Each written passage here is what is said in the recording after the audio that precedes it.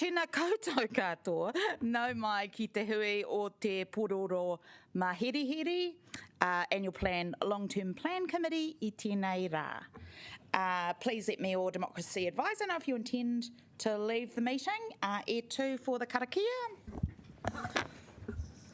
Whakataka te hau ki te uru, whakataka te hau ki te tonga, kia mā kina kina ki uta, kia mā tara tara ki tai, e hi ake ana te atakura, he tio, he huka, he hauhu, ti hei mauri ora.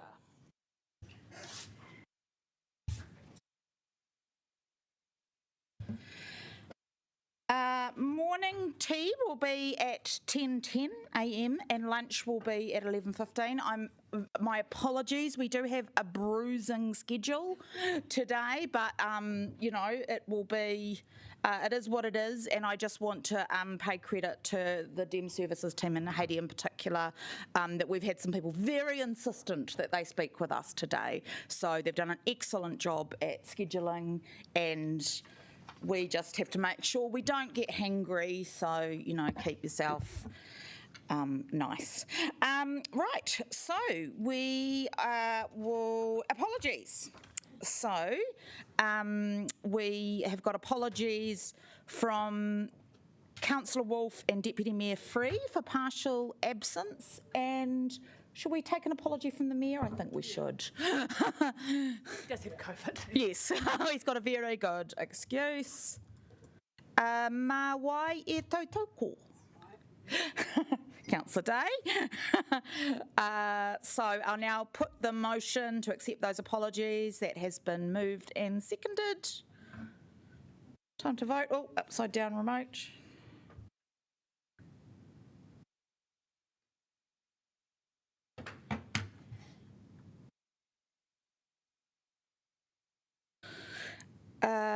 And that is carried. Thank you, colleagues. Oh, have we got someone online who hasn't voted yet? I didn't see Councillor Fonda yet. That's everyone? Thank you. That's carried unanimously. Conflict of interest declarations? Anybody? No? No? Okay, all right. Confirmation of minutes. Is that the right date? Yes, it is. Before I read it out. It's not like last year or something and I look very confused. That the minutes of the meeting on 23rd of May 2022 having been circulated, taken as read and confirmed as an accurate record of that meeting. Mā wai e tautoko. Councillor Foon, thank you.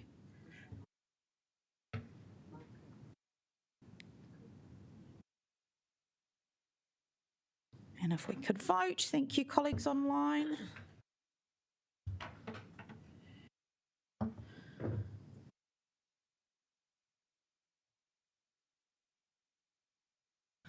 Ka whakapuaki au, ko mana te motini. I declare the motion carried. There are no items not on the agenda and no requests for public participation because it's all public participation. So I would like to welcome our first submitter, Peter McMenamin, to come up to the podium. I believe you're here in person. Welcome, Peter, and we will get the clock. Unfortunately, is this clock still? Oh, that's great. So you have 5 minutes, including time for questions, and you can have a look over there and, yeah, welcome.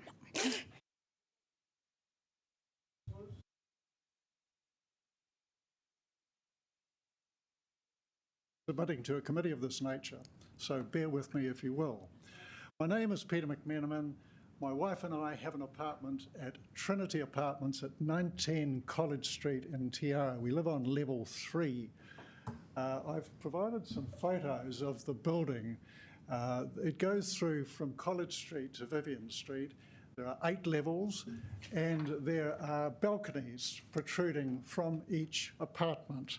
There are 28 balconies on on College Street, 24 on Vivian Street, a total of 52 balconies.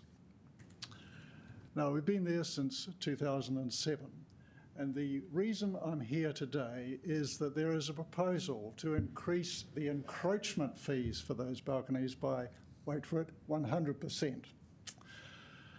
Now, this came as a surprise, to say the least. We feel that these encroachments on airspace are in a different category from garage encroachments, from cafes that have chairs and tables on footpaths, from other commercial enterprises that take up ground space. We're up there in the air. It's no cost to the council to those balconies being there. There are no maintenance charges or anything like that, and there have been progressive increases in the encroachment fee over the years during which we've been there. And I suppose that's a fact of life. However, we're concerned that there's no logical justification for a 100% increase. Let's see some calculations. Let's see some rationale for a 100% increase. As ratepayers, we understand there's a need for ever more revenue, for ever more expenses, drainage, dare I mention it. So we want there to be a justification, something that we can accept. I can tell you that in this apartment building, there are approximately 60 apartments, and there is a high degree of resentment and, dare I say it, anger about what's being proposed. If there is a need to increase revenue to meet expenses that are being faced by council, then let it be reflected in a general rates increase and not target specific things like encroachments into airspace. A lot of us are retirees who are no longer working, and we don't like having these increases. And really, Madam Chair, that's all I want to say. Just want to convey the concern that I and other people have. I also am associated with the submission that's being made later by Trinity Apartments body corporate to this committee. So thank you, and I'm happy to answer any questions that you may have. Do we have any questions, Councillor? Councillor Pannett. Thank you very much, and a great submission, first one. Do you use your balcony a lot? It's nice to walk out in the fresh air first thing. On a morning like this, to be able to get outside, it's very pleasant. It's interesting to note how new buildings are being designed, new apartment buildings, where we have a deck that goes out, they have an inset that goes in. So you pull open the doors and you've got a couple of millimetres of space that you can stand on outside. They, of course, won't be incurring an encroachment fee like we are. So is there enough space to put furniture or? We could just squeeze a small table and chairs out there if we want to. We choose not to. Okay, but so it's really just a bit of, to get a bit of fresh air. It's just nice. And of course there's a view of more Wilsons, which is also nice. Okay, thank you. That's really helpful, and the point's taken. Quick question from Councillor Young. So, thank you for this. I am completely opposed to this increase, by the way. Just quick question. Do you pay a flat rate no matter how far up the building you are, or is it like Germany where you pay a different amount depending on how far away you are? I don't know. Okay. We pay, I think at the current rate, about $110 a year for our deck. Okay, thank you. Thank you so much, Mr. McMenamin. Now that you have come to see us, you can do it again. And hopefully maybe to tell us something that you like that we're doing. And we really appreciate you taking the time to come in. Thank you. Thank you. All right. Sorry. We are going to be very tight for time, and so questions have to be questions and not expressions of opinion. All right. Could I, our next submitter, Kathy Payne, is on Zoom. Hello. Welcome, Kathy. You have 5 minutes, including any time for questions. Okay, thank you very much. Appreciate that. So I'm really specifically talking about encroachments. I have an encroachment in Brooklyn, and we are opposed to the changes in the annual rental fees. I'd like to begin by establishing a little context and describing the personal situation I'm in, that I feel has thrown up some significant gaps in equity, fairness and service from council. Our drive and garage are on an encroachment. In July 2021, there was a small slip. A structural engineer has concluded that the entire driveway needs to be remediated. Nearly 1 year later, we've paid almost 20,000 professional and council charges, and still some way from starting the remediation phase that will add a further 130,000 to the total bill. So I guess, and to move that forward to the building consent, I had to get a new encroachment licence. And from the new encroachment licence, I've very kindly been gifted a wall that is 8 by 3 metres long. And the special conditions on the encroachment say that if the wall is in need of repair, it needs to be moved. The wall actually has a telegraph pole in front of it. The wall has never appeared on any encroachment licence in the past. I'm now faced in the situation where we cannot get insurance for that wall or the driveway.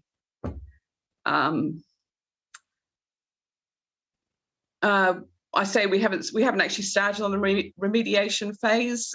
This is because we're currently awaiting being granted building consent, which, as I'm sure you're all aware, is a very long process, and I've been told it's 70 days.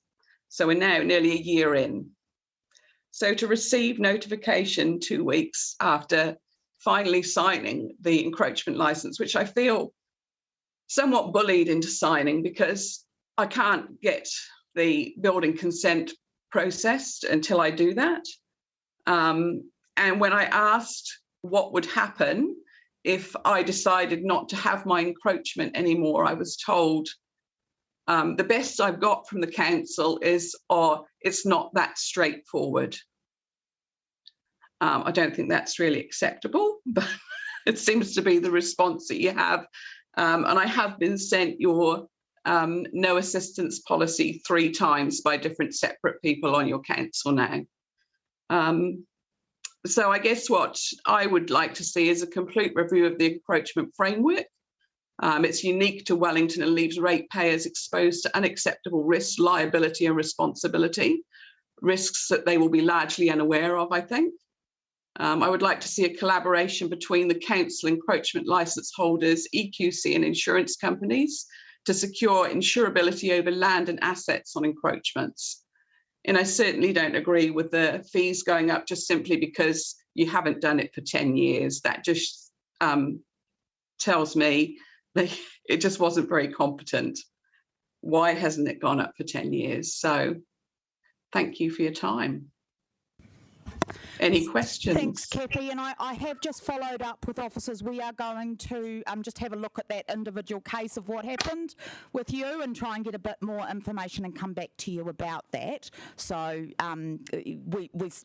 apologies for sort of miscommunication or whatever happened there. I have a question from Councillor Pannett for you.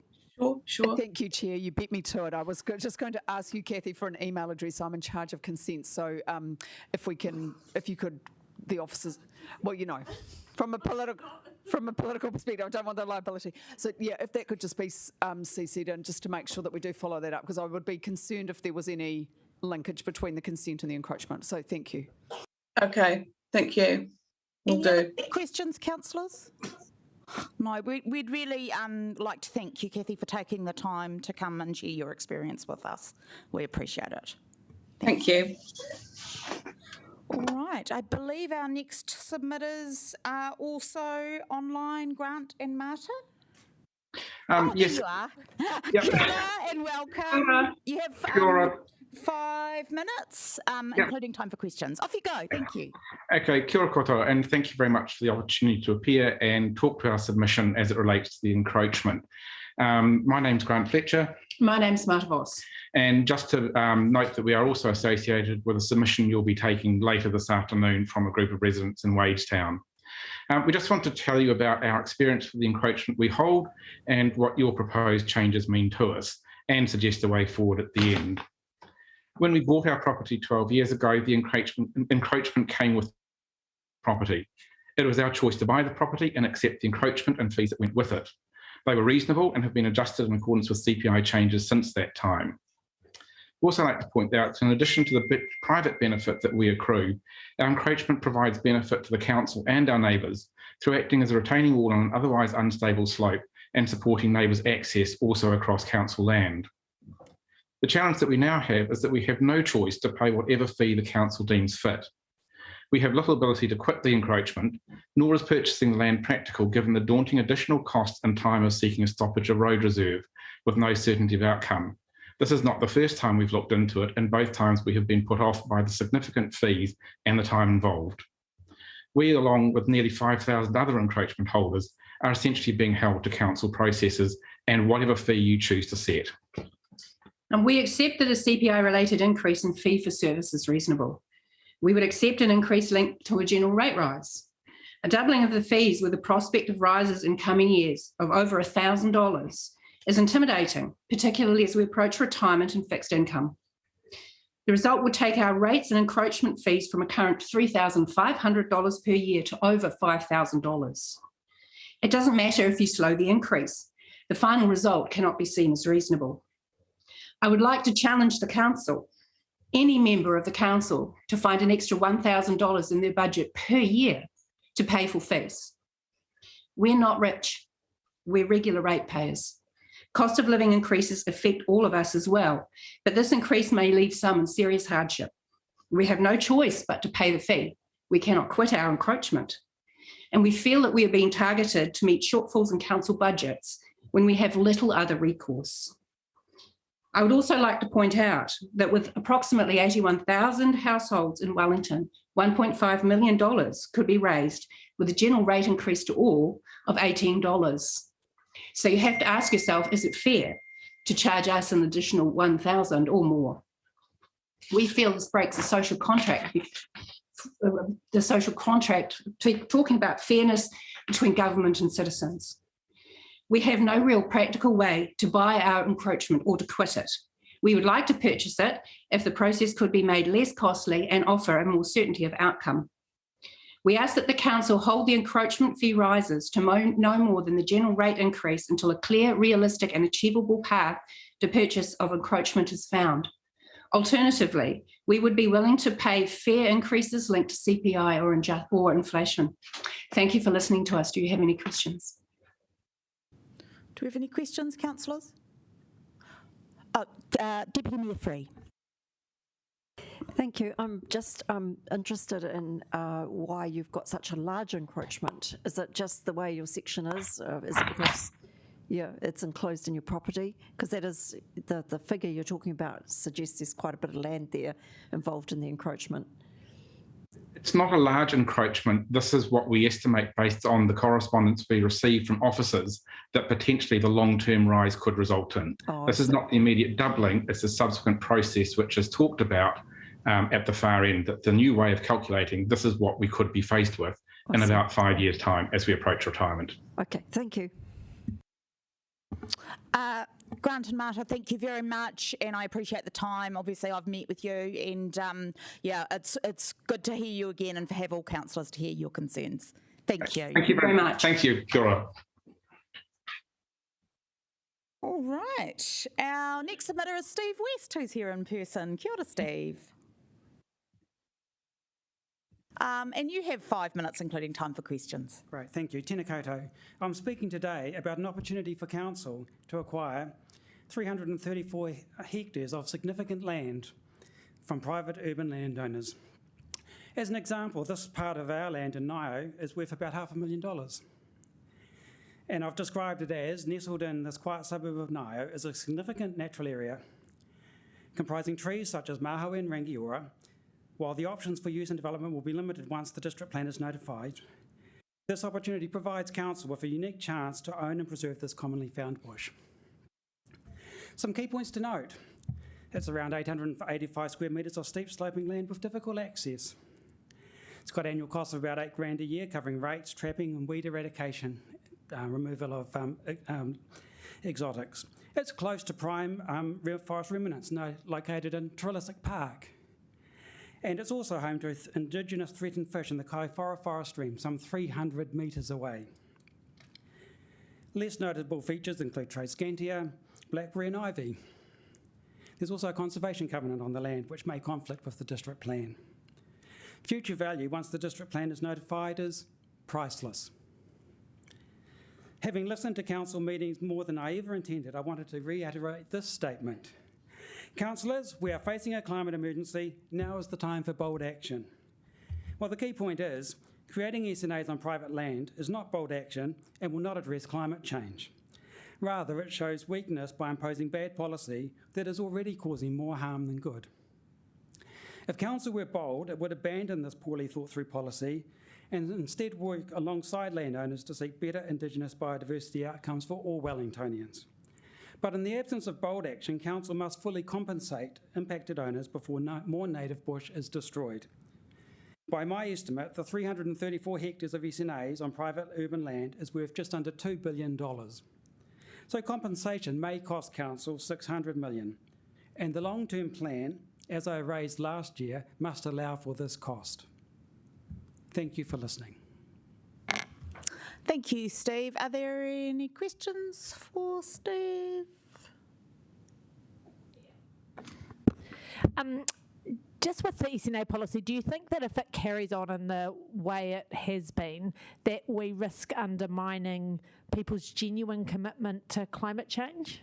Oh, look, absolutely. I mean, there's two things that stand out to me. Firstly, once SNAs happen, it's like you stop the journey that we're on, because actually all the SNA rules give you is compliance with rules. If rules worked, we wouldn't be having people dying on our roads. We have road rules. There's nothing visionary about road rules.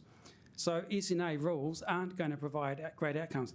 And our local example in our section, there's 85 square metres, which was blackberry, that we've cleared. It's now been excluded from the SNA thanks to the survey done. But you know what? What should we plant there? Well, we shouldn't plant natives because, of course, it could become part of the SNA again. So what do? We could plant exotics. We could plant the wrong natives. We could just let the blackberry grow back. It's not a great outcome, but that's what the rules drive you to do.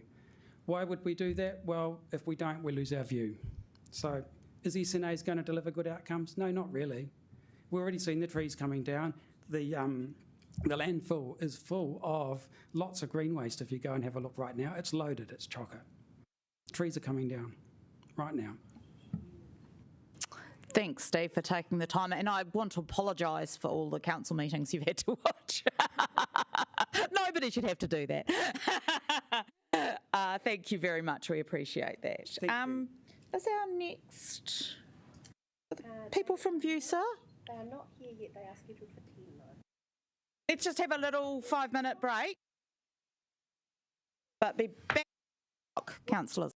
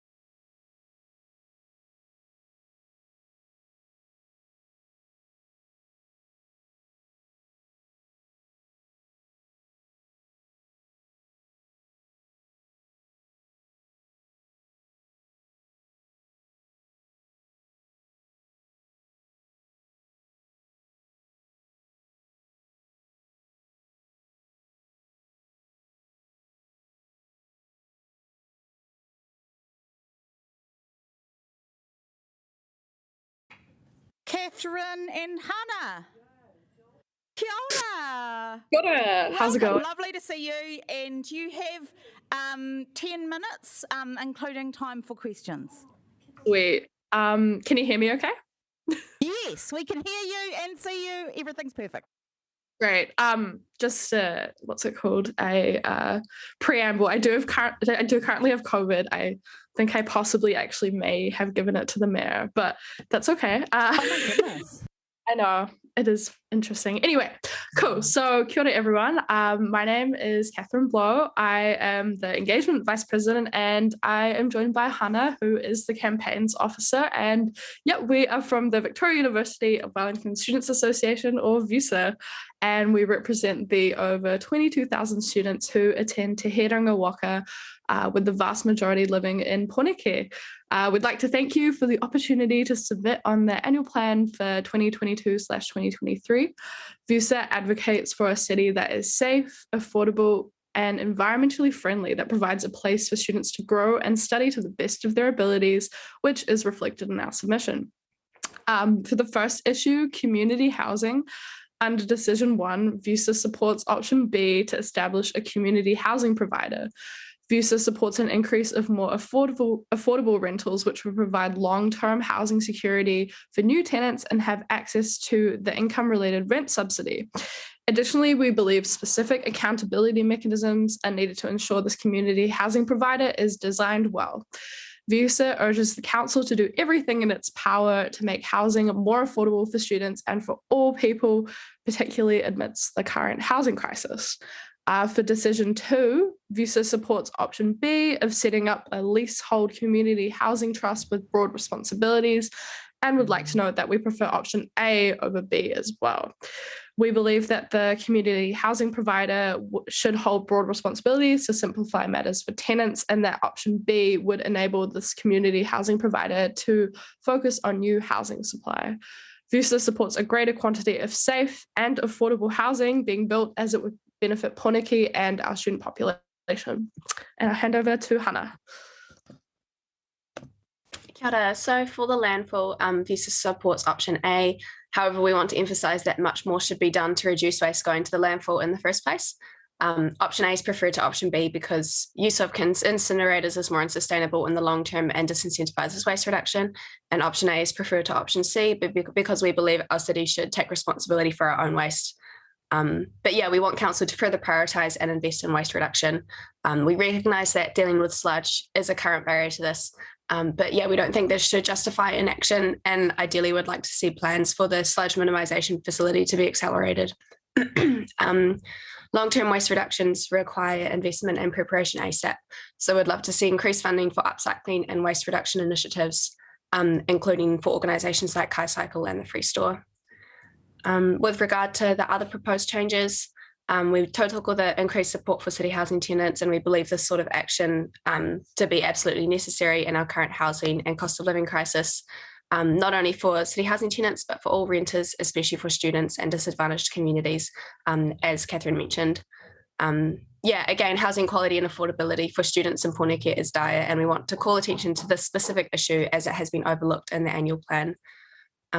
We'd like to see council set up a mayoral task force for student housing and accommodation, and investigate pathways to address student housing issues with input from students throughout this process. Tamitha, did you want to ask a question now? I can see the chair nodding her head. Yes, I permit you to speak.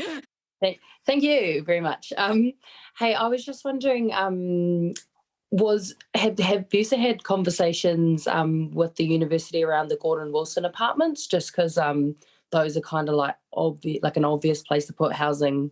But yeah, just keen to know if you guys have had any kōrero about that. Yeah, so I think maybe like a month ago, we met with the senior leadership team, which actually I think it was like the support team, which oversees any projects related to accommodation and stuff. And they basically were like, okay, we're probably going to use the Gordon Wilson flats as non-residential apartments, or like not, they're like, we're basically ruled out student accommodation is what they said. And they're like interested in their whole like what do they say, like gateway to the university project they're very invested in. I'm not sure financially, but maybe emotionally. So yeah, that's where that's at. I am keen to talk to what's his first, like Mark Lovett, I believe his name is, and be like, please, can we have apartments? Like, are you serious? So yeah, but yeah. All right. Have you guys finished your submission, or because we have some more questions? If you have, but we didn't. I know you were still talking, Hannah. So you're all done. Just a couple of sentences to wrap up, but then you questions. go for it. You go for it. Yeah, all good. So basically, just we support a number of the proposed changes, as detailed much more in our written submission, but would like to see council go further and take bolder action, specifically in the areas of housing and sustainability. And we need council to be courageous in this space to protect the wellbeing of our environment, disadvantaged communities and students. Kia ora, so it'd be great to hear questions. Yes, so I have a question from Councillor Pennant. Thanks for all the work you do and your comments on waste. That's really helpful. It's the city housing. I just wanted to clarify your position. Is it that you don't believe the council should run and even build more housing because of government policy, or is it because you actually believe that it would be better to have a chip removed from council control? Just trying to clarify. I think, sorry, that got a bit mixed, but we believe that government should definitely take the lead, and like ideally a community housing provider isn't our preferred option at all, just because like that means privatization essentially. But the government should definitely be taking the lead per se on that. Like that should fall in their realm of building more houses, if that answers the question. Yeah, so just to clarify, so you think councils should have access to the IRRS? Yeah. Yeah, lovely. Thank you. Cool. A question from Councillor Foon. Just a quickie. Thanks for the submission, and you have all been amazing and single-use cups for a reusable cup scheme as one of the initiatives that you're requesting council to take on. Sorry, as an example of an initiative. How have the students been faring with that transition, and do you think that's something we could take on citywide in an effort to reduce waste further? Yeah, so before COVID, we actually ordered a heap of reusable cups in for Warwick, and we're like, cool, this is going to be so exciting, like prevent all this plastic waste. But as you know, Warwick obviously got postponed. So besides that, we haven't had a chance to use those reusable cup stores yet, but Warwick is coming up. Otherwise, on campus, I'm not sure if you've heard, but we've gotten rid of I'm not sure if banned's the right word, but we aren't using takeaway cups anymore. So we're just using mugs, and like all the cafes and any place that serves drinks only use mugs currently. So that's great, and a reusable scheme that's set up at uni called Ōraki. So yeah, I think it can be done. Karawe. Thank you both, Catherine and Hannah, for taking the time. And Catherine, we hope you're feeling better. I just want to quickly note from the chair that chip models that preserve council ownership are not privatisation, and many chips, have community or other organisation, and I understand it's a change to the way we currently run, but it's not privatisation. Thank you so much. Wonderful to see you both. Take care and get better. Lots of fluids for you, Catherine. And great hoodie. I love that hoodie. Kia ora. So now we've got a scheduled break until 10. I'm sorry because you had that other one, but so yes, just try and absorb rest that you can use later. So we'll be back at 10:30.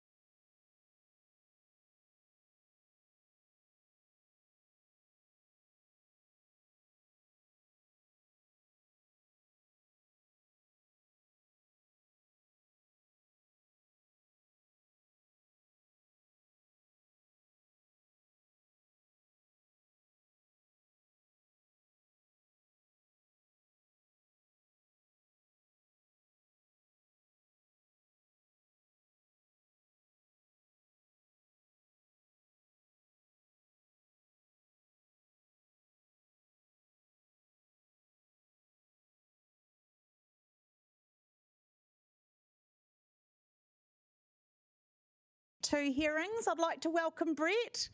Brett, if you'd like to come up to the podium. It's lovely to see you, and I'm sorry that your travel was a bit disrupted this morning. Well, yeah. Saga. Yes. No taxi, car wouldn't start, chaos. But you are here now, and we're very happy to see you. You have 5 minutes, and that includes any time for questions. There's also a little clock up here, so you can see your time. I've got one here. Good on you. Okay, I want to talk about city housing. 3 things in particular.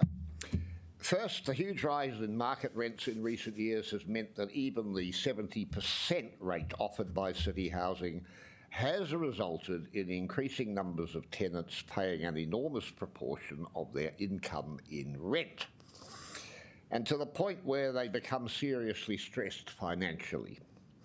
Figures put forward by officers show that approximately 342 city council households, or 18% of all city housing households, were last year paying 40% plus of their income in rent. Of these, 95 are paying 45 to 50%, and another 95 paying over 50. Now, to address this problem, city housing is using the ARL, the Affordable Rent Limit, and the associated ARS, the Affordable Rent Subsidy, to reduce these tenants' rents to 35% of income. Actually, this option has been available to tenants for a very long time, since at least 2000.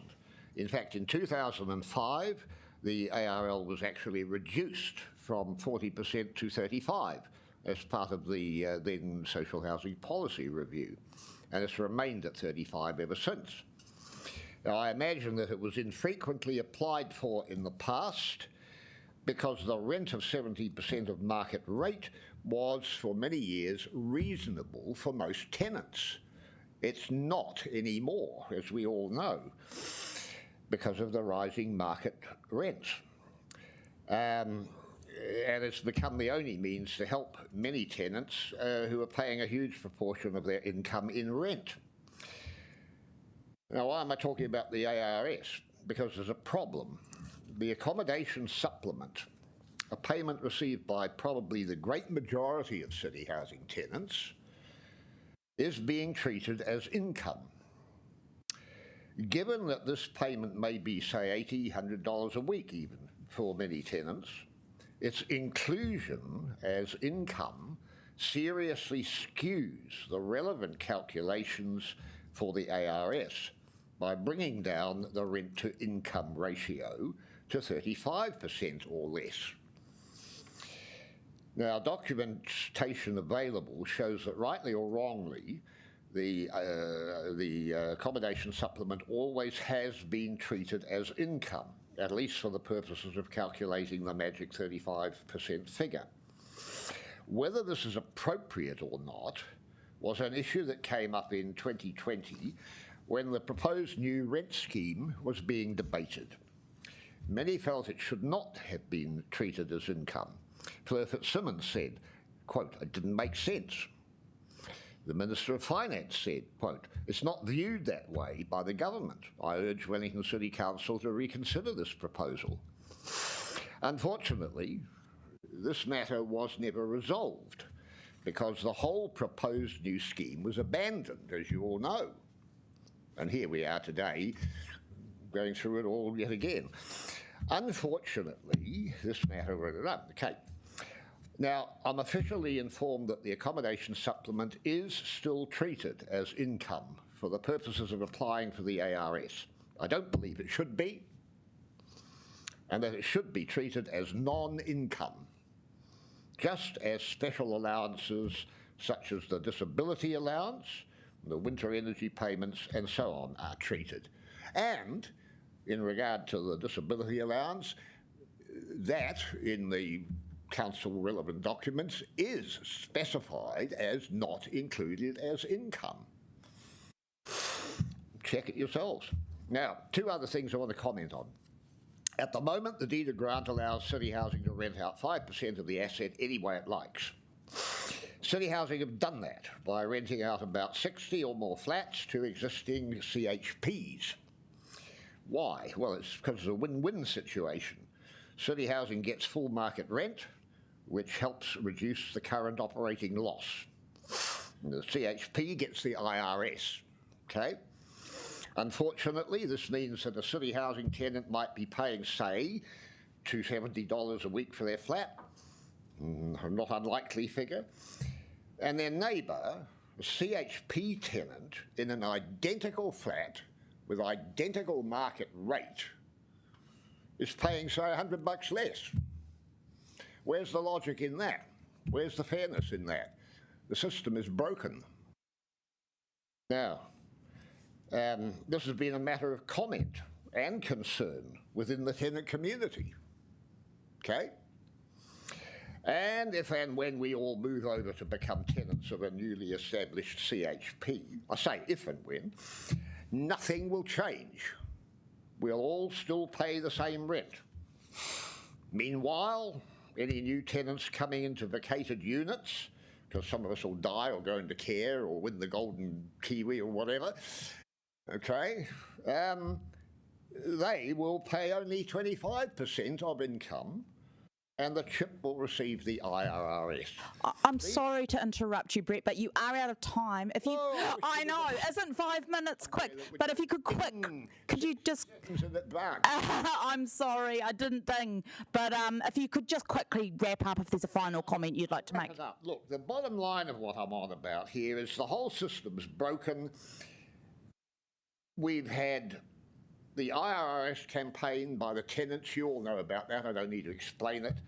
The only solution to this broken system nationally is IRS for all, and I urge Council to bear that in mind. Personally, I want to see city housing continue as is and keep banging the government on the head. Something's got to give. That was essentially a summary of the next half page. Thank you so much, Brett, and we really... Questions? I'm afraid we don't have time for questions, but I really hope that your journey home is more efficient and pleasant for you than your journey here. Thank you, Brett. So our next submitter is online. Kia ora, Paul Tooky. I'd like to welcome you coming in from Newtown Library. You have 5 minutes, including any time for questions. Off you go. Yeah, kia ora na koto ka atoto. I'm a Kokalin man.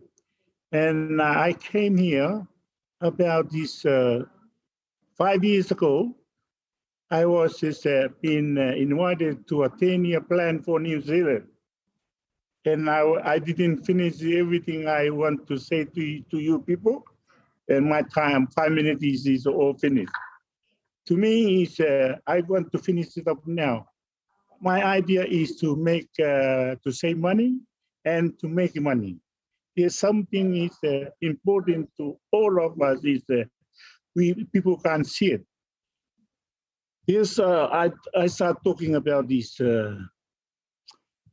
fresh water coming down from heaven, and I can ask you people to why not we build a freshwater tank all over the country to collect this fresh water instead of us using the water from the river is already polluted, and also when it's the summertime there's no water in the river, what we gonna drink?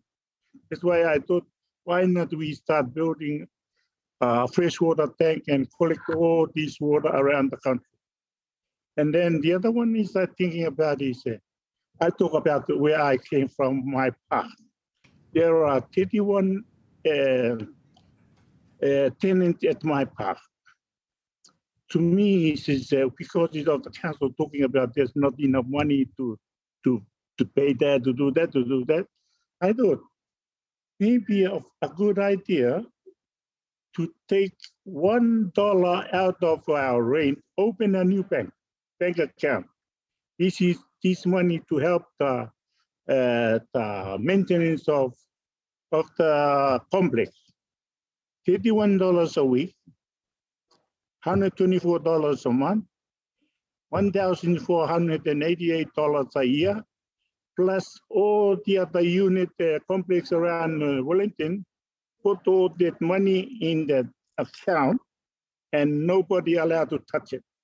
Only to maintenance we need for the complex and order. That's the only other way I think about how to fundraising to help the company. And the other thing is why can't we get 2 ferries? One go to the west, one go to the east, all the way to Auckland and back. And stop anywhere to pick up some passenger and drop in all the way to Auckland and come back. And when we come back to Wellington, there's already in the island ferries over here. Unload that thing to that ferry to take to the down South Island. And that will make a lot of money for the council. And also buy a taxi ferries into the harbor. One from the ferries to Pitoni, Seaview, Eastbourne and back.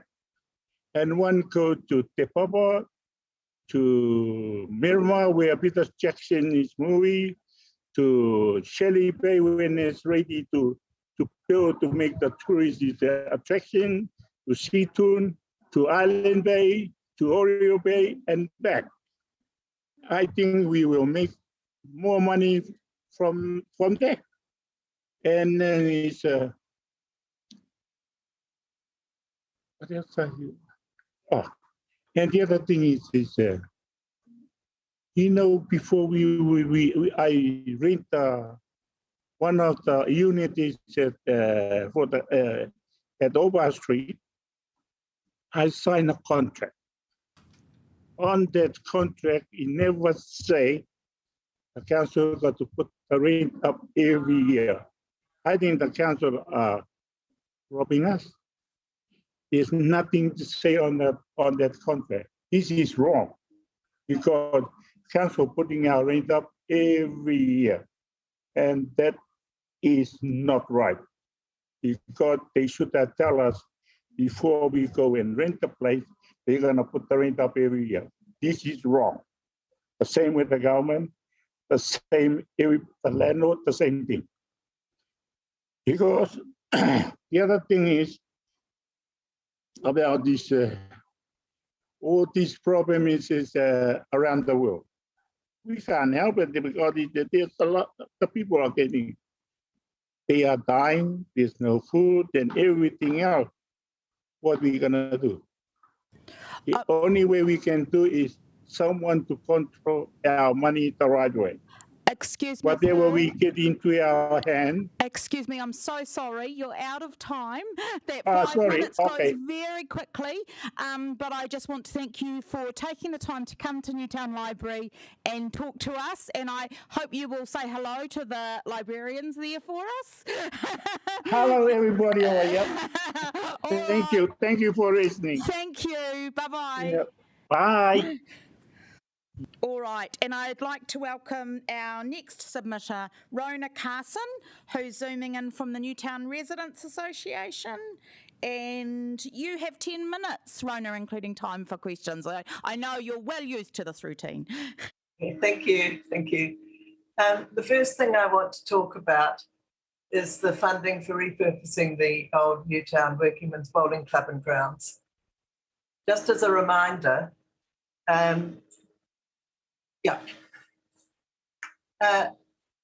on February the 3rd, the councillors at the Social, Cultural and Economic Committee discussed the future of the site and recommended a budget of up to 1.5 million to remove, upgrade or develop the building and grounds for community use. We were very disappointed that this was missed out when the annual plan budget was discussed, and so I'm bringing it back to your attention today.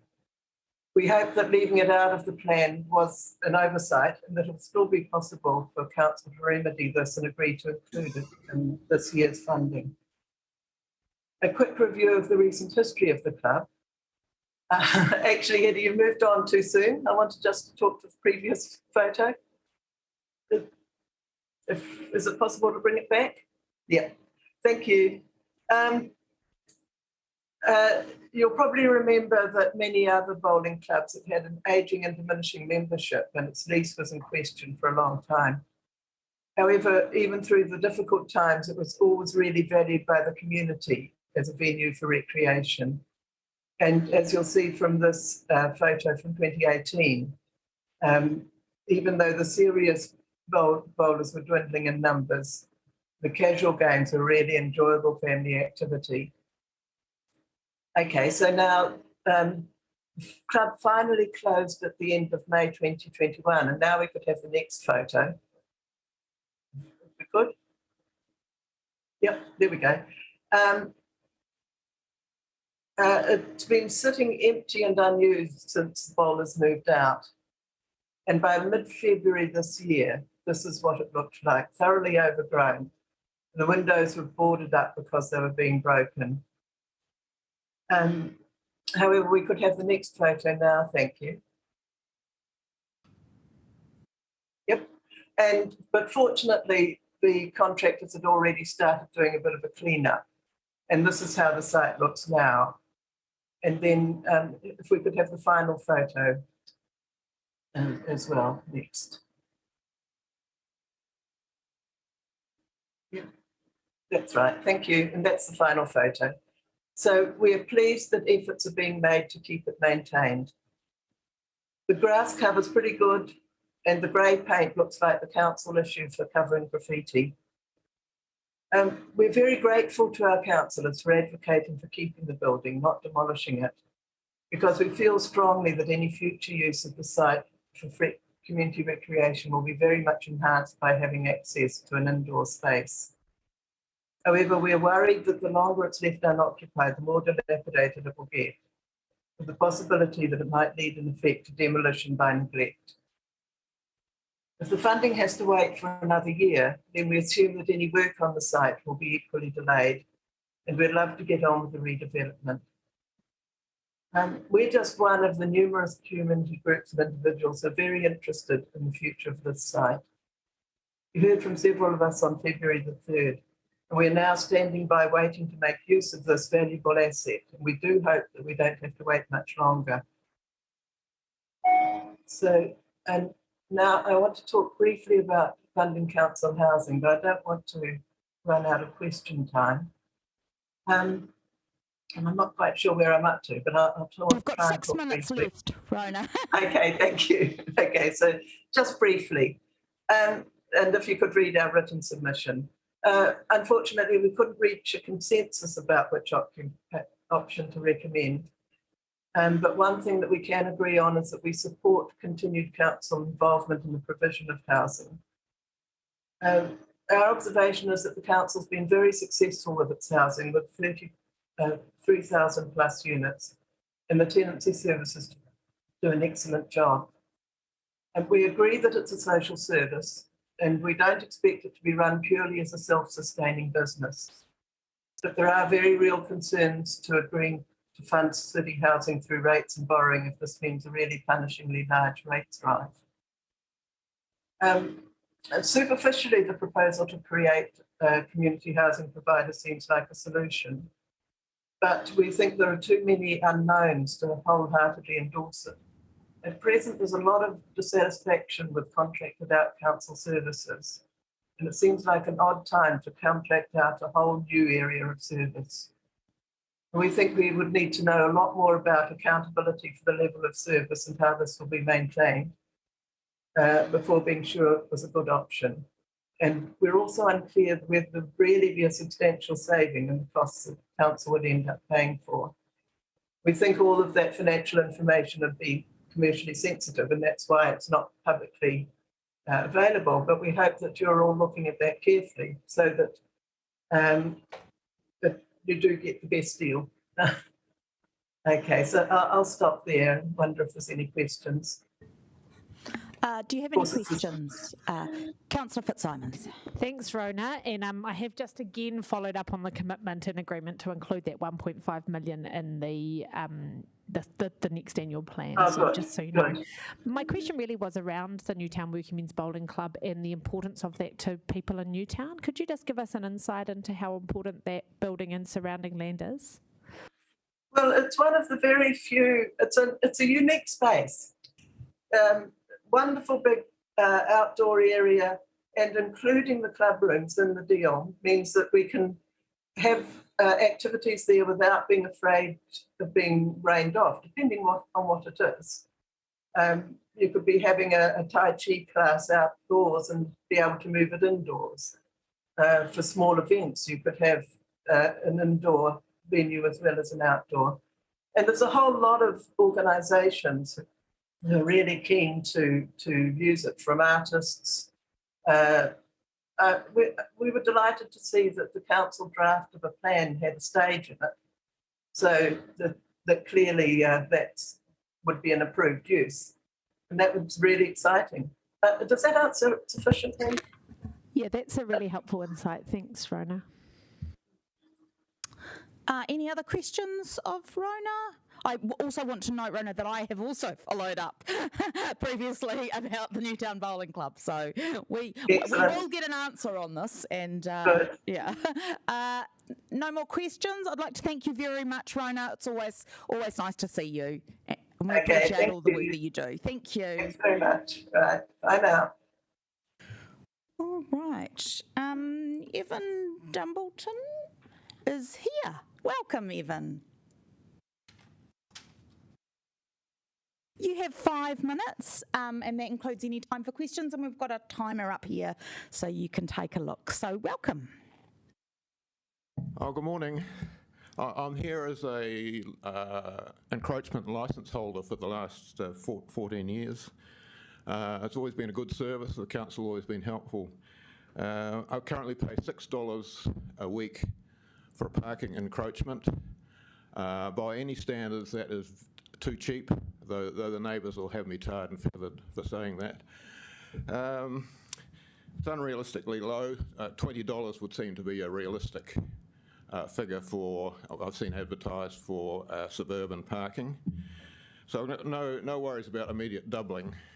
What I am concerned about is the longer term proposal to base it on the value of adjoining property. Now, if you look at that on adjoining property, the 20 square metres, if the council required a 6% rate of return on that, and you add GST, that would go up to $70 a week. I think that's commercially unrealistic if it's ever going to go that way. In fact, you can buy CBD space, not only with the space, but also security and cover for around about $50. If it gets to 70, I would almost certainly relinquish that and go back to free parking on the street, because $70 covers a hell of a lot of deterioration and the odd spot of vandalism that I've experienced when I did park on the street.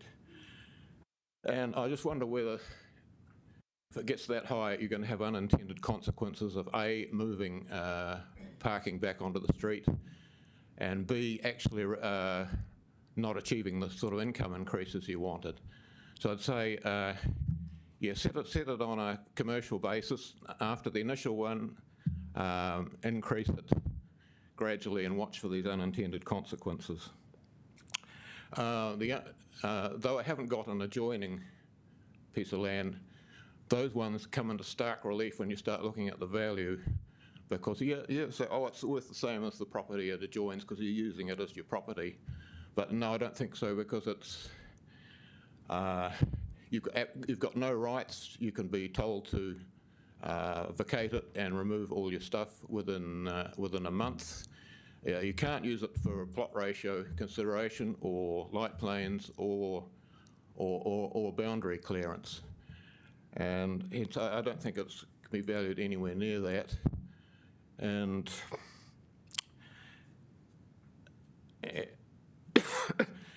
in fact, I see there's some interest in making the freeholding of those easier, and I think that would probably achieve more for the council than trying to raise the rates.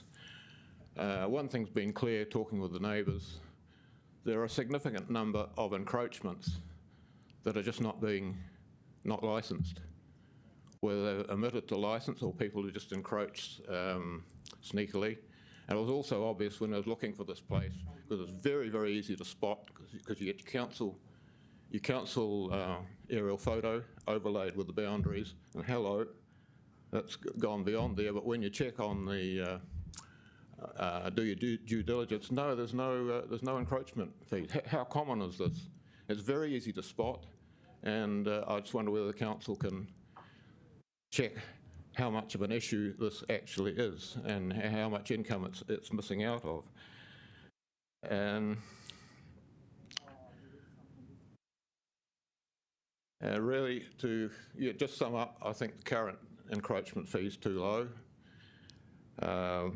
After the first doubling, I think move slowly and look for the unintended consequences, and set the fee on a commercial basis, not on the fact that you're a virtual monopoly provider, and check on these issues of how many are not being caught in this net. And I would say, though we're a small number, there's some very heated people around on this issue. I'd like to know where councillors are going to stand on this one with an election coming up. Thanks for the opportunity. Thank you. Are there any questions? A very, very quick one, Councillor Payne. Thank you for your submission. So you think your solution will meet the issue of equity between different landholders, some who will have more valuable encroachments than others? I think that's quite possible, but in general, the encroachment can't be as valuable because you've got no rights, and you can't fully consider it as part of your section. Thank you so much for taking the time to come in, Evan. I have actually just asked officers to have a look. We want to do some work around that suggestion you're making about where there are sort of informal encroachments. Yes, because that does not seem fair. Somebody like me can spot it doing diligence. Yeah, you might need to send it to us on the Fix It app. Really would get me tarred and feathered. Thank you so much. We appreciate it. I'd like to welcome our next submitter, Prue Kelly. Welcome, Prue, and same routine, you have 5 minutes, including any time for questions. We have the clock up there so you can have a look. Thank you. Okay, kia ora tātou. My response to this is a personal response. Really, I haven't looked at significance for other people. I just based this on my own experience. I have an encroachment. I have had it since 1995. It includes a carport and a share of a drive encroachment with our neighbours who also have a car pad, and we share the drive up to our place.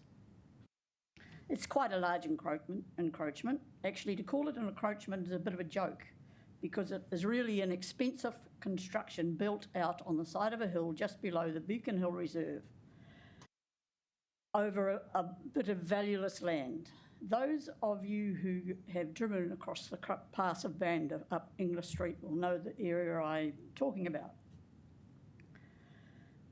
The council land is a steep road reserve between the Beacon Hill Reserve and the actual road. After the council cut down many large pines in the Beacon Reserve in 2015, the land began to move as the water runoff changed. I warned the council as early as 2017 that the land was slumping. The council's response was that the council does not maintain road reserve. And again, the response was similar when I spoke to them in 2019 and 2021. To me, that was a clear sign that the road reserve has no value to the council, but now suddenly it has an increasing value, and they see a way to get more money. I'm not complaining about the cost of our current encroachment at all. In February this year, Cyclone Dovey caused the inevitable slip, which smashed our retaining wall and blocked the drive, and it's still blocked now. We had our cars up there and we were stuck. The morning of the slip, Fulton Hogan guys came round. They put cones at the bottom of the slip and said, we'll be back in an hour, love. It'll only take half an hour to clear this. They did call back and they said they weren't allowed to fix it because the council said it wasn't their responsibility.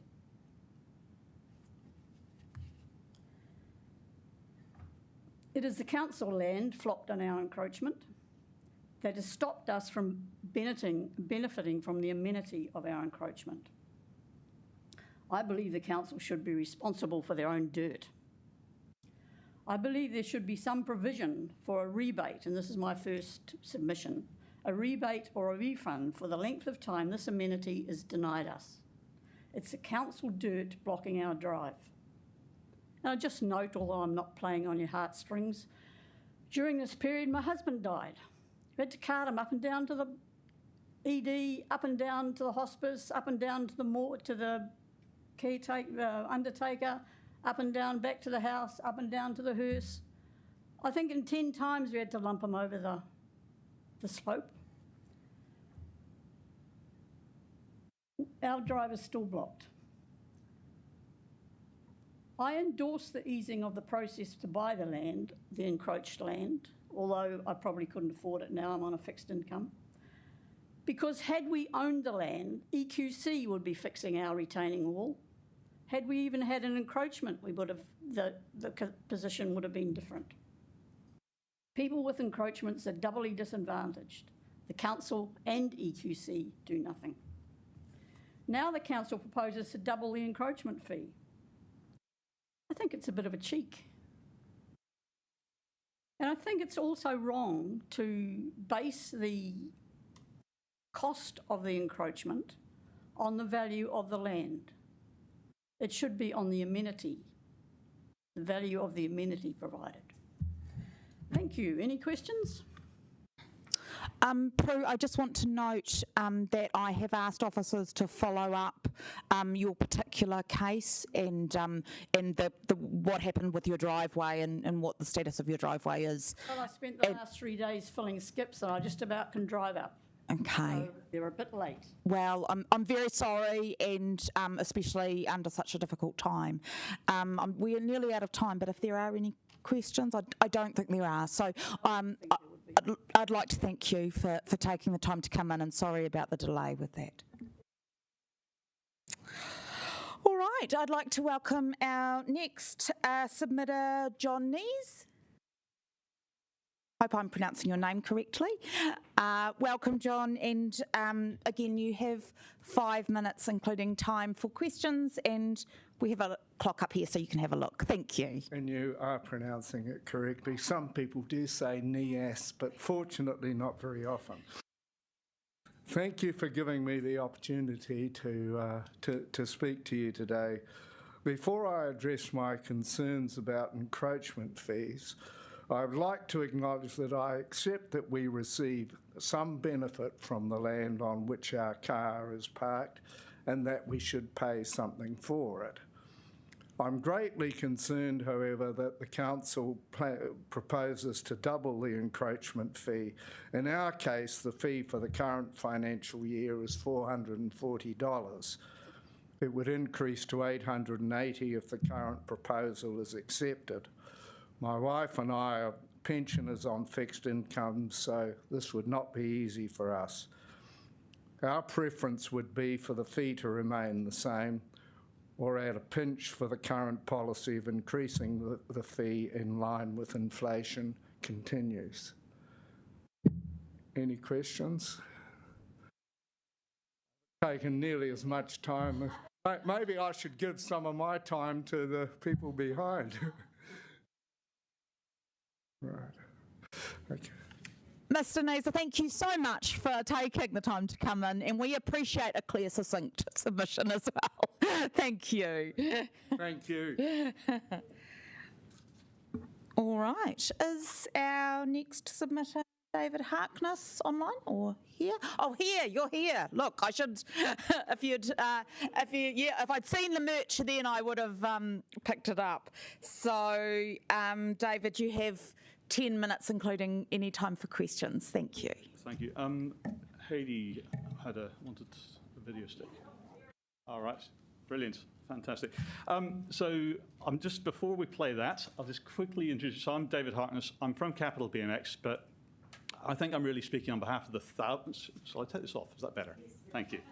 I think I'm really speaking on behalf of the thousands of kids that use the BMX track every year when we ask you to support the maintenance of the track on an annual basis and to accelerate the plans for a master plan for the area. Okay, we created a little video. We asked people what do they like about the place, who are they, what's their age, what they like about it. I've got about 8 slides I'll rattle through really quickly so that you have hopefully some time to ask questions at the end. Let's go for the video. Okay, riders, random start. Riders ready, watch the gate. Hi, I'm Amber, I'm 14 and I enjoy coming to BMX to hang out with my friends. I'm Will, I'm 14 and what I like about riding at Capital is there's a good social atmosphere and it's a lot of fun. Hi, my name is Sherlock, I'm 10 years old and the best thing that I think about the Capital BMX track is that the corners are just really big and nice to ride. Hi, my name is Jack and I'm 8 years old. I like riding at the Capital BMX track because there's lots of big features to jump. Hi, I'm Nixon and I'm 7 years old and I like everything about the BMX track. Hi, I'm Jamie and I'm 12 and I like riding at Capital BMX because I like hanging out with my friends and riding bigger jumps. My name's Tom, I'm 13 and I normally ride at Club, but I like this club because it's got cool jumps and it's got a good fun. Hi, I'm Rachel. I like coming to this track mainly because my kids ride here, but it's great because I can get out for a ride on my mountain bike and come here in the weekend and meet them and see them do a few laps, then head home again. Hi, I'm Scott, I'm 47. My son got me into BMXing. He started here 2 years ago on a balance bike and really it's all started from there. It's awesome because this is a safe environment and there's not many around central Wellington, not even the school has facilities. So now we're all into riding and we also get out and do a lot of mountain biking, which is so much fun.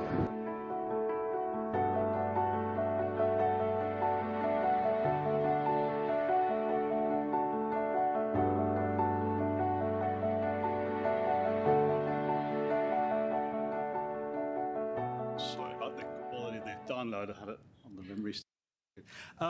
But to allow those people to have so much fun, we've got to give them a really smooth, can we pop the slides up, please? A really smooth, hard surface to ride on. So that means we've got to deal with the water. It rains in Wellington. We've got to deal with wear and tear. We've got to deal with hazards promptly whenever we're there. We can just jump onto the slide 2. There we go, thanks. I want to just call out one of the hazards just on the bottom row of pictures. The polymer that surfaced the track did a really great job at keeping it stable and giving us a great surface, but it's old and it's got super slippy. As I think a couple of council officers and definitely a Beckett engineer that I did a track walk with can attest to. And so that's why we're advocating for a full resurface of the track. Can we hop on to the next one? But it's not just the track. The surrounding areas, some of our users aren't so kind to the place, or their RC cars or their tagging. But it's also the grass and the surrounds. We planted 400 natives this year.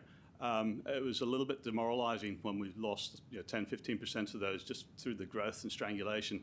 We did a deal with corrections to come every 2 weeks for a year. They turned up twice. Right? And they probably did more damage to our planting than they did in terms of saving it. So, we see the council teams mowing the dog park and mowing behind the skate ramps, and they don't do our area. So, support, please.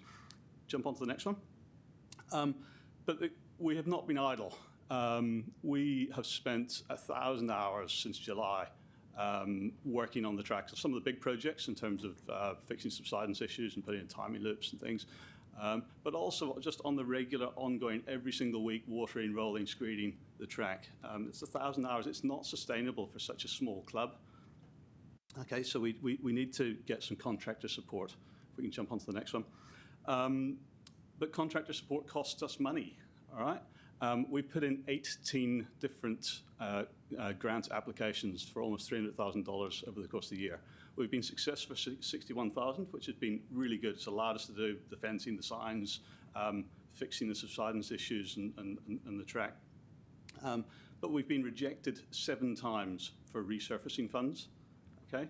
So the grant funders really only are interested, I think, in new things that they can say, we did this, put our name on it, kind of thing. They don't seem to be that interested in the maintenance.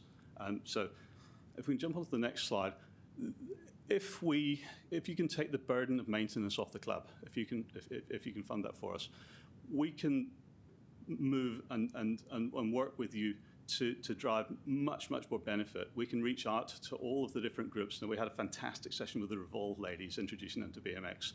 We've had Koori Scouts there twice. We've got Word lined up to come and see us. But we haven't even touched on the schools and the other youth groups. And by getting these kids into biking and bike skills, they're active while they're out on the track. They're not using their devices. But it's a long-term investment, right? These are your active transport users and your mode shift users of the future, right? These are the people that will use your other investments, $200 million in cycle lanes, the fantastic mountain bike trails that you guys have been putting in around the city. And that is going to give us our cleaner, greener Wellington. Excuse me. If we can just jump on to the next one. We've been working with the stakeholders around the place. So Diana's seen this, Simon's seen this. Around some immediate needs. There's no public toilets in the area. But what we wanted to do was work as part of a master plan rather than just piecemeal. Okay? And so we've worked with the 2 residents associations, the dog park users, the sporting codes, baseball, Gaelic football, the skate park guys. And we've done the first draft of a master plan, right? It's fantastic. Get a pump track would bring loads of people into the place. Some changes to the BMX track would allow us to host a big event. And if we could put a pitch in for nationals, that's going to bring 600-800 riders. That's going to bring 3,000-4,000 people into Wellington for a week. There's got to be economic benefit in doing that, right? But there's a 3-year lead time, okay? So I've missed the opportunity to bid for anything in 2025. I need spectator areas and I need a gate canopy. I'd also like to make some changes to the track to better enable the smaller kids, the 8 to 10-year-olds, because some of our stuff is actually a little bit too big for those guys. So master plan, if you can accelerate that to this calendar year, that enables me to then put a pitch in March, April next year for the 2026 events. And 2026 is going to be a really big year for BMX because the World Championships are in this region. Last slide. In summary, please, would you amend the annual plan, $50,000 for work this year, and then make that ongoing with an amendment to the long-term plan. And then please complete the work on the master plan this calendar year. I've got some pictures of the kids that didn't quite make the cut because my camera work was awful and there was too much wind noise. But anyway, any questions? You've made a very good case. Councillors have been on a journey when it comes to skateboarding, and I feel like we maybe need to have a similar journey around BMX. And I know I have a good friend who's a competitive masters kind of BMX racer. So I think you've made a very good submission here. I intend to follow this up with officers. And also it's quite nice to get a plea that is not a huge amount of money initially as well. So often we're dealing with, Councillor Calvert's got a question. Thank you, and thank you, David. Yes, as you said, Simon Wolf and I have been working with you on helping get this through. And it'd be really, so in terms with the BMX, there's also, when you talked about the some of the facilities that needs improving, is that's also in support for the nearby skate park and the dog park in terms of toilets? So the master plan would cover shade structures for the dog park guys. Personally, I would like to relocate the dog park to the other side, so then you have skate and a pump track and BMX all together, and then car park, and then people with dogs don't then come chasing after bikes or parking at borders. And then I've also gone up to the other side and talked to the baseball guys. I mean, they're growing massively, but they've no home, so they're looking for an all-weather facility. And the Gaelic football guys potentially can get money from Dublin headquarters to put lighting in, but only if they get some sort of priority call. So yeah, we're trying to cover everybody, and the two residents associations, Creswick Valley and Pūroro, are supportive of what we're doing. Thank you. I'm sorry, we're out of time for more questions, but I'm a local ward councillor too. I want an invite. Get my.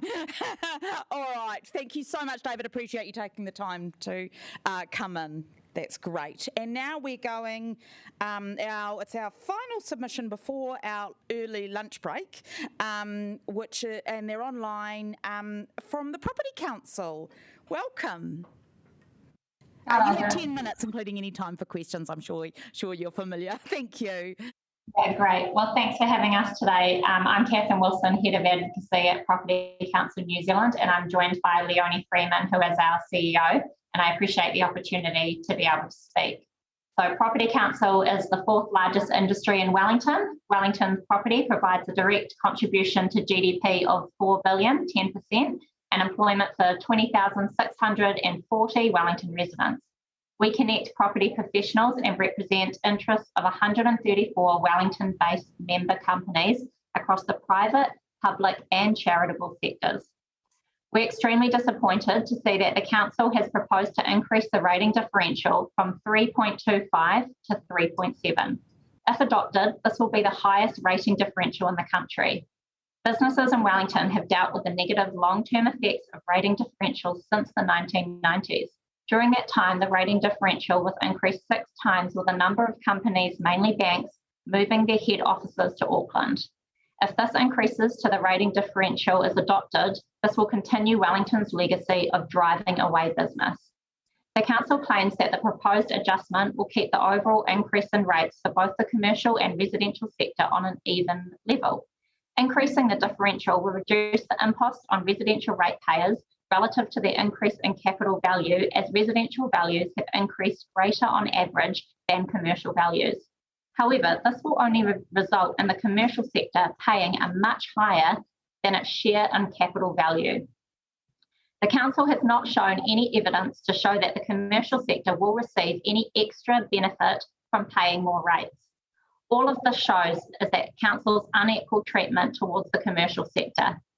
Commercial rates have increased by 36% compared to 60% for residential CV values. This raises questions over the coming years. If the commercial sector upgrades occur and values rose higher than residential, would the rating proportion shift back towards the residential sector paying more if their house price did not increase?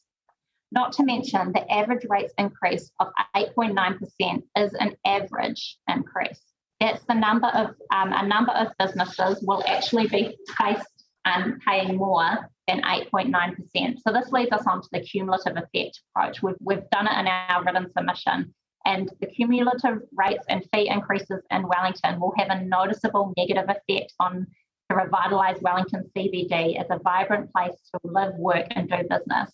What we're talking about here is Wellington City Council proposed increase of 8.9%, proposed rating differential increase from 3.2 to 5 to 3.7, proposed sludge minimisation facility levies, increased development contributions, plans for Southern Landfield, proposed increases to encroachment fees, investigating a commuter parking levy, unknown funding mechanisms that are associated with Let's Get Wellington Moving, and Greater Wellington Regional Council's proposal to increase rates differentials on a yearly basis and remove the UAGC, and to look to access public transport rating differentials on an annual basis.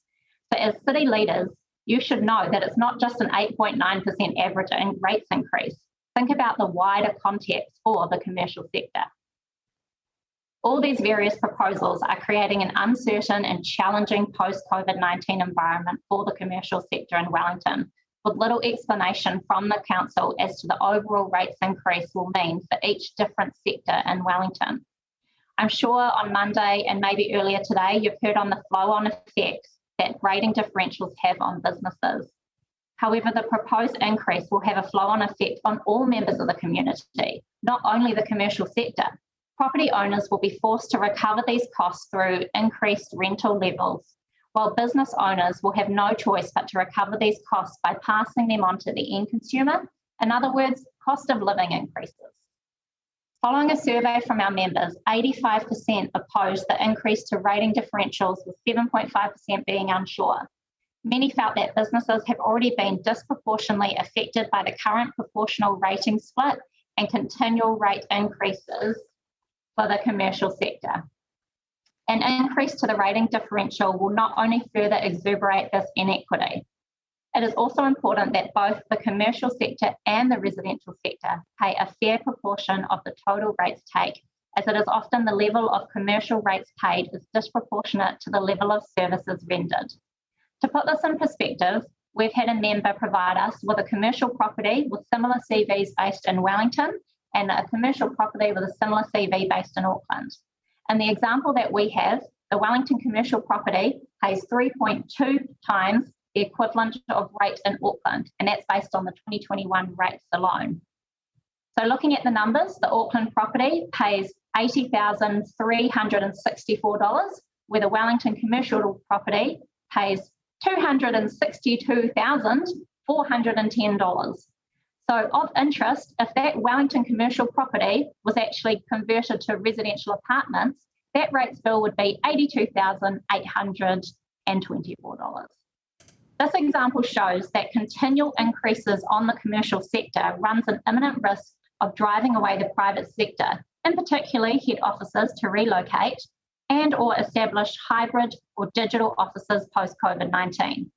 The council needs to understand that this risk will become a reality due to the financial pressures of the cost of doing business in Wellington. In terms of solutions, we've been saying the same thing for many years. Firstly, the proportional percentage split of total general rates, that being 44% for commercial and 56% for residential, is inequitable and should be reduced. This proportional split is much higher than other cities in New Zealand. For example, Auckland currently pays 31.33%, so that's around 13% lower than Wellington, and they're actually looking to eventually drop this to 25.8%, so their split will be 18% lower than what Wellington's split currently is. In terms of other solutions, we support using transparent beneficiary pays funding models for local government, and examples of these models include targeted rates, user pays, and special purpose vehicles. We therefore recommend the council end the disproportionate and inequitable use of commercial rating differentials and make use of other funding options. In conclusion, we thank you for having us here today. We urge councillors to ask the questions around dollar amounts. So we want to know how much the average residential rates would increase if the commercial rating differential stayed the same. What we know is that the total amount is 8.5 million that is going to be shifted to the commercial sector. What we also know is that there is approximately 217,000 people living in Wellington. If we take an occupancy rate of 2.7 as adopted, this means that there is 80,370 rateable residential households. And if the rating differential remains untouched, so if council next week you decide not to change the residential, the rates differential, keep it the same, that would mean that 8.5 million is transferred to over 80,000 residents at a cost of $2 per household per week, compared to the commercial sector, which would be paying hundreds a week. Councillors, are residential households going to notice $2 per week? Probably not. But do you know what they will notice? They'll notice when they walk around the corner and their favourite coffee shop is now closed. And they'll notice when they go around the next corner and their local bakery is too. And what they will really notice is that if their company that they work for ends up moving to Auckland and decides to relocate and they have to uproot their lives, that's what they'll notice. Is that worth $2? Councillors, when you come to vote next week, we strongly urge you to consider the rating differentials and how this will affect every single person in Wellington. Without a thriving CBD, without people coming into the city post-COVID-19, and without the support of Wellington City Council and its councillors, Wellington's future is on shaky grounds. We have a question from Councillor Pannett. Thank you very much for your comprehensive submission. I'm particularly interested in your views on the environmental building fund. So personally, I'm relaxed about how we get more green buildings. You've called for more consultation, but I just actually wanted to ask you whether you actually had some ideas about how we can get a lot more uptake over the next 20 years. Yeah, look, I'm happy to discuss that offline today. I really want to limit my time to rating differentials. You know, if it's not broke, don't fix that. Don't fix it with the deep in relation to trying to change those environmental outcomes from the current development contributions levy. Yeah, just having a consultation right a week before our mission submissions due is not really the best thing. Postpone it to the long-term plan, I would say. Yeah, and don't get rid of the remission. I'm sorry, councillors, we are out of time. We're about to go into our lunch break. I do have some more questions. Well, yeah, sorry, we'd like to thank you. We've got a busy day with lots of submissions. So thank you for taking the time to speak with us. We really appreciate it. Thank you.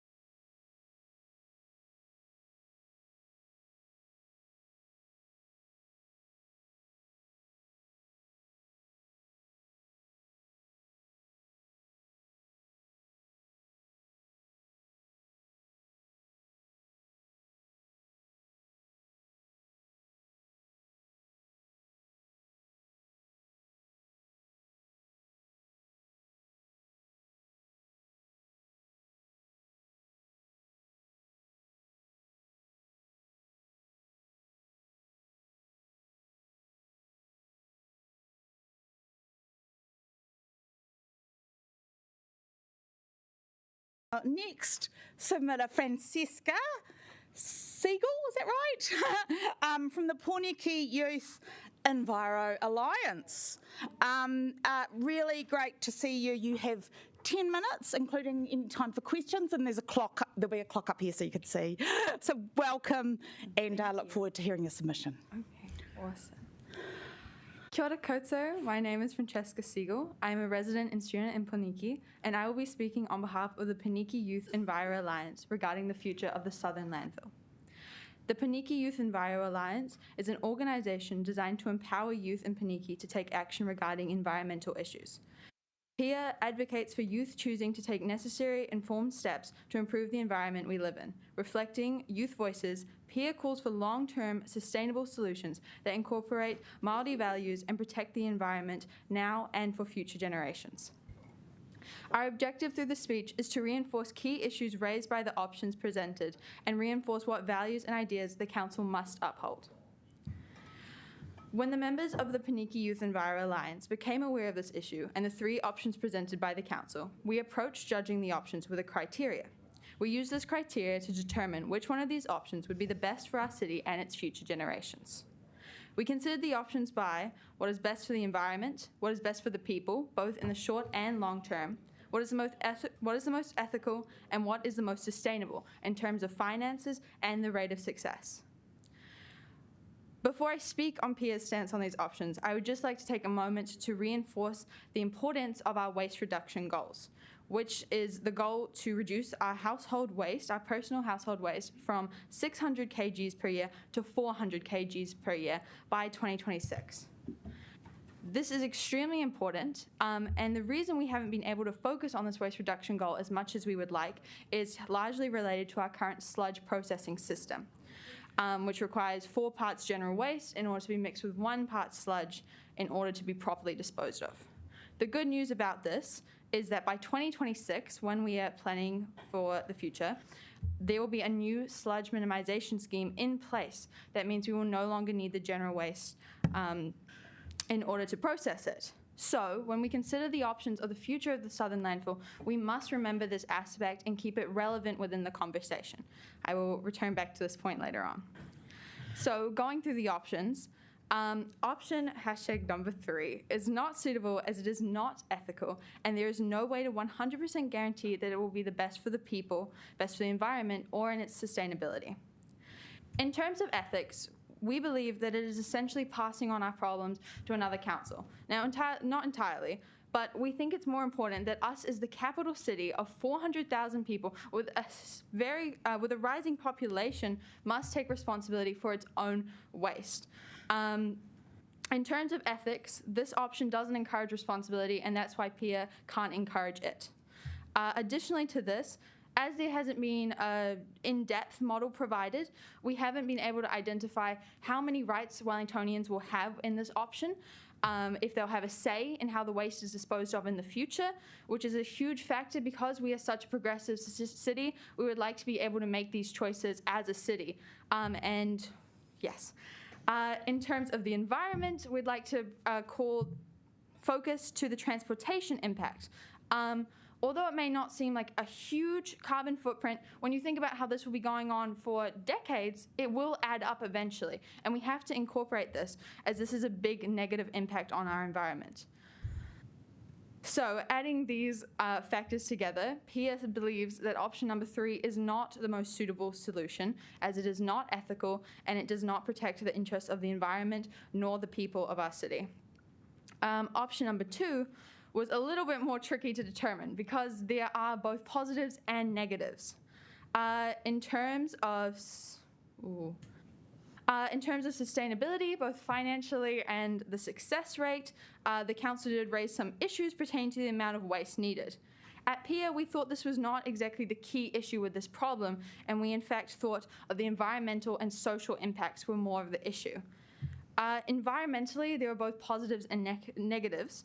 We recognise that the generation of generating energy would offset the negative carbon footprint, and we think that would be a positive, but we think the impact that it would create on air quality and the ozone layer is extremely negative, and we cannot sacrifice our ozone layer or our air quality for the generation of energy, which we can do through other forms and other methods.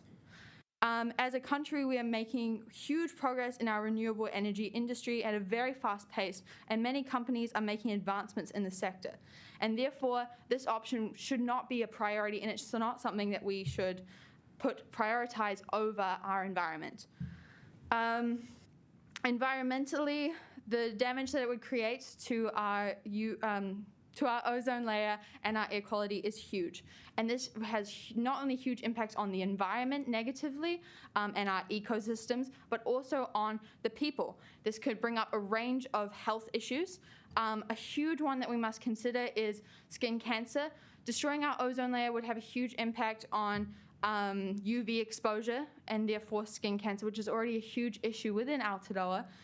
And we should be doing whatever we can to protect the people's health, especially in this issue. And secondly, in terms of air quality, as we've seen in other cities that have pursued similar initiatives, the damage on air quality can be huge on a person's health, and it can lead to a much bigger range of health issues. Finally, this brings us to option 1. In terms of the criteria that we judged it at, option #1 is neutral. It is relatively ethical, social, and environmentally conscious, and as we have seen in the past, it is financially and successfully sustainable. So what are the issues with this option? Pia found 2 main ones from a youth perspective. This is that it is not a long-term solution. It only goes for 20 years, maybe a few more.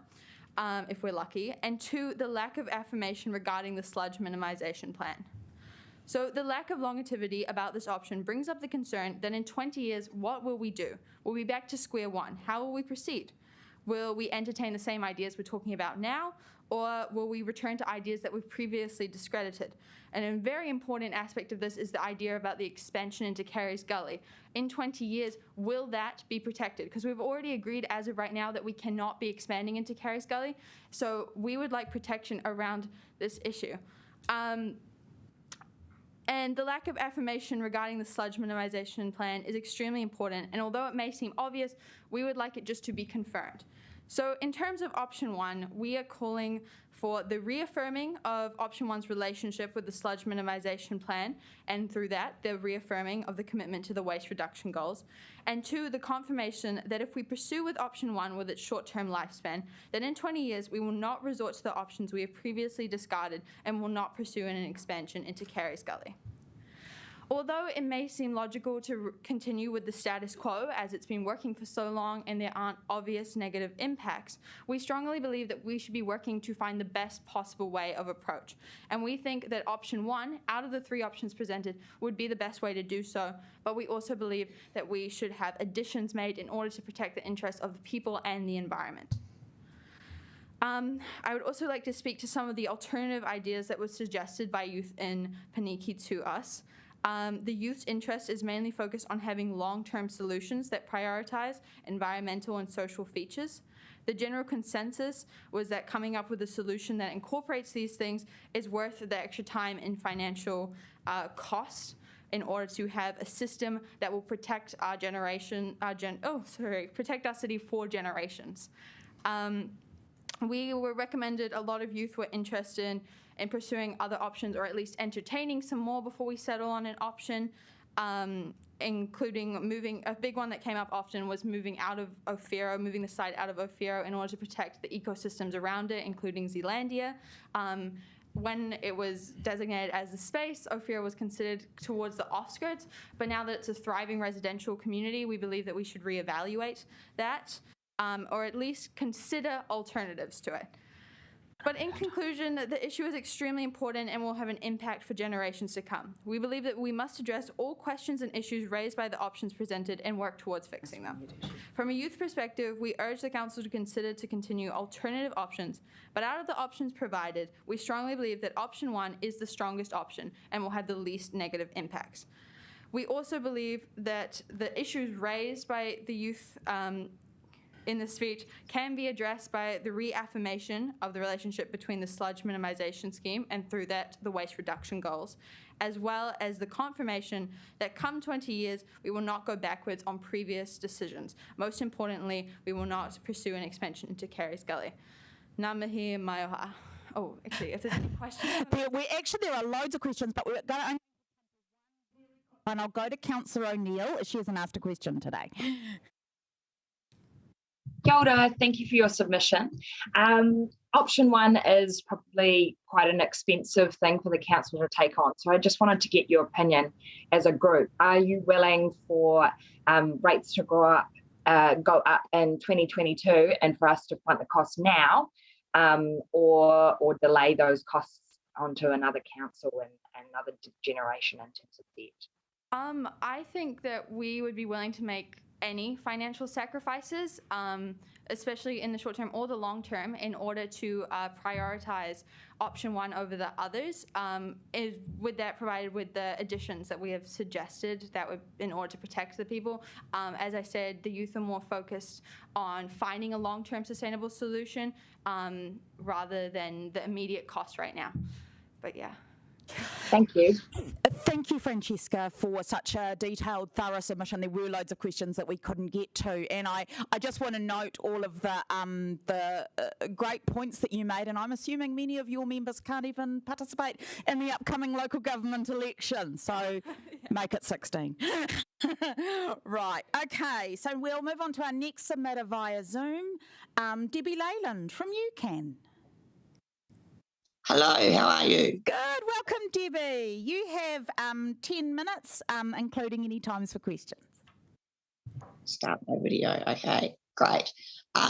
First of all, I'd just like to say thank you to all of you for letting me come and give this submission today. Excuse my voice, I've just been having radiation treatment, so I sound like a man, so you just have to be with me. Anyway, I just quickly wanted to tell you a little bit about UCAN. We are a group that was set up quite a few years ago with concerns of access to health, housing, living wage. So we all got together and Professor Don Matheson have drafted the UCAN Health Charter, which I believe you might have in front of you. Yeah, great, that's it. Okay, so as you see there, you'll see that housing is one of the points of the Charter. Housing isn't just a right, it's a human right, and everybody needs a safe and affordable house. One of the main things we're very, very passionate here, and why I wanted to give you this submission is because a lot of people are falling through the cracks when it comes to housing. When I was looking through the email about the submission, we got together and UCAN supports option B. And we do this because of the importance of the council retaining public ownership of Wellington's social stock and support it being delivered by community trust provisions. We really wanted to reiterate also that we need a real focus on the diversity of housing needs and particularly vulnerable people, for example, people with mental health issues. We believe the Constitution, the community trust, will be very important for achieving this objective and hope there will be a full opportunity for consultation about the deed of trust. A lot of people that are needing housing are falling through the cracks, and we need to make sure that the City Council and Housing New Zealand make sure that there are priorities for the most vulnerable groups and that the City Council works with other organisations and government departments such as the health and housing. One of the things that have come out over the last few years is there was a murder at Pūroro House, which was a community residential house. I did volunteer work there and I was there when that all happened. Coroner Rob's report came out on the 11th of March. And in his recommendations and findings, he's agreed with Mel Slop and many, many other coroner's reports, saying that the council has an obligation to provide community residential housing for people that are unable to live by themselves because of their mental health state. So I just really hope that going forward, all these different people and their needs are taken into account, because another thing that if we don't get this right, we'll have a lot of people living, for example, in Duncan Terrace flats that are bed sits, and it does grow a lot of isolation between people, especially if they're not feeling mentally well, and also make sure that other services are available to people that are living in Wellington City Council flats will be ongoing, and also make sure that they're listened to when you're making decisions about these people, and that's about it. Thank you, Debbie. We've got a question from Councillor Pannett, who's I'll just give her a second. I'll fill the time a little bit. Apologies, Debbie. I was just eating my lunch, and look, just please accept my best wishes for your treatment. Thank you. A lot about that. Can I just check? You've asked to establish a community housing provider. Is that because you think that's the only option on the table to get IRRS for as many people as possible? And do you support the IRRS for every tenant? Well, I'm not sure whether I support it for every tenant, but when we were looking at what options were available, we thought option B is more preferable. I think the danger is, though, that setting up a housing trust, we've got to be careful who actually gets the contracts or who's going to run the houses, or give people flats and that, because we don't want, certain groups to be left out in the cold, so to speak. Absolutely. So I do support it. Absolutely. And do you support council continuing to own housing and provide services to tenants? Yes, I do, but seeing the economic situation, I think that, as we've learned in the past, selling off houses or giving up housing stock doesn't really work. So I do support and think it's very important that Wellington City Council keeps their hand on the housing stock, and just I know it's a financial nightmare, but I think that, the council has got an obligation to its citizens, and I think that would be a bit problematic and not that flash, really, if private organisations get house and stock and everything. I think that we need to maintain the council's hand in holding the housing stock, if that makes any sense. Doesn't look like there's any more questions for you, Debbie. I'd like to thank you so much for taking the time. It's nice to see you again. I'd like you to thank you for taking the time to do the submission, and again, on behalf of all councillors, to really wish you all the very best for your treatment. And thank you so much. Yeah, lovely to see I you. Thank you. I apologise if it wasn't a very good submission, but here we go. It really was. We'll be the judge of that. Thank you very much. Kia ora. All right. So we can move on to our next submitters, and I see all those red t-shirts and realising with horror that I've forgotten to wear my living wage t-shirt today. But kia ora to Finn and the living wage whānau, and we'll reset the clock. You guys have got 10 minutes to make your submission, including any time for questions. Kia ora koutou katoa, ko Una tōku ingoa. I'm a representative of the Students for Living Wage movement, and I'm here on behalf of the community stream. We've got two other speakers today. Firstly, from the union stream, we've got Rosa Allison, who's an amenity horticulture apprentice for the Wellington City Council and is also a PSA member. And secondly, Reverend Stephen King from St. Peter's on Willis from our faith stream. We would like to commend the City Council on maintaining living wage accreditation and inspiring other councils to follow suit. Council needs to continue to place priority on ensuring council events pay staff the living wage and to ensure that Wellington City Council keeps its rep as a champion of this movement. We applaud the council for the creation of the Living Wage Events Fund. We ask that it be continued and further promoted throughout Wellington's artistic and creative communities. We also submit that the ethos of the living wage movement continues to be central to the fund to ensure that all workers affected are considered. We are pleased that council has procurement guidelines that prioritise the living wage. However, we want council to opt for accredited employers. So we submit that council prioritise employers who pay their staff the living wage on all of their contracts, not only on council contracts. We ask that accredited employers be given a higher ranking in the tendering process. And in doing so, this ensures that Wellington City Council is doing their best to create a living wage city for all Wellingtonians. Kia ora. Rosa, you can take it from here. Hi, thanks for having us. I'm Rosa and this is my support person, Maddie. Kia ora. Yeah, I am paid less than the living wage at the moment as an amenity horticulture apprentice. There's 6 of us across all of council that are paid less than living wage.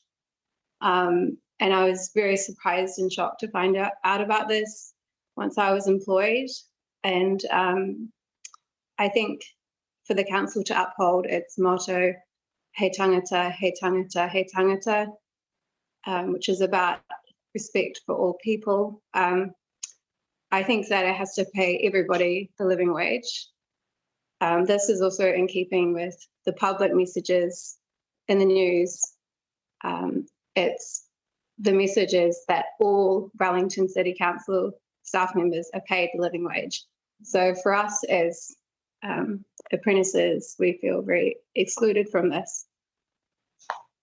Sorry if my voice is shaky, it's something I feel really passionate about and makes me upset when I think about it.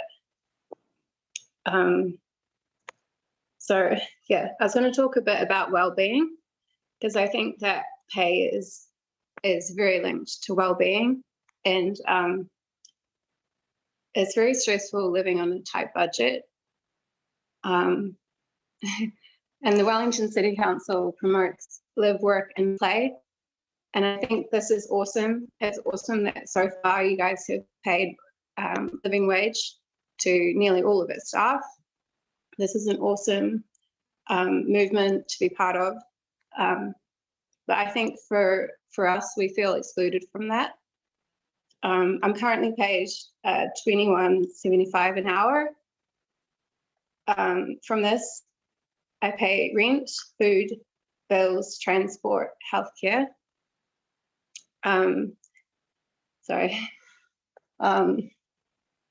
Yeah, it's quite a lot.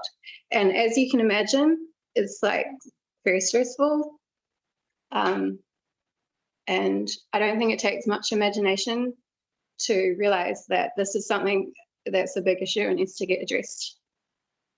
I think that pay and being paid very little affects our work abilities as well, and our haora, our holistic well-being.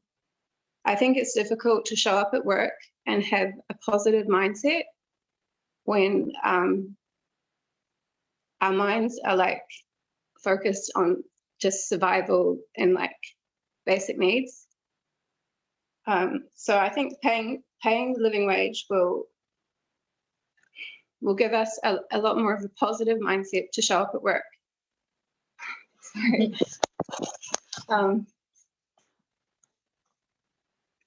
So yeah, I wanted to mention also that I am lucky because if worse comes to worse, I can go and stay at my parents' place. And I'm a spokesperson for more vulnerable people who maybe don't have that option. So for me to speak up is you know, I feel confident speaking up, but perhaps other people wouldn't, because if you're in a precarious situation, to speak up and risk your job that could put you in a very bad situation, perhaps even homelessness.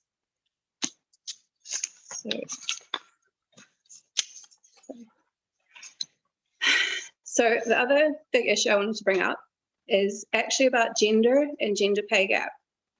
So we're the only apprenticeship that gets paid that starts on less than the living wage, whereas the more masculine, typically only male apprenticeships, arboriculture and sports fields, they start on the living wage. So we sort of thought, like, why does this happen? And I think it's just gone on for so long. This has happened for like 30 years. And I think it hasn't been addressed again. And I think looking at this clearly from today and realizing that's just not okay to have like gender inequality in pay.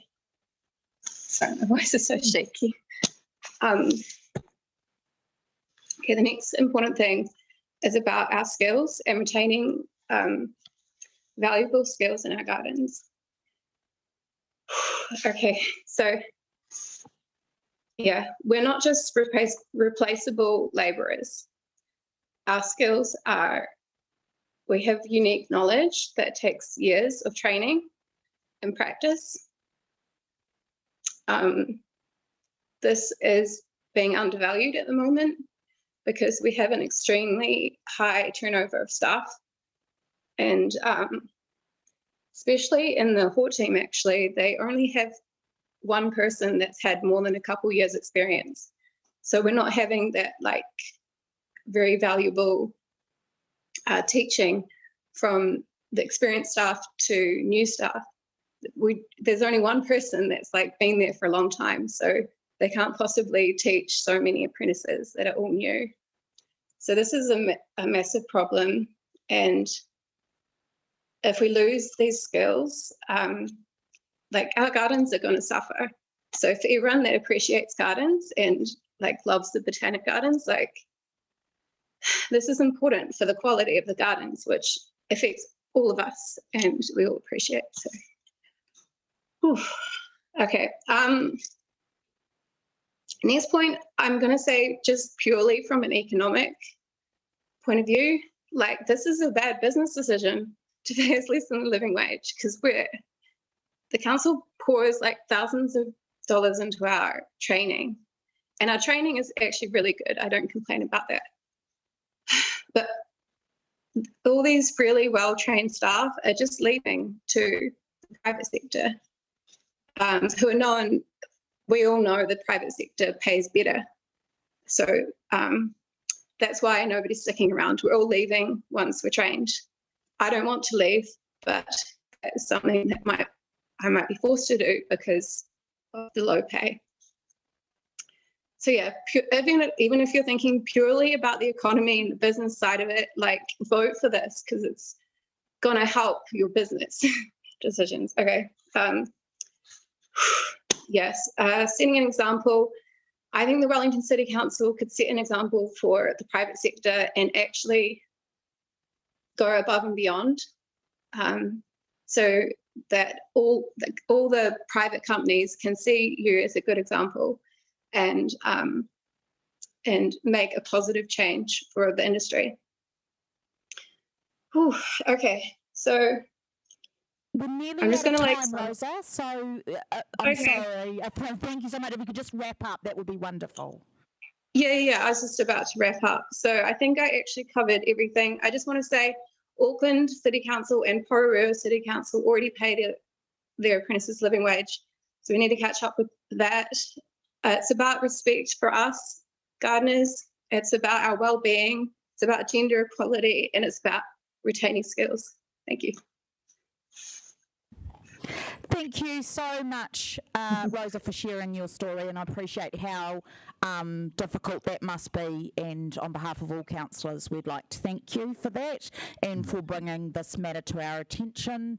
I've already been kind of made aware of this. I've just emailed officers to see what action we can take as soon as possible. So yes, I would, and I'd like to thank all of you from the Living Wage Movement for coming to speak to us today, and sorry that we've run out of time. Thank you.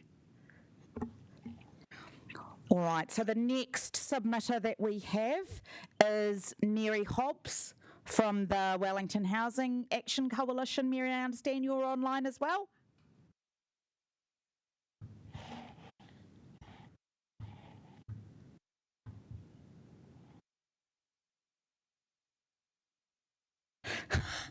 Sorry, we're just waiting to connect with Mary there. Look, there she is. Mary, you have 10 minutes, including time for any questions. Thank you.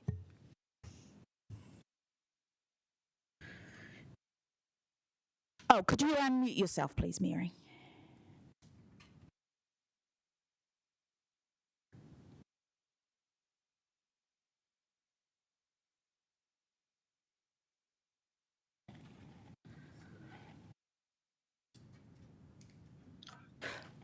Can I be heard now? You can be heard now. Go right Good. ahead.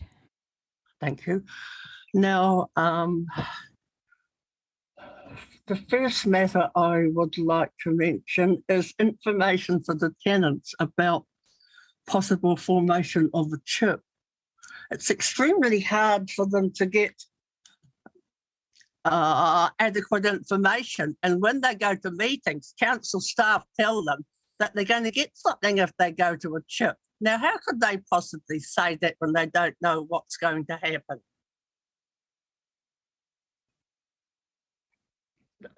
And there's the next point is there's a lack of knowledge about the financial possibilities for the different arrangements for the different kinds of chips. So it appears that arrangements are going to be made on very little financial information. As far as chips, most of the tenants feel that the chips are down and perhaps they should keep them down as well. I'm just moving over my list of sheets. Oh, another of the aspects on the WAT submission is dealing with homelessness. A lot of homeless people are in car parks. And perhaps the council could arrange to have some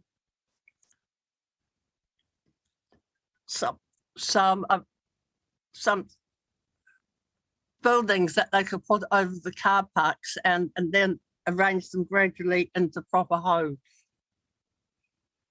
But back to the information for the tenants, it's very difficult to actually give information to the Wellington City Council tenants because it's extremely difficult to contact them all. The only way to contact them is actually to go and knock on the doors. And I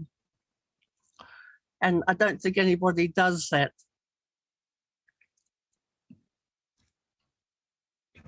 I'm just going over my notes now to see where I'm up to.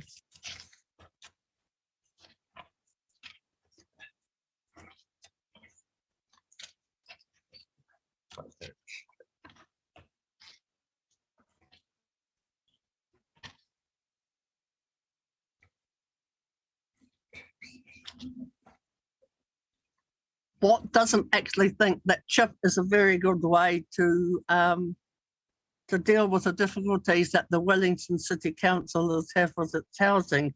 It should perhaps be trying some other options, such as actually using some from the option from the rates. And going back to the arrangement that the Wellington City Council had with the last Labor government before, with the deed of grant, that the deed of grant would have to be altered in order to change the present alteration. I don't know if any councillor can actually tell me if that's the case. Normally, the submitters are asked the questions, but I'm asking a question. Do the councillors know if the deed of grant would have to be changed?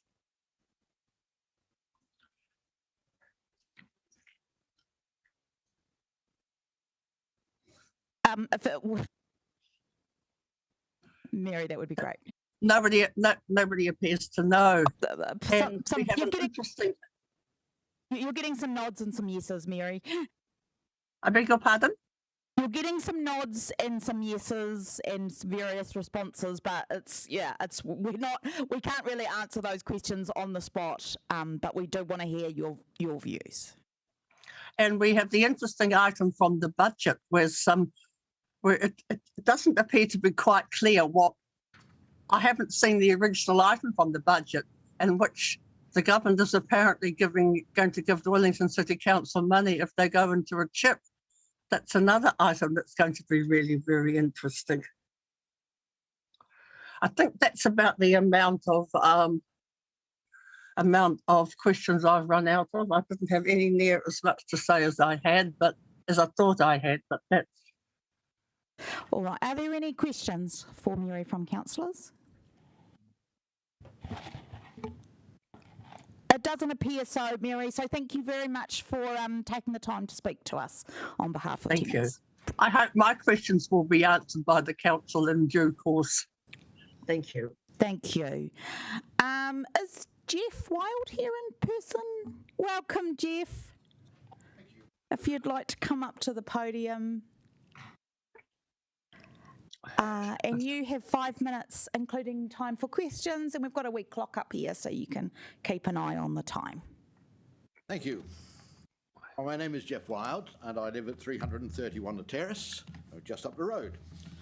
And I am an encroachment licence holder, and I have been advised of the proposed interim doubling of the annual fee.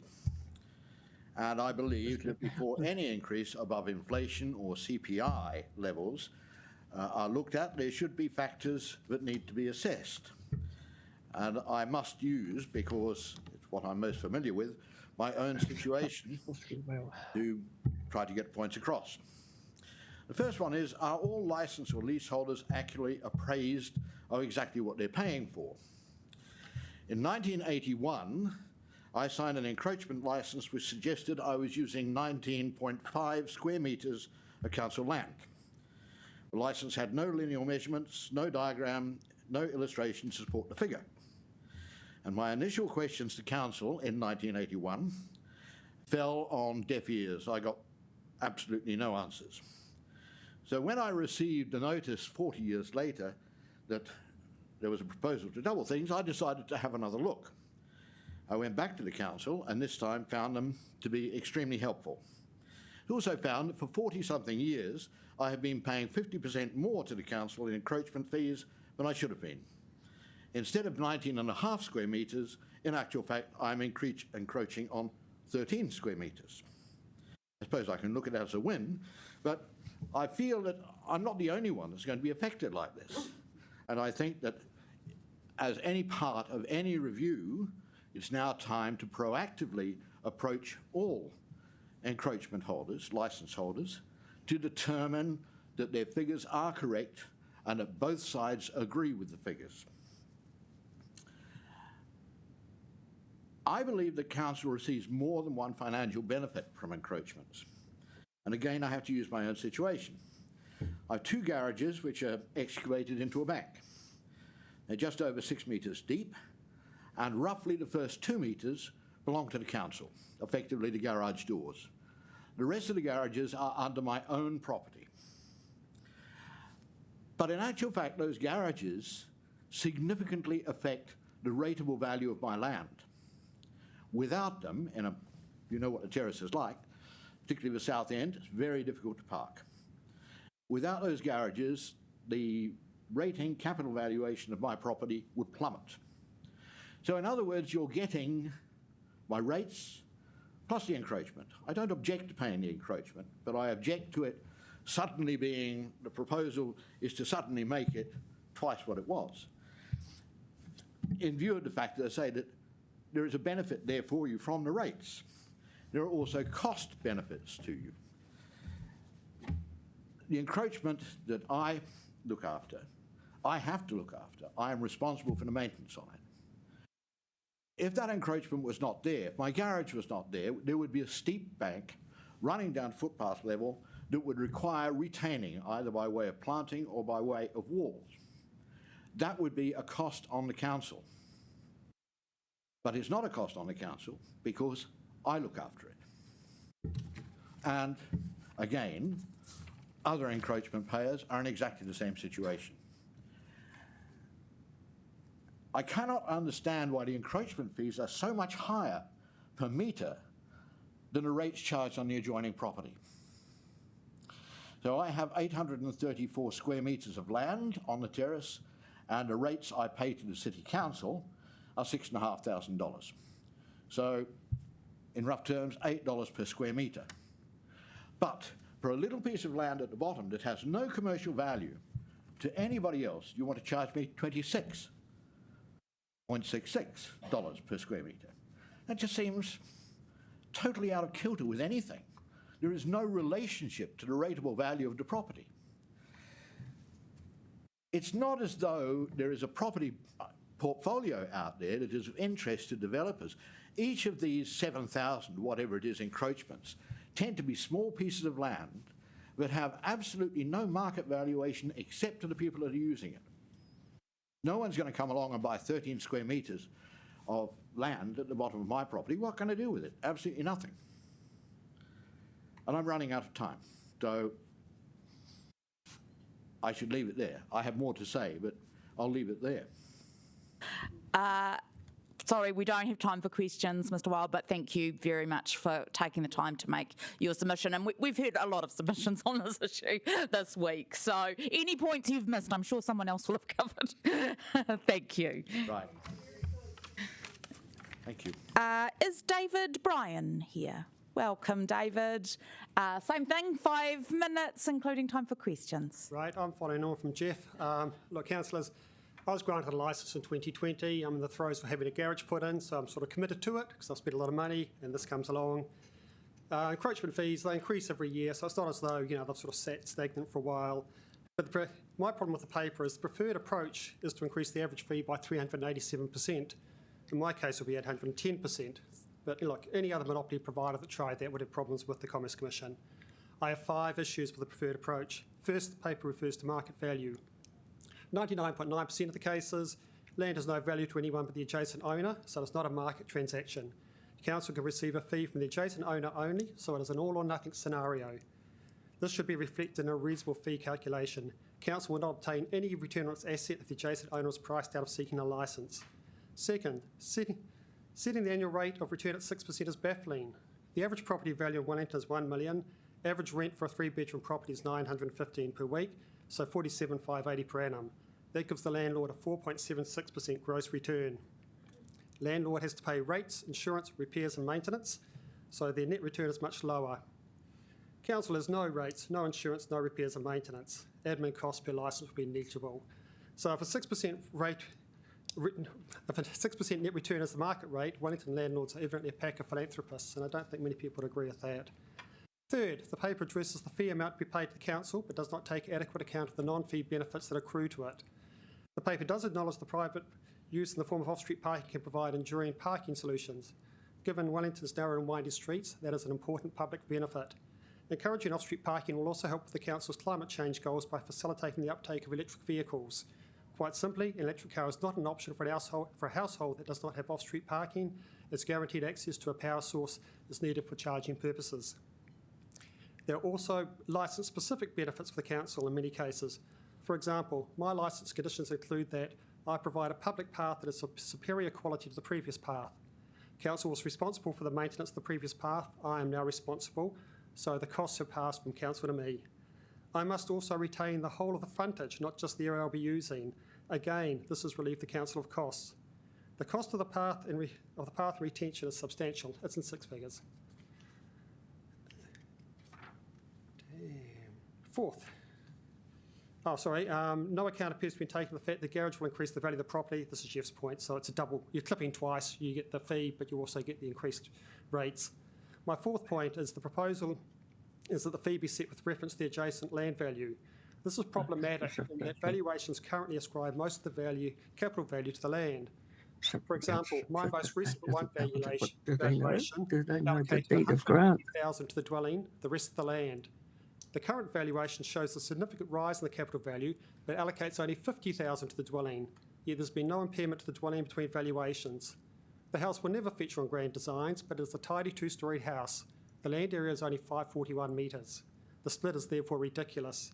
This has not been a problem to date, as nothing turned upon it, but it will become a source of dispute if it is used to justify an unnecessary large licence fee increase. Fifth, the paper refers to the increased amount of income that will be generated, but that is not the same as the increase in fees payable by licensees. The difference is the paper is recognising council's return net of GST, whereas the cost to licensees is inclusive of GST. This results in the fee increases being understated. For instance, the Para 56 example says that for a 20 metre road reserve, the fee could be $1,200 per year. No, the licensee in that case will be paying $1,380 per year. The errors are unfortunate as they understate the impact on licensees.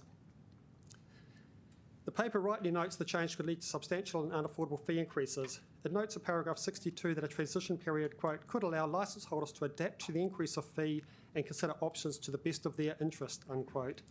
That can only be taken to mean that some will be forced to surrender their licence or sell up. Surrendering the licence is not always an option, as the land may be necessary for the enjoyment of the property and or the reinstatement requirement may not be feasible. In my case, the garage will support part of a steep bank, so the reinstatement cost would be prohibitive. Setting the rate level would force people out of their homes Dickensian. It would also be deeply ironic in light of the council's laudable public housing efforts. So, 20 seconds for questions. Do we have any quick questions, councillors? I'm not sure we do, but thank you, David. We really appreciate all your points are noted. We appreciate you taking the time to come in and share them with us. No, we're really grateful. Thank you. Andrew Hume.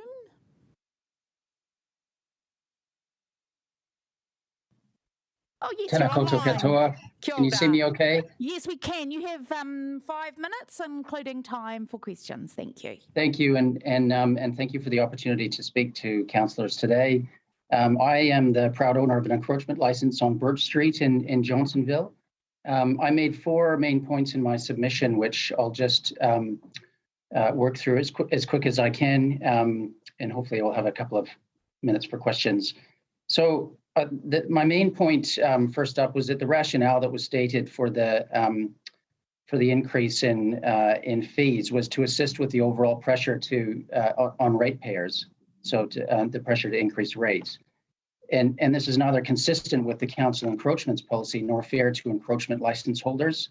The encroachment policy by the council's own policy is to earn a fair economic return on that land, not to relieve ratepayers of pressures on rates. Encroachment fees should be based on some kind of objective measure rather than simply picked out of the air, in my view. If the council needs more revenue to fund its core services, then the appropriate mechanism for that is through rates, which we already pay as landowners. My second point was that encroachment fees should be objectively determined, they should be transparent, and they should be predictable. We don't have any of those things in place at the moment. The encroachment fees need to be determined in some kind of transparent way, and they need to be reasonable. The proposed increase the proposal to double fees at the moment is not reasonable and doesn't reflect the opportunity cost of that land. I believe, for example, the fee could be prorated against the adjoining property value and perhaps pegged to CPI with some form of cap, so that encroachment license holders at least have some kind of certainty around the kinds of increases they might face in these fees. We were aware of this policy when we purchased our property, but we could not have reasonably anticipated this kind of increase. And so I think, essentially, that moving forward with this policy is another hit on our capital value. Which leads to my third point, which is just about the reasonableness of the proposed policy to double fees. The source of our road encroachment is a fence that runs along a steep bank. While our children was young, it helped provide protection from them from falling off a bank when they were young. It doesn't restrict public access in practice because it runs along this bank that no person would actually walk on, which means essentially the only way to justify the fees is about earning that economic return. And so if the proposal goes ahead, then in all likelihood, we will just remove the fence and avoid the fee. The result will be a loss in revenue for the council. So the $600 or so that we pay at the moment will be lost. There will be a loss of visual amenity on the street, a cost to us to remove the fence, and a loss of privacy for us, and no benefits to anyone. So I'd urge the council to consider, whether you're likely to achieve the intended outcome here. I think, fourthly, if the proposal goes ahead, I think it's important that the council puts in place some sort of process for encroachments to be terminated within some reasonable framework, so that this can be done easily and quickly for those that can do it, acknowledging that not everyone who submitted to you, no doubt, over the last few days is even in a position to remove their encroachment. I am. And that puts me in a better position than them. But I think given that there will be demand for people to remove these encroachments, I think there needs to be a process for that. Alternatively, the encroachment that we've got is on a piece of land that has no hope of ever having a road on it. I think the likelihood of any road actually ever going in there is about zero. So why not put in a process by which landowners can actually negotiate to the council to purchase the land? That's the guts of my submission. Thank you for the opportunity to present, and if there is a couple of minutes, I'm happy to answer questions. We've got about 30 seconds. One quick question from Deputy Mayor Free. So do you think a weakness of this proposal is it hasn't come with an accompanying proposal as to how you can purchase the land? Absolutely. As I noted in my submission, I think that would be an ideal situation for us, and we've asked about that in the past.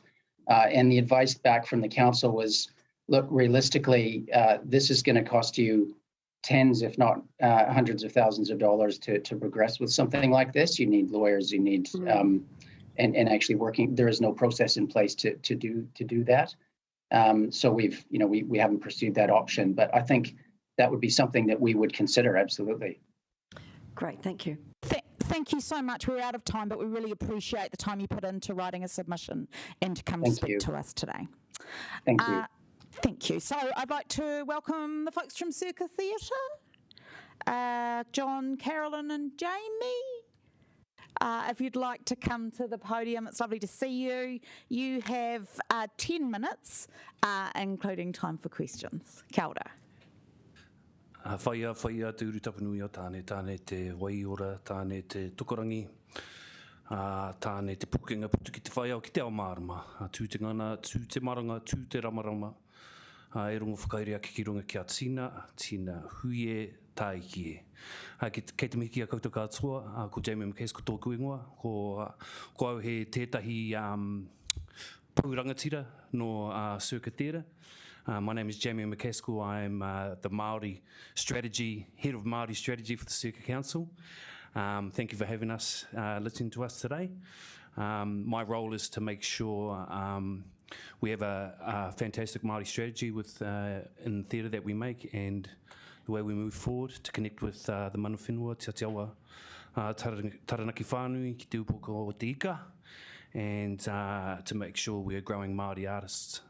Kei te mihi ki a koutou katoa. Thank you, Jamie. Kia ora, everyone. My name is Carolyn Henwood, and I'm a founding sponsor of Circa Theatre in 1976 and also the Theatre Artists Charitable Trust in 1987.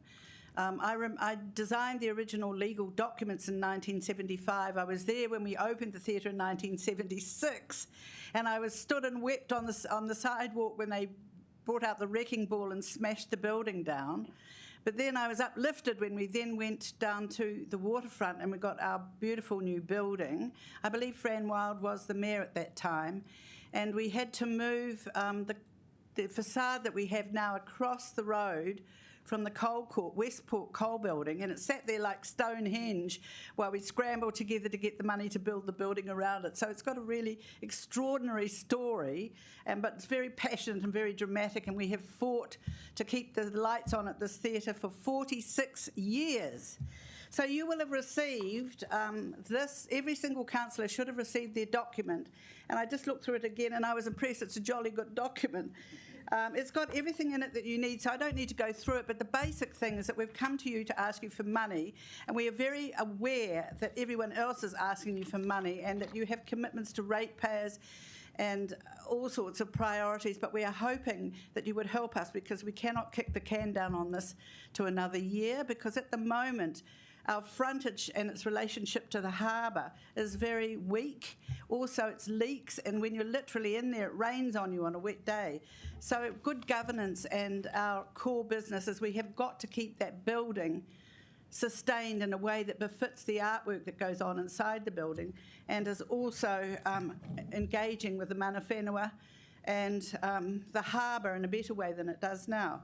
In your submission, you'll find there are, in the appendix, there's letters from Fran Wilde, who's now, of course, Chair of Te Papa. There is a strong letter of support from Liz Melich of the mana whenua and the whare-waka. And we are, and I've been there all that time, but we went on Saturday night and boy did we go and see Cringeworthy. And we were there with hundreds of other people, and they all were standing up in the theatre and dancing and rocking. I thought the seats would collapse, but they didn't, because we've got new seats. So why I'm mentioning it is the absolute thrill and the rave reviews that we got for that show, well, they got, which is actually a show about the 80s music by Beat Girls. And here it is. Cringeworthy, so much fun. So get on down there and buy a ticket. But that's nothing to do with you helping us, because we, well, you know, every bums on seats matter. We flew in the millionth person by helicopter with my son Di Henwood. At one point, we're on our way to our 2nd million. That means of theatre goers. And so this is so important to us to be able to do this new frontage. So that's all I've got to say, because I've got John Dow with us, who's helping us raise the funds. And if you've got any questions, but I think it's all in this document. Thank you very much for having us, and I hope you're not too hungry because it's lunchtime. Oh, kia ora. Look, I'm really delighted to be helping Circa. I mean, as you know, I run the Gold Awards for Wellington, and we've seen over 1,000 businesses go through the Gold Awards as finalists, and some have gone on to wonderful and amazing success. And one of the things when we see those organisations every year, and we're about to announce another 60 tomorrow, is you can see these gems in there that actually impact on so many different people in so many different ways. And one of those over the years has been Circa, and I've always been impressed. I go to the plays all the time and love them, and I'm a great theatre fan. But when you really look at all the different ways that the organisation impacts on Wellington, you know, and just the whole economy of Wellington. I mean, people like Sam Neill started out there. We celebrated Jane Campion at the Welly Awards just recently, and her family were involved in Circa. So the impact on the film industry, the number of actors that were in Lord of the Rings, the number of set designers and people in production that went through. So the whole film industry has been affected in a very positive way. When I was talking to the hospitality industry, and they've been under pressure, as we all know. They've had some serious problems and battling to stay alive in many cases, but they said this is exactly what Wellington needs. It's iconic, it brings people in from all over the place, and it fills up the restaurants and bars on a nightly basis. You know, we've got people staying in hotels that come down from Napier and Auckland and all places. So the impact on the economy right across the board is quite significant. As Carolyn has mentioned, the relationships also with Te Papa and the whare-waka are really fundamental and important, and the whole idea of developing that creative hub is really going to have quite an impact on Wellington and the waterfront, and particularly with Te Kina opening up across the road. So we've got this bright new shiny building over the road which ratepayers have fronted up with a serious amount of money for. I think it's about 170 million, isn't it, the latest? And here we are over the road wanting to work with them, and we've started to work with them, and we've started to interrelate so that we can provide services of a creative nature and production nature. And you know, what we really want to see is that when there is a big conference on and there's 2,000 people there, that they come to Circa at night and they experience Wellington Theatre and the wonderfulness of it. And I've done that sort of work before, and people really do appreciate it and value it. So the relationship with Te Kina is going to be very important, but of course the building needs work. and it is a partnership with the council because it is council land. It is an iconic building and an iconic organisation. So we've looked at, as Karen mentioned, we're very aware, we're all ratepayers ourselves, of course, in various forms. So we're very aware of the pressures that the council's under. We totally acknowledge and respect that, and the pipes bursting and all sorts of things going on. We do understand all of that. So, and I'm sure you understand it better than we do.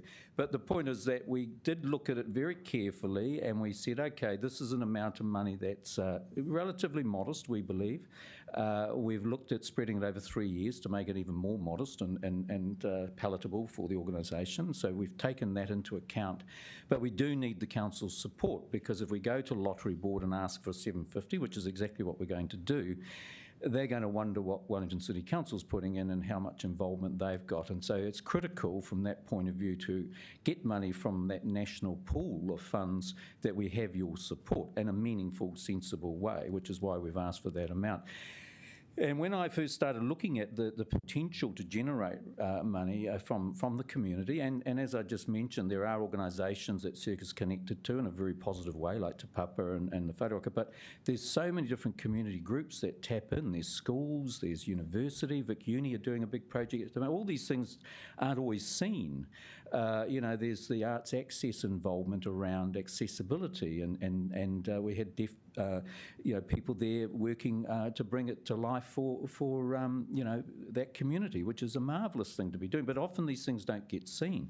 But one of the things I did discover when we looked in is that there's 19,000 people on the database at Circa, 19,000. And when I looked at how the amount of people in that number that come to Circa on a regular basis, support Circa. And when we looked even further at it, there was 3,500 of those people actually committing money, donating money in the last 2 years, just because the theatre was closed sometimes, there was pressure on actors.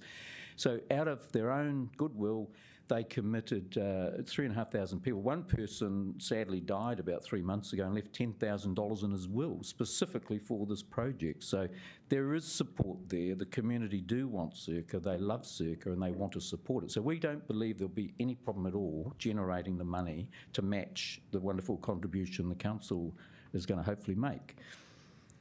All right, we've got, yes, so we have a little bit of spare time, so I've got two questions from councillors. Councillor Young.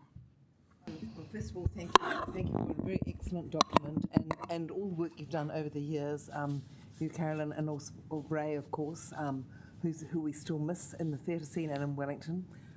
But I'm just concerned, this is an excellent proposal. I can totally get it. You want to open up to the harbour, you want to make the building, stop having leaks, and improve the restaurant area, which hasn't been the same since you brought in staff. It was great when you had actors and things doing behind the bar. There was a bit more atmosphere then. But just my concern is just the timing, because the construction market is so hot, and we have so many financial constraints. So if it's as urgent as it is, why didn't you come to us 2 years ago when it would have been less fraught? Or let me just say, instead of asking that's an impossible question, could you not wait a little while before you do it? No.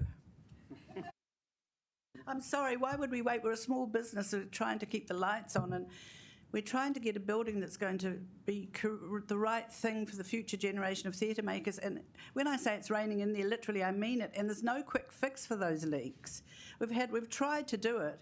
We've spent a year on getting the right design that everybody's happy with, because we've had 2 hearings at the tag team, and they've now supported it.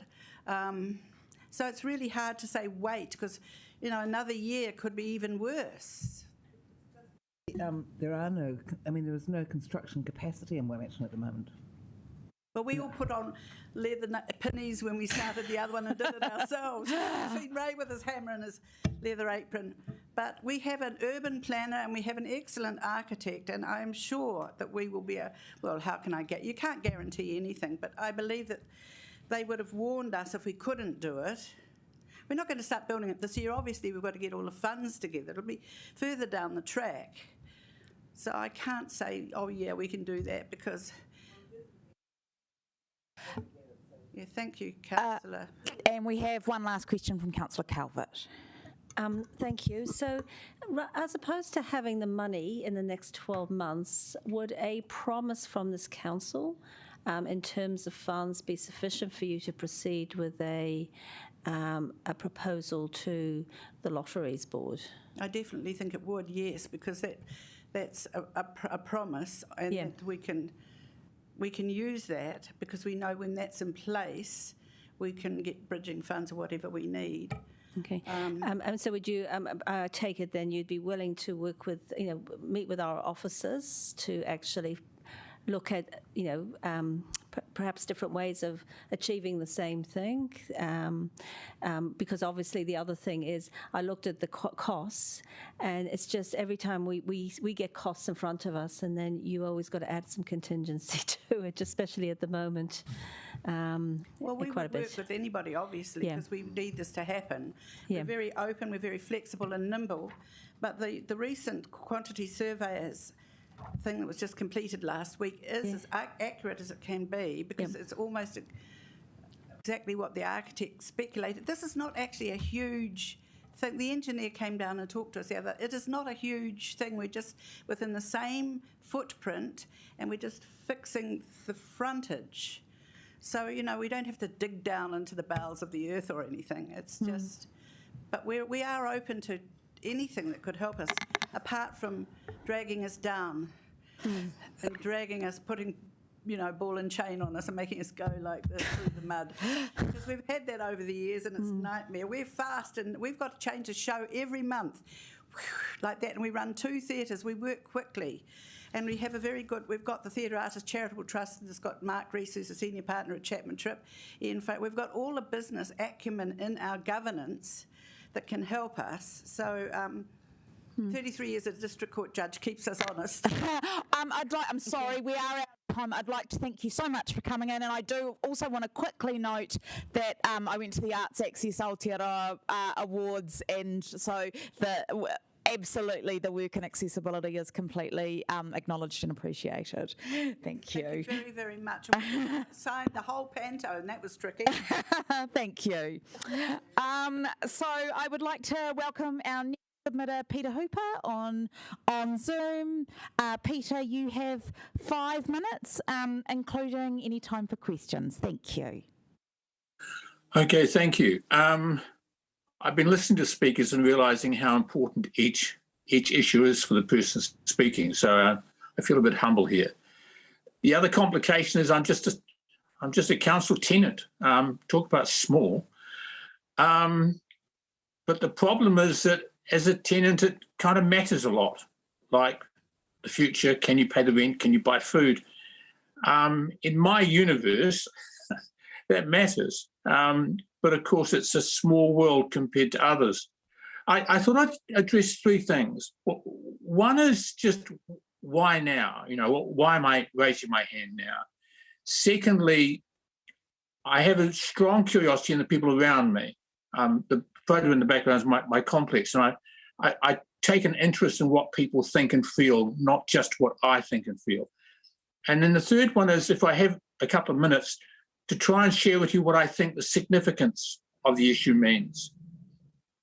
I've only just turned 65 last year, and I guess I had expectations. I thought that as a New Zealander turned 65, you'll sort of land your plane and just make do, and you won't be wealthy, but you'll be okay. Well, not quite like that, actually. The amount of income I generate from New Zealand Super is actually quite low.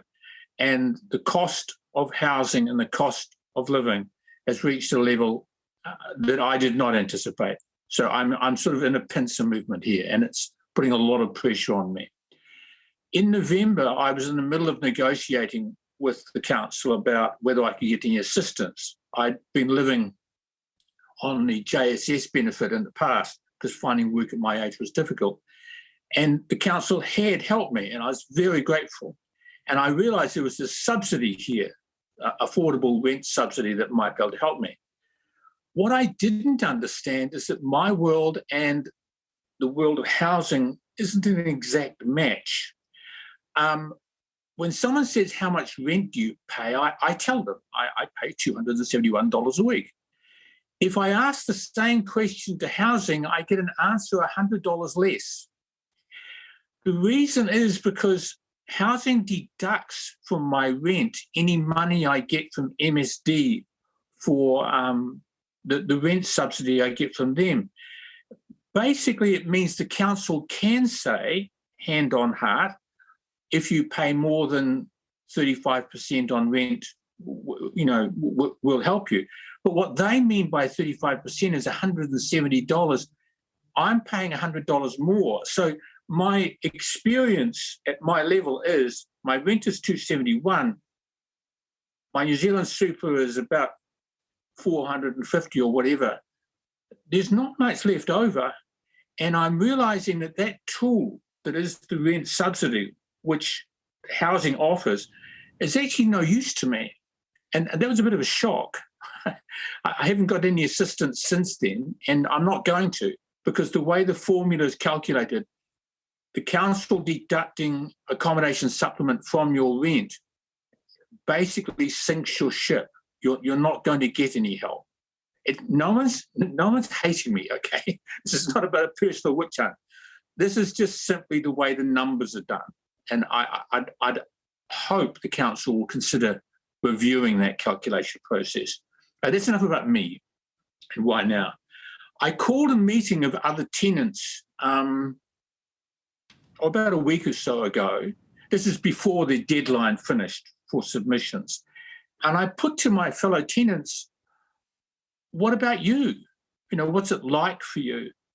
And I think the reply I got was a bit scary. What do I mean by scary and why scary? What came back was a gradual disclosure of concern, disbelief, anxiety, feelings of betrayal, and finally, I don't really want to go here, resentment. I think the fear is that if this situation goes unchecked and people find this is the way it is till death, I don't know whether any of you follow American politics, but I don't think Donald Trump won anything. I think the existing establishment lost, and he was just dumped in the empty space. I'm worried that the popular politics, which is so eager to find votes, will become the voice for a disaffected population who feel betrayed. Now, if you want to read a long book about this, Guy Stanley's written a book called The Precariat, rather good book. I actually went to his talk when he came to Wellington. He's a cluey guy. The whole thing is he's right. If you went up near Parliament recently, you would have noticed that there was some accommodation that was somewhat unusual, tents and things. That's what resentment does. People reach a point where they're so angry and bitter that reason goes out the door, and it's not nice. I'm really saying I don't want that. I'm sure I've run out of time. Am I right? Yes, you have run out of. I was very loath to interrupt you because I wasn't Look, listening to you. I apologise. I know I must be disciplined. Forgive me. I'm worried. I really am. It's not just my rent. I'm worried. I think this situation is almost an intergenerational crisis. Comments. I don't know. Is there a quick question of Mr. Hooper? I just want to say thank you for your submission. And nothing is more with the context you put at the beginning, nothing is more fundamental than having a secure, safe, healthy, pleasant place to live. So this is in no way a minimal concern for us. And we want to thank you for taking the time to share some of your wisdom with us. Listen, forgive me for being long. I really... No, it was great. Thank you so much. We really appreciate it. All right, bye-bye. All right, the next bye. Submitter. Thank you very much for your time. The next submitter we have is Selwyn Warren, I believe, is here. welcome. And you have 5 minutes, and that includes any time for questions. And we'll have the wee clock going to help you out. Thank you so much. Good afternoon. Thank you for having me. I'm Selwyn Warren. I'm a council tenant as well, and I think I can probably echo what Peter Hooper has just said. Most of us are worried about what's going to happen in the future. The back door is the trolley and the sleeping bag on the footpath. Now, this here is how should we be funding council housing. This is what I'm really mainly speaking about. I had ticked the box about CHPs. I think they work, or they do work overseas. I'm just wondering if any of the councillors have had any talks with overseas bodies, particularly places like Tower Hamlets in London and Greater Manchester Housing. They seem to work in hand with housing associations, and it does seem to help. But having looked through this, the options here, all of these thumbs up ones all mention eligible new tenants would have access to the income-related rent subsidy. Every one of them, the options A, B and C. But going over here to the thumbs down, current tenants would not have access to IRRS, but the council will continue to look at ways to make rent more affordable for current tenants. They also say that it's difficult to deliver if you have the council asset at number A. But it's worrying, the wording there is worrying because it means that you've got no idea what's going to happen to existing tenants apart from our tenancy being secure, but our rents, they go up every year. This year there's been a hiatus, but I suspect that next year it'll double, as it did a few years ago. So the point of not having a rent increase in 1 year and then doubling it the next seems pointless. The other option, which you don't really want, is the taking from the rates. This, as you know, would infuriate current ratepayers who are still reeling from recent rate increases. I don't know what the answer is. I just hope that the CHP thing has been well thought out. Based on what I've read from overseas and what I've seen when I've been visiting those countries, it does seem to work in terms of housing associations. But really, that's it. My main concern is that as far as the option that you seem to want and I seem to want is the same thing as the current tenants. Their fate is unsure as far as the rent's concerned, and there'll be a higher financial impact for the council than the bottom one. But you seem to have worked out the same way as I have, that the leasehold community housing trust with broad responsibilities would probably be the best. That's really all I have to say. So, any questions?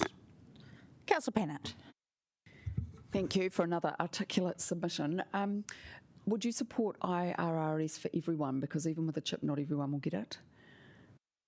I don't know how it actually works. All I know is that I get a subsidy on my rent from the government to top up the rent because it's higher than the 30% or whatever. But there are figures in here that I haven't understood. Eligible new tenants would have access, and which would cap their rent at 25% of income. Well, I don't know what sort of income they're going to have. But to answer your question, I have some doubt about the answer to that. Tentatively, I would probably say yes, but I would need more information. Okay, and just the second question, do you support council continuing to own and operate housing and in fact expand its offering so that more people have got secure housing? That's in option B.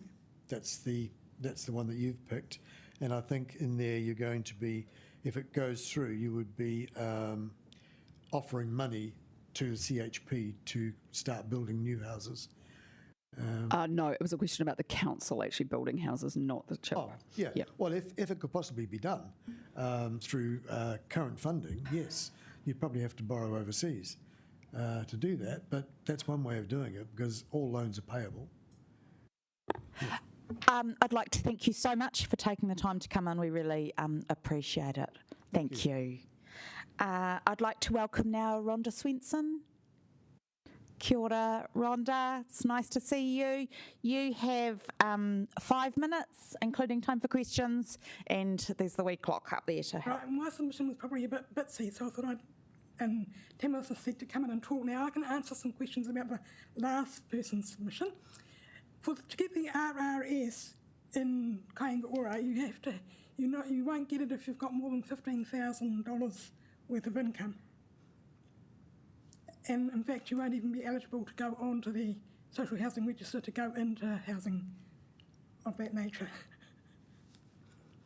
And for the accommodation supplement, if you've got more than $8,100 in cash assets, you're not entitled to it. So that just ties up the from the last submitter. But one of my concerns about this is, at the moment, you're rolling things out like free Wi-Fi and free computer classes, and you've got community rooms there. I'm just wondering how all those are going to work if you put it into a chip, because it seems to me those sort of things work really well when you've got control of them, rather than going through a third or fourth agency.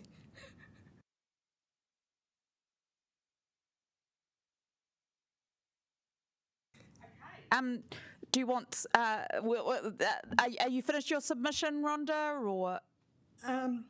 It's a good question. I think that's that. I mean, either way, whatever you do, at the moment, I'm not going to be entitled to the whatever happens because I'm an existing tenant. But you're better to hold on to your asset and lease it rather than sell it. And also with your maintenance, either have it either all council or all in your chip, because otherwise it gets very confusing.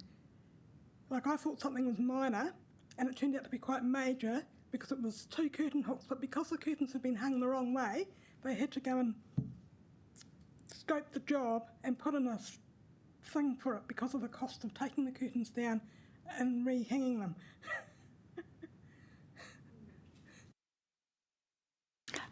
I believe Councillor Calvert has a question for you, Rhonda. Thank you, Rhonda. Thank you for the figures about incomes on, to get IRS or the accommodation supplement. But do you think there's a role for council in terms of housing people that might be on a bit more income than that, but still on a low income, but still need security of tenure on a long-term basis? Yes, and you see that as part of council's role in providing that? Yes, definitely. And then another point you talked about was, the additional support, which in addition to sort of the CHIP, which does tenancy management. So do you think that's an important part of providing any sort of public social housing, that there needs to be an element of support in terms of providing those type of facilities or other programs? Yes, definitely, because it builds cohesive communities and it means that you're flattening out some of the inequities, because not everybody can afford internet, especially for, like I will be living on the supported living benefit for the rest of my life, and I work 6 hours a week for a church, so my income will always be low. Except at the moment I don't get the accommodation supplement because Dad gave me an inheritance, so I've got to spend that down to it's well under 8,100 before I'm eligible again for the accommodation supplement. Right, okay, but not enough to do anything with, that's right, to buy your own big property or whatever. That's right. Yeah, okay, thank you for your insight. Thank you very much. No other questions, Councillor. Thank you, Rhonda. It was great to hear from you, and I understand those sorts of services that we provide are also provided in the community housing sector, so I definitely think that will be part of any move. Thank you. Right, our next submission, we have Steve from the Environmental Reference Group. Welcome, nice to see you. And you have, I see we've given you 5 minutes. It should be 10, so I think we've got the time, so we'll give you 10, including time for questions. All good, thank you. Yeah, I'm here specifically to talk about residual waste in the plan. So we do support the preferred option of a new landfill on top of the existing landfill. We acknowledge it's not ideal because of the proximity to the city and the impacts on local residents, and we hear that it's not the ideal and not where we want to be because of the negative impacts and pollution. But this is the option which allows waste minimisation long term. So once we have the sludge minimisation, sludge reduction facilities and central government legislation kicks in around things like a container return scheme and standardisation of regional recycling, that's when we think we'll get that momentum to reduce waste. It's also a resilience plus for the city if we don't have that facility here. On the waste to energy option, we don't support that because we support the council's aspiration to be a circular economy city, and this in a waste to energy plant, your resources are lost, and the first rule of a circular economy is that you keep materials in use. It's pretty effective at making waste go away, but it doesn't really resolve the wider impacts of those materials. Most of the emissions are actually upstream before they even arrive to us, so maybe we shouldn't always be thinking about how to deal with the waste at the end of the chain. We should think about the bigger picture, way higher up where these are coming from. And we think no landfill is just not realistic.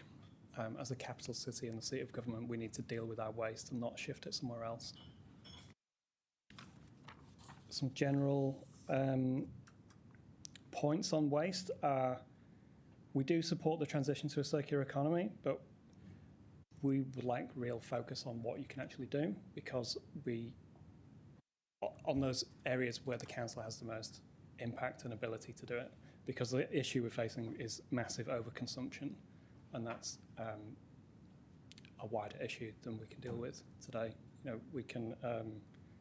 we shouldn't try to create a solution to fix every product and every issue, because people are allowed to import $10 jugs and $300 fridges and freezers, and they are going to die and they are not repairable. And unless we can actually change that, we shouldn't pretend that we can, because it needs central government legislation. Like we look at it, the EU, they do things like take GST off white goods, repair of white goods, standardising ports on mobile phones to reduce cables going out with new products. That needs to come from central government. So areas where we think you have the most control is residential organics waste collection. Needs to be addressed, and we acknowledge it's a gnarly issue because of funding for it. Your own projects and builds, we would encourage you to continue being a circular economy hero and champion it in those builds, which you are doing with the library. And improvement of the landfill layout and signage and the user experience.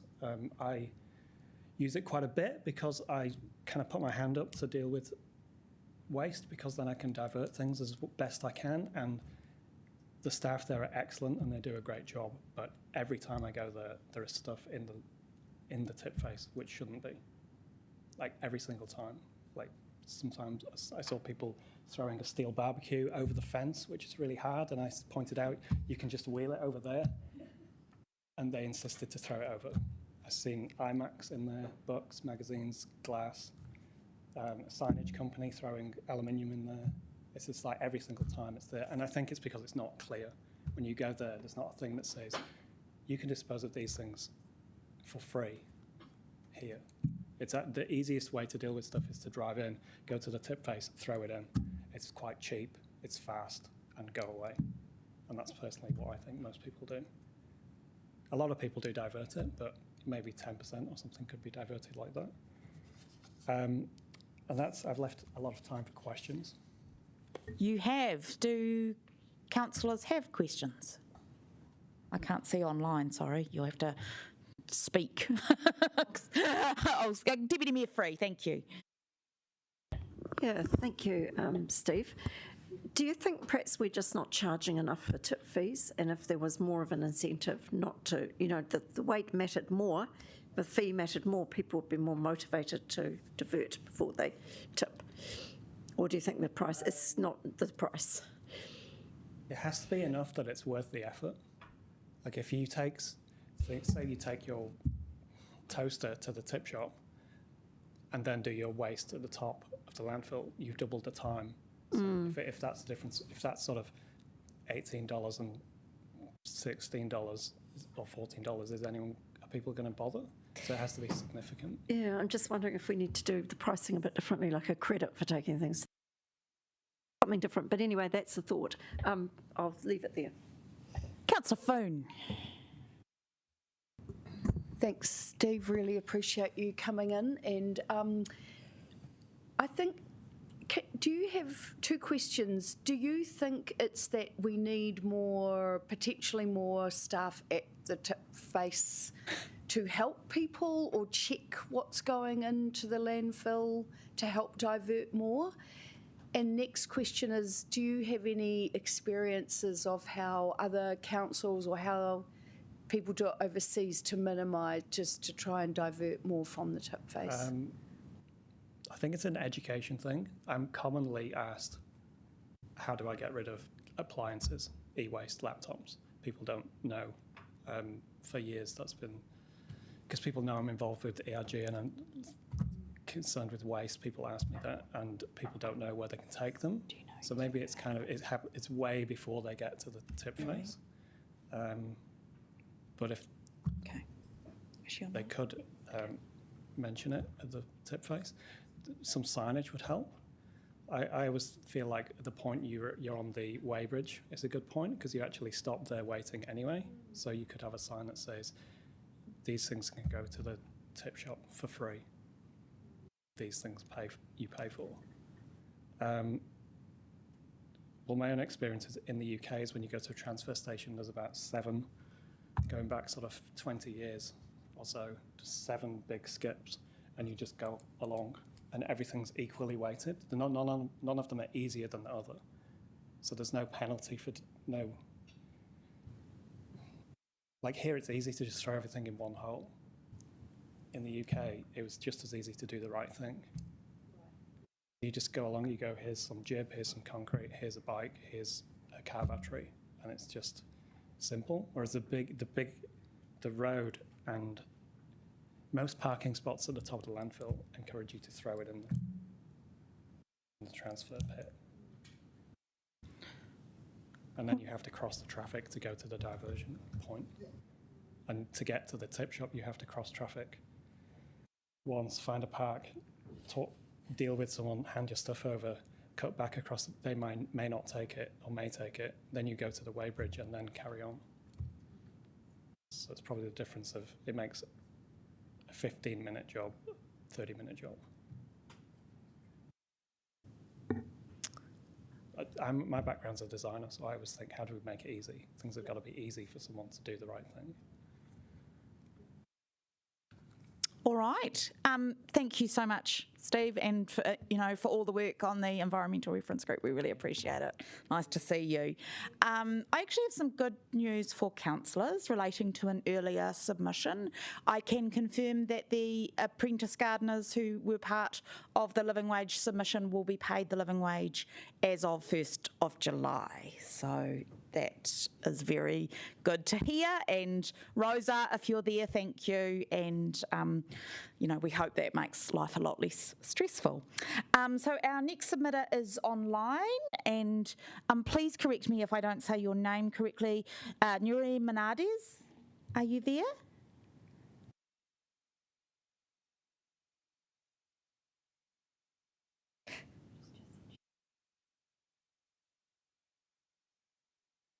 Nuri Monadis, are you there online? Oh, yes, you're coming up. Hello. Apologies if I haven't said your name correctly. Welcome. If you would like to unmute yourself, and you have 5 minutes, including time for questions. Yeah. Thank you. Yes. Good afternoon. Thank you very much for this opportunity. to speak about my submission, specifically my issue with the 100% increase of the encroachment fee. I've been listening since the start of the meeting, which has been very interesting, and I'm glad of those two gentlemen who spoke about encroachment, the gentleman from the terrace in the Johnsonville. I don't feel too alone about this subject. So thank you very much to them. On 1989, I bought my property in Johnsonville with no indication of the encroachment fee. 22 years later, I received my first notification about it. I haven't done any modification to the property or to the surrounding fence. I haven't removed my fence because there is no footpath outside or any border to the open road. So I object as a pensioner to the 100% increase is because within my financial income, I can't pay that. It's for me, I mean, like the other person also was saying, is to remove the fence, which will be under my cost. But this will be no privacy. The piece of land that I have, which belongs to the council, is right outside my bedroom. And because it's no footpath, my granddaughter, 4-year-old, lives with me. She won't be able to play outside because the cars running up and down there. The road is a non-exit road. So I don't know if the council, if I remove the fence, what the council will do with this piece of land. If I remove the fence, to avoid payments. Because my pension won't be increased to be able to pay it. I mean, it's very hard, like everybody has been talking about what's happening with finance at the moment. So I don't know. I mean, this piece of land is a piece of land like inside my property. So the council, I don't know if they thinking of doing a little park for the neighborhood will be, I don't think so. A bus stop, I don't think so, because there's no bus running there. So I don't know. So it's been very stressful time for me and my family since I got this notification, and now that I know that I will have to pay 100% increase being a pensioner. Yeah, this is my submission. Thank you.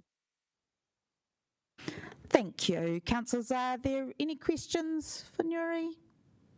No, we really appreciate you taking the time to speak to us today, and we have heard from many members of the community, not just today, about this issue. So do rest assured you are not alone. Thank you. Yeah, I know. Thank you. Thank you. So our next submitters are from the Takatapui and Rainbow Advisory Council. Are you online? Kia ora. Welcome. Tyler, Natalie and Brody. Tyler and Brody. No, Natalie yet. And you have 10 minutes, so including time for questions. Thank you. Thank you. Thank you. Kia ora koutou, no California ho ko te whananui atara toka tūranga waiwai, e mahi ana ho ki Wellington and Zed, and co-chair of TRAC, ko Tyler aho, my pronouns are he, him. We would like to really thank you for inviting us to submit on the upcoming annual plan. The Takatapui and Rainbow Advisory Council is the most recent of your WCC advisory groups.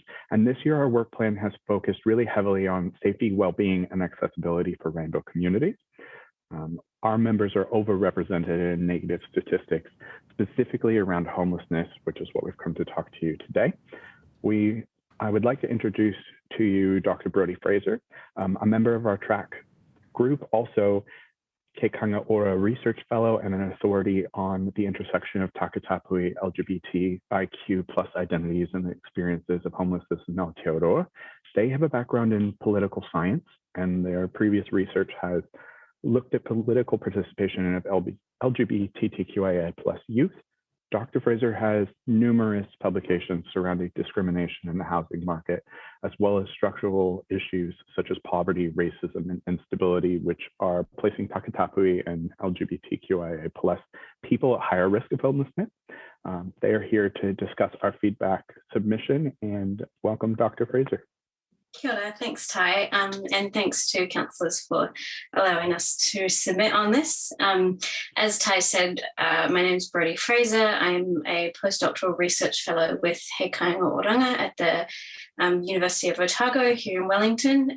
My focus is primarily on homelessness, but also housing instability and public and community housing as well. So in terms of the consultation, we broadly support option B for both questions related to public housing. We're very much in support of Wellington City Council public housing residents being able to access the IRS. We think that's incredibly important and would support the formation of an independent trust. In terms of the work that I do, we work quite closely with Otatahi Community Housing Trust down in Otatahi, and they obviously did a very similar thing in 2017 where the council kind of had this independent trust formed, and now they have a mix of properties that they lease from the council and properties that they own. They're the largest CHIP in the country. They've got about 3,000 houses, I think. And I just listening to earlier presenters, some of them were talking about the importance of that community building and community activities. And I just wanted to note that OCHT do really fantastic work at that. They've got shared e-bikes for residents, shared electric vehicles for residents. They're trying to get free internet into every home. They were the first CHIP to meet the Healthy Homes Guarantee Act standards. So they're doing really wonderful things. And I think this is a really good opportunity for us here to do something similar and to provide such great housing for our residents in Wellington that need public housing support. And particularly for us as members of TRAC, housing is a very important issue for us.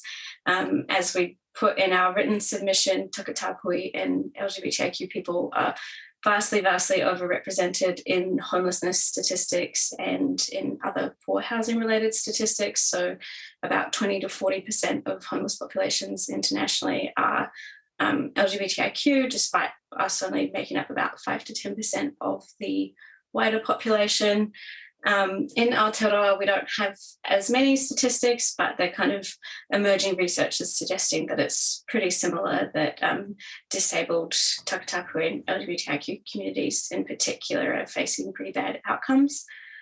So something that would be important for us in the formation of any trust, if that is the path that council decides to go down, is we would like to see specific Takatapui representation on any trust board. We would also like to see specific Māori representation on any trust board as well. That's really important for us, that these different communities are heard and to make sure that our housing needs are being met, because they're obviously some pretty severe need out there, and sometimes it's quite easy for our community just to our needs to kind of get sidelined and treated like everybody else when we do have very specific housing needs.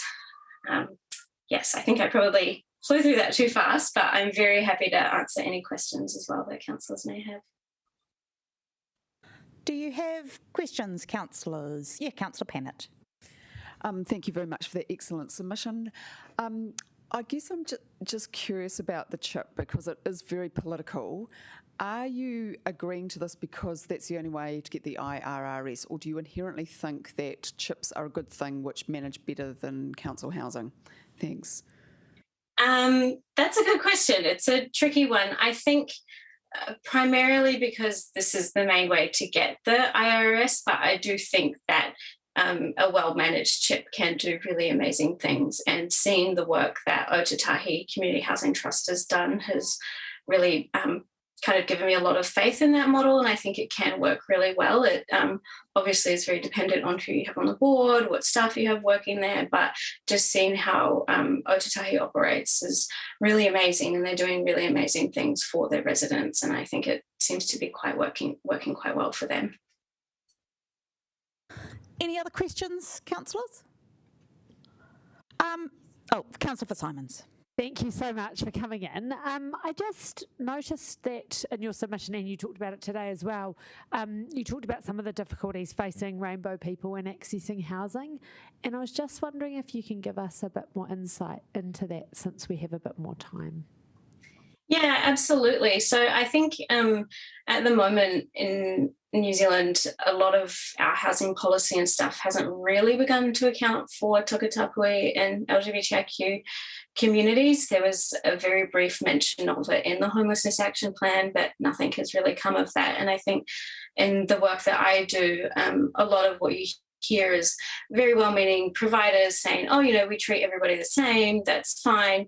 But realistically, for our communities, that's not, like just simple things like intake forms, not having boxes for gender diversity and that kind of thing. And then other things is that, when you're out in the communities and talking to people about their needs, I've had multiple people say to me that something that they would like to be done, which needs to be done very carefully if is ever done, is for when we're doing social housing, public housing intake forms and wait lists and prioritising people's needs, that sometimes we really need to think about the marginalisation that rainbow communities face, particularly people who are trans or gender diverse, and then particularly if you've got multiple intersecting things. So if you're a trans Māori sex worker, you might need a little bit more support than someone like me, for instance, if I was going to be applying for public housing.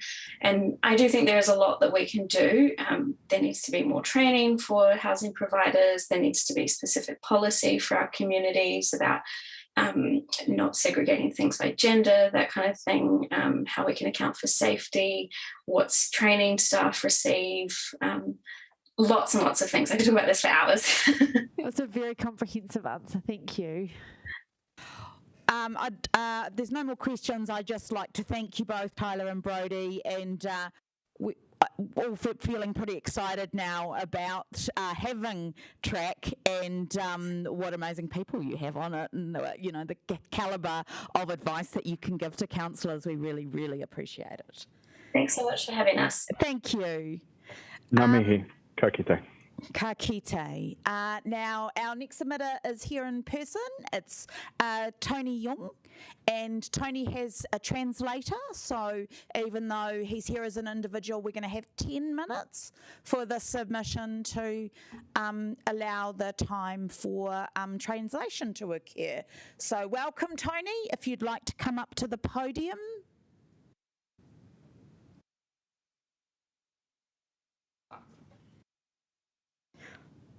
And the microphone is there.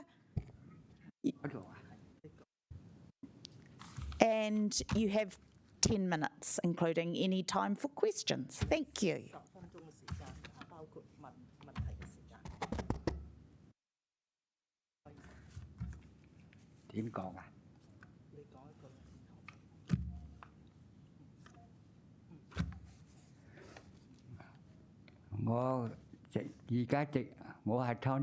I am Tony. Dạ. 而家政府嘅情況咧，我都唔即係 council 佢話會好似變個住宅，但係唔知變成點我就唔知啦。邊個管理我都冇乜所謂嘅。Yeah, I understand the situation with the government, and I understand that the council is trying to reform the housing, and I quite understand that. And it doesn't really matter who's going to manage those housing. 但係最好咧就係將啲房租降低佢，係。But it would be best if they could lower the rent. 喺而家目前呢個形勢咧，即係物價好高啊，起得咁咧，希望即係盡量將消費咧，我哋消費好難頂啊，即係降低佢。Because at the moment everything is increasing in price, so it's difficult for us to maintain that kind of living standard. So we hope that it will be good to keep the rents down. 咁咧，我聽到咧啲房價可以話嗰個喺電話講到話1年半就唔會再加，但係我怕到而家加咧仲高啲，咁咪好慘。I was told on the phone that the rents will not increase within 1.5 years. But once if it increase like again, maybe it will go up so much that we cannot afford.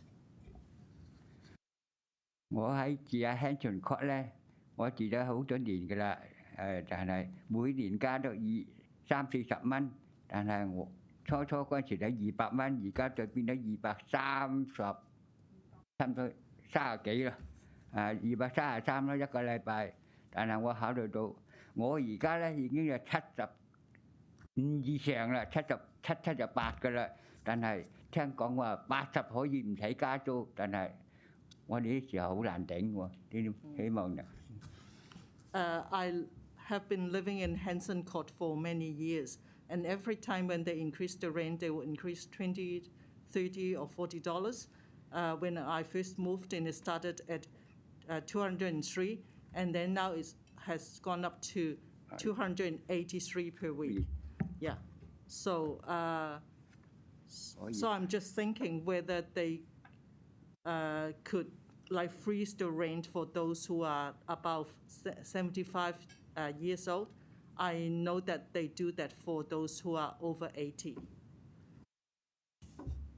我希望 council 咧個 service 咧服務會好啲，但係我希望咧就我個洗面盆啊好舊，同時咧希望能夠將個水喉加熱水加凍水一齊咧，等我老婆隻手洗唔到啊！冇法子佢皮膚有問題啊，醫生都有證明，但係 council 一俾咗佢好多年都冇咗回音。Yeah, I hope that the council will improve their services, and I hope that they will be able to change our utility basin for us, and also to add a mixer for the taps, so that the cold water and the hot water can like adjust together. Because my wife has got skin problems, and he can't just use one of the taps to wash her hands. We also have proof from the doctor, but the council has never responded to that issue. 同時希望 council 要睇下個停車場啊！而家有啲車咧，一個戶咧有成幾架車，但係有啲好似變成公共泊車咁，有啲朝頭早駛嚟，夜晚每日3分走，但係都冇嗰個牌喺度，成日泊喺度都我哋都好難搞喎，亂晒龍啊！ And I hope they can manage the car park better. Because sometimes, like for one unit, they will have a few cars parking there, and some of those cars they don't display any of those approval on the windscreen, so so a lot of people are actually parked there illegally. Thank you. 多謝. Yeah, thank you. Thank you, Tony, for a very clear submission. I have emailed, or I'm emailing right now to council staff to ask them to follow up on the particular issues you raised.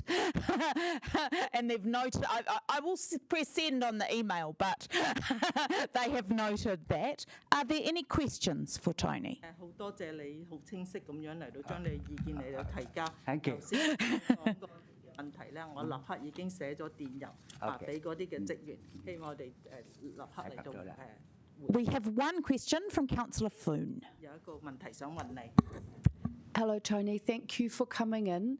Can you tell me, do you like your housing with Wellington City Council? Are you happy there? 咁樣好多謝你今日嚟到。啊咁你究竟我聽唔到啊滿意你住喺council 嗰啲公屋嗰度咧？你中唔中意咧？你冇嘢啦。你回答佢問題，問你中唔中意住喺 council 啲公屋度 OK， yeah。 ？Yeah, okay, yeah. Wonderful. Thank you so much, Tony, and thank you to the translator as well. It was lovely to see you, and we appreciate you coming in to make a submission. 多謝你嚟今日提交。All right. How are we going for time? Are we on time, ahead of time? 6 minutes. I think we might take a 5-minute wharepaku break. I'm sorry, I know there's a big group from Wadestown, but councillors haven't had a break in quite a while, so we might need a comfort stop. So we'll be back in 5 minutes, people online.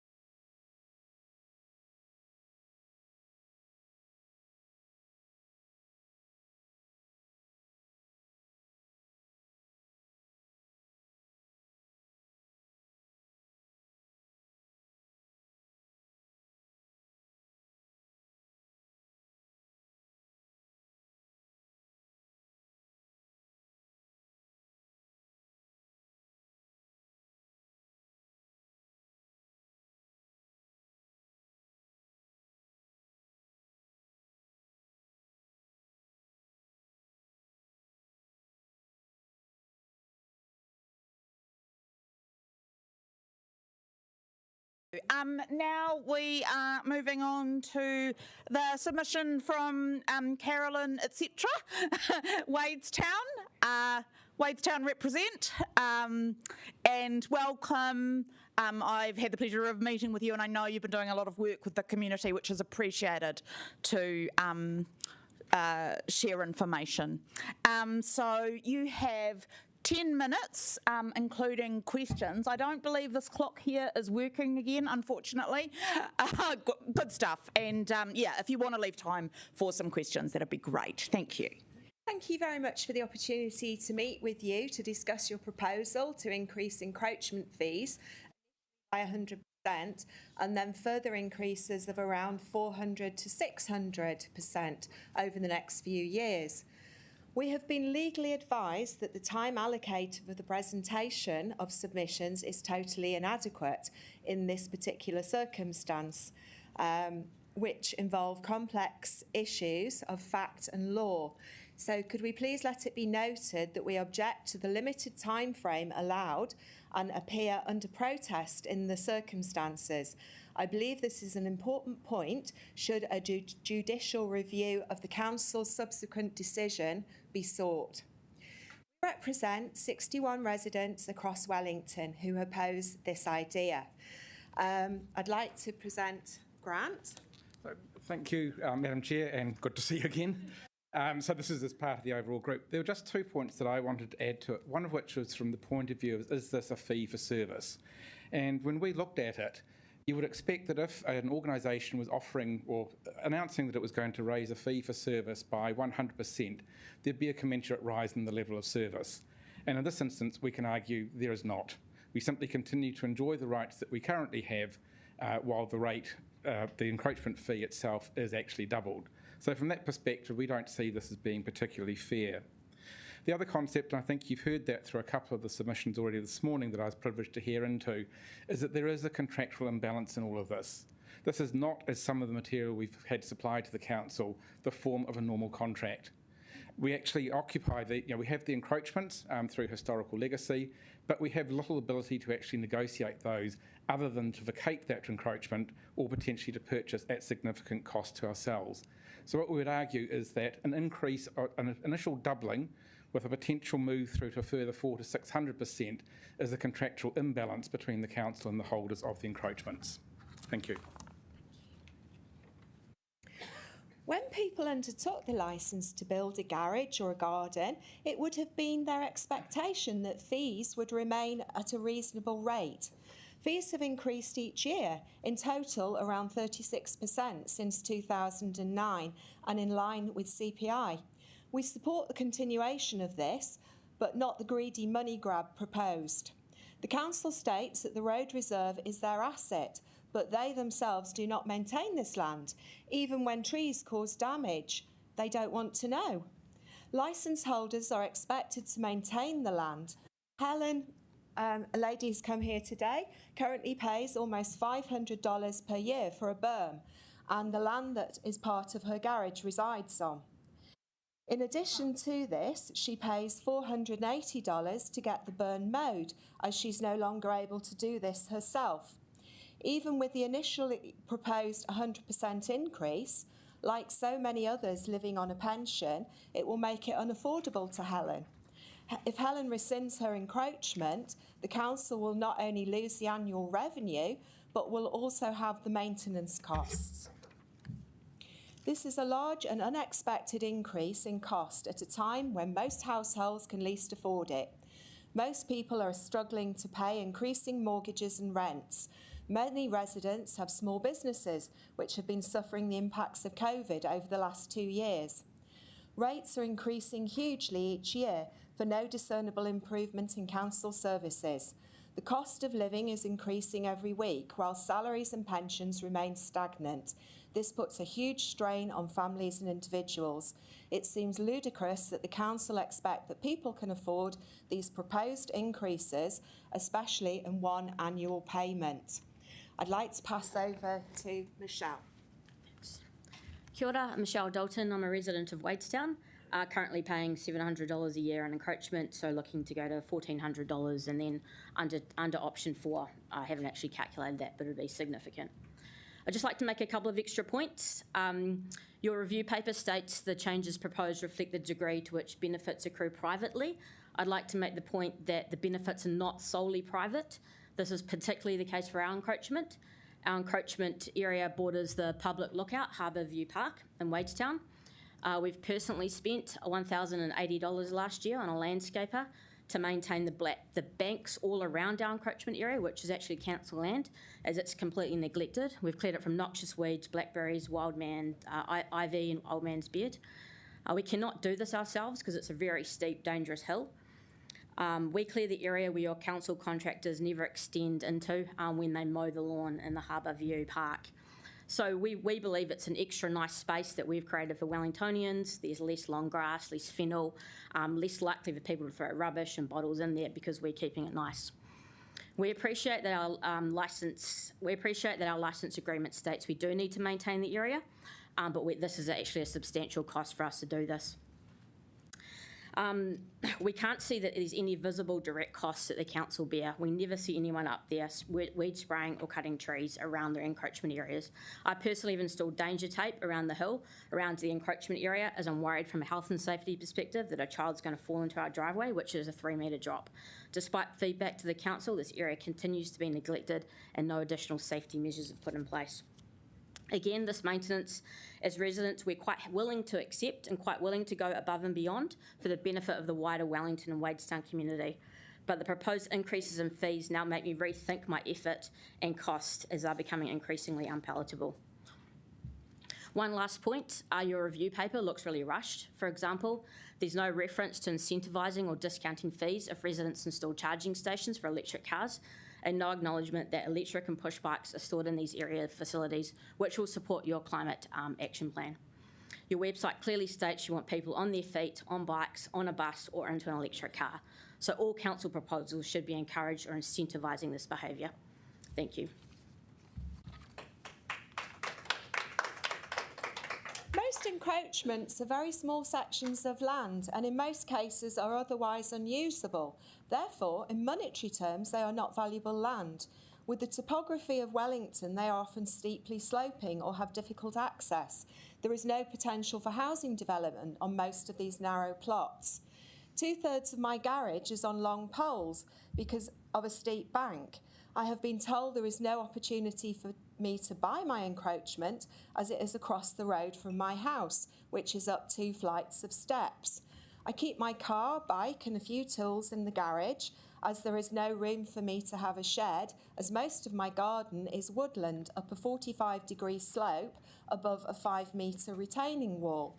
I would like to install electricity in my garage. This would be at significant cost to me, but it means I could trade my bike for an electric bike and get an electric car. However, I'm not prepared to do this because of the uncertainty of future fee increases and the fact that the non-negotiable contract gives the council the right to evict me from the encroachment at a month's notice, with the additional cost of removing my garage. I cannot afford this uncertainty, and it's very stressful. In what other circumstances would this sort of contract be allowed? We have created an online petition, which has so far been signed by almost 650 people. The repeated comments left reflect the views of many Wellingtonians on this proposal. I hope you get the opportunity to read them and remind yourselves that the purpose of democracy is that those who are elected represent the will of the people, and also remember that this is an election year. I thank you very much.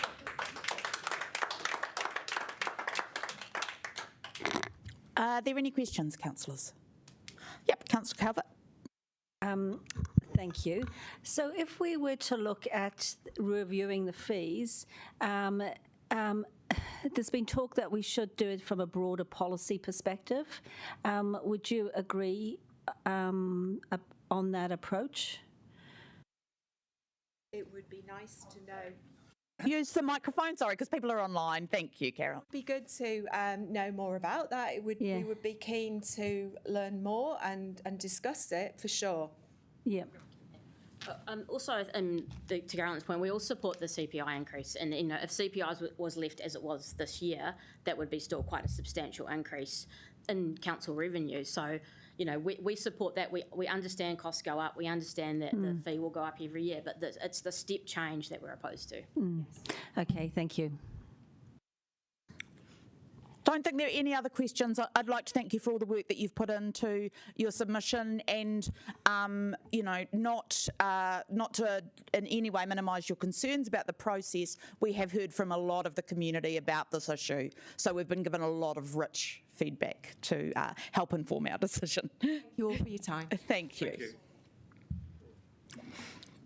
All right. The next submitter is Debbie Port on Zoom. Kia ora, Debbie. You have 5 minutes, including any time for questions. Off you go. Okay, so tenant, Granville Flats, thank you for letting me speak. Now, my first point is in relation to, while you guys are deciding what you're going to do in terms of setting up a chip and so forth, look at how, and if you do decide to go with that, you need to work closely with MSD in terms of financial help to pay the rent for tenants, such as the accommodation supplement and temporary additional support. That's a must. And the other thing is to do with, designing the chip. There was some stuff that came up in the task force. Leave that stuff, and you guys have done a brilliant job writing that report. So leave that stuff on and have a discussion with HUD about that stuff that needs to be left in, because it should be about tenants at the end of the day. Pastoral care needs to be there because it goes hand in hand with the tenant issues and stuff. So please work closely with HUD when you design this chip. You might be surprised that you might be able to leave that stuff in that you're asking for. Now, I'd like to read you some stuff that I've come across. Grant Robinson, this is from 2014 when he spoke at the opening of Berkeley Dillard. He clearly says that quality social housing is being a core responsibility of government. Well, he's got a funny way of showing that. And then the Prime Minister says, as a response to this, pressures have built up.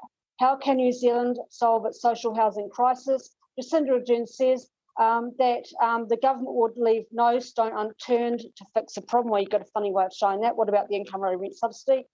And then National in 2012 for one of your openings. Affordable and sound quality housing is a basic human need, and the government is committed to supporting New Zealanders in their time of need. Got a funny way of showing that when they prohibited us from accessing the income rent subsidy. And then Annette King actually has commended you guys on the good job you guys have been doing, same with all the other MPs. So Megan Woods, go back to the planet you come from. Honestly, you're talking rubbish. But Annette King speaks about how any acceptable government would see that as a saving on the accommodation supplement. Honestly, I'm disappointed at the government. It doesn't matter whether it's council, Koinga Order or community housing provider, it's all social housing. We should all have access to the income rent subsidy, because under Article 25 of the United Nations Declaration of Human Rights, it clearly says adequate housing is a basic human right and affordability must be met, and that's exactly what the income rent subsidy does. It makes affordable housing for low-income houses, housing affordable for low-income households. Now, I'm going to answer a question that you guys asked Kate Day on Monday. She asked you asked her what her thoughts on the affordable rent subsidy is. Now, I'm about to move into an upgraded flat. Without that affordable rent subsidy, I could not afford the rent. So thank you for thinking about your tenants when it comes to that policy. It is fantastic and it will help me greatly. Thank you. Thank you, Debbie. We've got a question from Councillor Pannett. Yep. Thank you, Debbie. You understand the issues so well. Do you feel let down by the government and think they should be held to account? Yes, and that's why we're planning to take legal action under this human rights stuff. It is an important issue that cannot be ignored, and the government do need to be held to account. Sorry, but you've said stuff opposite to what you're doing now. Sorry. Yeah. That's great. And I guess just, would you see also that there's room for chips, but also a strong local government sector maintaining, but also building more public housing? Yes, honestly, we don't have enough housing. We are not going to fix this housing crisis with the same attitude as Megan Woods. You guys need to be, and in fact, these MPs have said there's a partnership between the government and you guys. They've got a funny way of showing it, so we need to continue that because that is the key to solving this housing crisis. That we've got too many people in emergency housing, that's costing far more than to keep people in housing. Thank you, Debbie. I don't think there's any more questions, so I'd like to thank you for your time to make the submission and all the work that you've put into the campaign as well. Thank you. Not a problem. Thank you. Okay, bye. All right. I would now like to, councillors, we're still hearing submissions. Could I invite Joe and Holly from the Chamber of Commerce?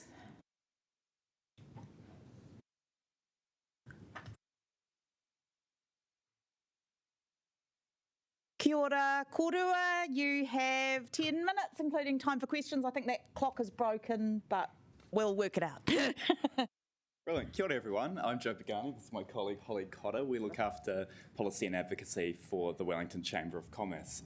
Thank you very much for having us here today and for the opportunity to submit on what are an important set of changes for Wellington's future.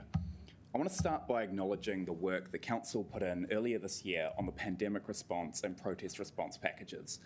Our members have let us know how meaningful these packages were, and in particular, $1 weekend parking and the nighttime parking proposal have really helped reactivate the city centre. I really want to thank everyone here who worked with the Chamber to get these over the line. Unfortunately, there's also a reason the packages were needed. Running a business in Wellington is not cheap, and right now, times are tough. Let me start by highlighting just how expensive it is to be here. This year's 8.8% rates increase comes on top of a 16.5% increase last year, with rates estimated to nearly double throughout the 2020s. This matters for our members because businesses pay 44% of Wellington's rates, despite owning just 15% of Wellington's property value. That's compared to Auckland, where businesses pay 26% of the rates, and Christchurch, they pay 32% of the rates. It's a chasm that shows our region falling behind. The costs add up, the higher rates, the additional targeted commercial sector rate, the downtown levy, the bid levy, on top of other rates levied by the regional council. Each one makes our city less competitive. And that brings me to my main concern with the plan, the business multiplier going from 3.25 to 3.7. That means where a residential property would pay $10,000 in rates, a business of the same value would pay $37,000. Wellington's multiplier already is the highest of any city council in New Zealand and the highest in our region. Auckland's business multiplier is 2.7, while in Christchurch it's 1.69. In other words, a property of the same value in Wellington will pay 2.2 times the rates of one in Auckland and 2.2 times one in Christchurch. If you move your business to any of these cities, your rates bill gets halved. The multiplier increase, which will raise $8.5 million from Wellington city businesses, is happening because residential property values have outstripped commercial property since the pandemic. It's easy to see why that's happened. The CBD has been hit hard by the impacts of COVID, making it a less attractive place to buy property. Working from home has driven up house prices and lowered the value of office buildings. The market is sending a signal here that through the differences in property values, it's a hard time to run a business. What that tells us is that the multiplier increase is not just coincidentally happening when businesses are struggling, it is happening specifically because businesses are struggling. Repeatedly, the multiplier increase has been justified to maintain an arbitrary 44% share of rates paid by business. But there's no clear reason why we should be maintaining the 44% figure. Businesses in Wellington don't use 44% of services and own just 15% of the city's rateable value. Nor is there a question of ability to pay here because the multiplier change would only save each household $2 per week on their rates. What we urge the Council to consider is why the 44% figure is worth protecting, even at the expense of increasing the gap between the services Wellington businesses use and the rates that they pay. And we've made a number of other recommendations through our submission that we're happy to take questions on within the wider context of the uniquely high Wellington rates burden. That's why we were encouraged by the Council's preferred position on the future of the Southern landfill, why we supported the establishment of an independent, asset-owning community housing provider, both of the lower cost options for Wellington business who pay a disproportionate share. We hope that flows through other decision-making, such as a business multiplier. We're happy to take questions. My apologies. Was this a question? Yes. Councillor Payne first.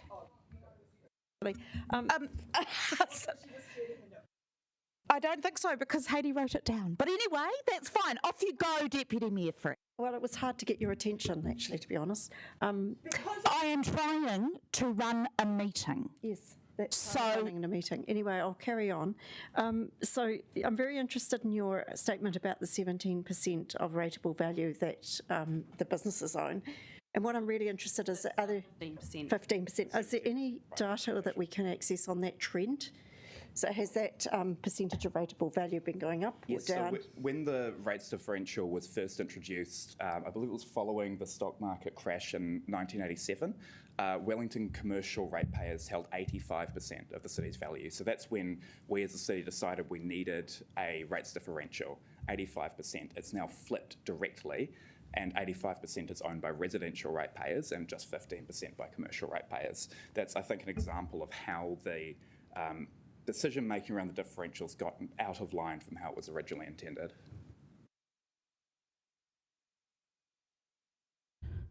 I would note that the reason it was difficult for me to, which we did have a note in order, was because there is an extra submitter who is insisting he submit today, and we are trying to find the time to do it. So I would appreciate your cooperation, councillors, that this, as you know, is a challenging job at times. Councillor Payne, could you please ask your question? Look, I always find the question of how we pay things a bit nonsensical, because what you seem to be saying is, okay, you shouldn't be paying it here, but we'll shift it to another place, because, you know, whether it's, you know, central government having to foot the bill, it's still got to be paid by businesses.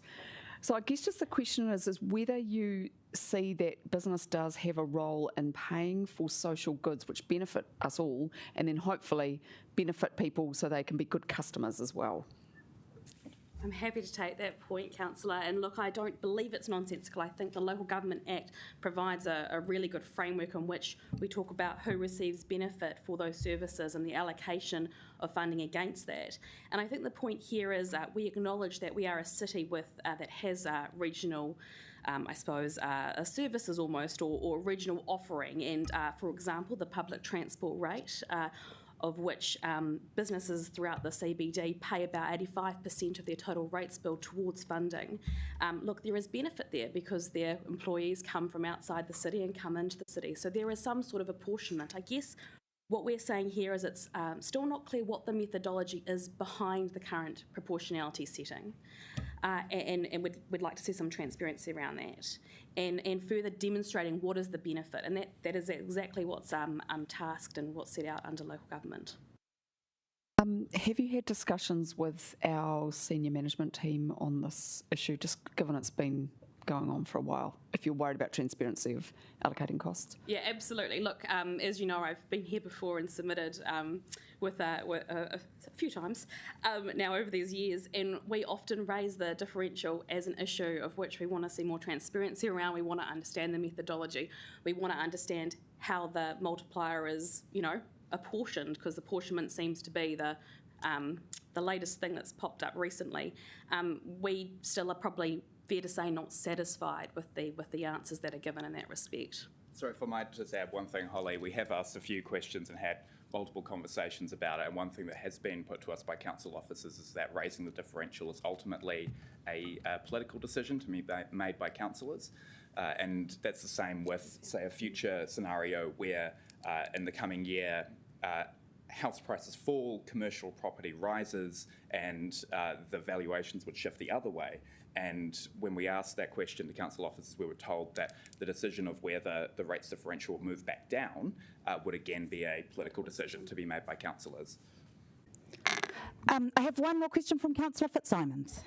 Yeah, thanks so much for coming in. My question really is, and it's terrible to use anecdote, but I've talked to some people who are paying the commercial rating differential, and they're actually worried about what the impact would be if we change it, because they also pay residential rates. So I'm just wondering, are you sort of conscious of that? Because I assume it's sometimes the same people, and do you really expect residential rate payers to be able to pick up the difference? I mean, I would say that as a property council has found through their research, $1 per week per household for residential ratepayers.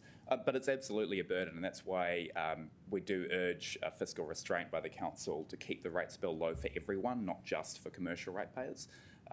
But it's something worth taking into account. Yeah, and look, what we do know from the recent Treasury forecast from the budget is between now and 2026, as a city, we need to be sending a message that we want to help and support business, not hinder business. I mean, when you look at the contrast, you look at the comparison between Auckland and Wellington, I mean, we don't really like talking about it because we don't want to encourage our members and our businesses to go to Christchurch. But, some of them are saying that the costs there are significantly less to do so. And so that conversation, because we've also increasing the differential this time around, that whole conversation's cropped up again in certainly the debate and the meetings we're having with members and businesses. Thank you. Sorry, we are out of time now, but thank you for the work put into your submission. Nice to see you, Joe and Holly. I would like to welcome Rosie Ngakopu to the podium. Kia ora, Rosie from IRS for All. You also have 10 minutes, including any time for questions. Welcome, Rosie. Awesome. Kia ora ana koutou katoto. My name is Rosie. I'd like to just say hello to all the councillors and the task force members here today. It's great seeing all your beautiful faces. Also, I'd like you to say thank you for allowing me to come speak with you. I also want to give acknowledgement to the tenants already who have come in and put in the submissions. I mean, power to them for coming in and speaking to you all.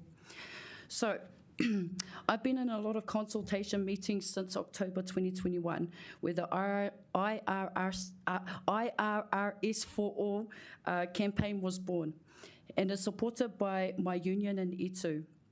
The conversation started last year when I was shocked to see that my rent was going to increase by $200. My rent was at $320 and the increase was going to be set at $520. I then raised the concern to my political organiser in Itu and told him that I refused to pay that amount. I was so stressed because if that was going to continue, my son and I would then be made homeless within the next 2 to 3 years. Luckily, through my first oral submission to DubCC, a city housing representative was listening and he contacted me straight away. Thank you to Mr. David Insor for stepping in, and he was able to go back and set my rent to $333 per week, which I presume is under the affordable rent subsidy limit where rents are set out at 35%. Fast forward in between October to December 2021, we were able to accomplish a rent freeze. So thank you, Council, for giving us that rent freeze for this year, so that consultations and meetings can be held in between DubCC and our central government. We organised 3 successful community huis for the southern, northern and eastern wards. DubCC councillors also set up the mayoral task force, which I am a member of, so kia ora. And that was to help us have more conversations between the city housing tenants, the task force members, and also central government. In December, the IRS for tenant campaigners set an organised meeting held in Newtown, and we were not surprised the meeting was not proactive from the minister's side.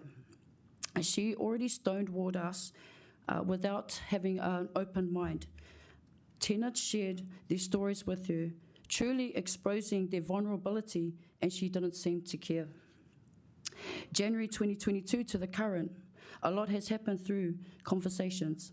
City Housing came in with their own consultations where they connected with tenants with the heading, The Future of City Housing. 2 options were put towards the tenant communities. a rate-funded option or the CHIP option. I'll go first over the rate funding option. The rate funding option does not help us. With ratepayers, it will cause more harm to us as tenants. Also, if City Housing wanted to change anything, full consultation with ratepayers and City Housing tenants will not be a good mix. And any future endeavours will be delayed because the ratepayers would not agree. During our IRRS for All campaign, I conversated through social media with a lot of ratepayers who feel that City Housing should not exist and to sell our homes off to Kainga, which then I said to those ratepayers that we would become homeless if that was to happen. Other ratepayers were very nasty and said that they don't care if we became homeless. I told these ratepayers to show me a document that these ratepayers were paying into City Housing. I feel that tenants that would be hearing nasty comments like that, especially those that have mental health issues or health issues which prevents them from working, prevents them not to work, or even worse, put undue stress, and tenants would be scared.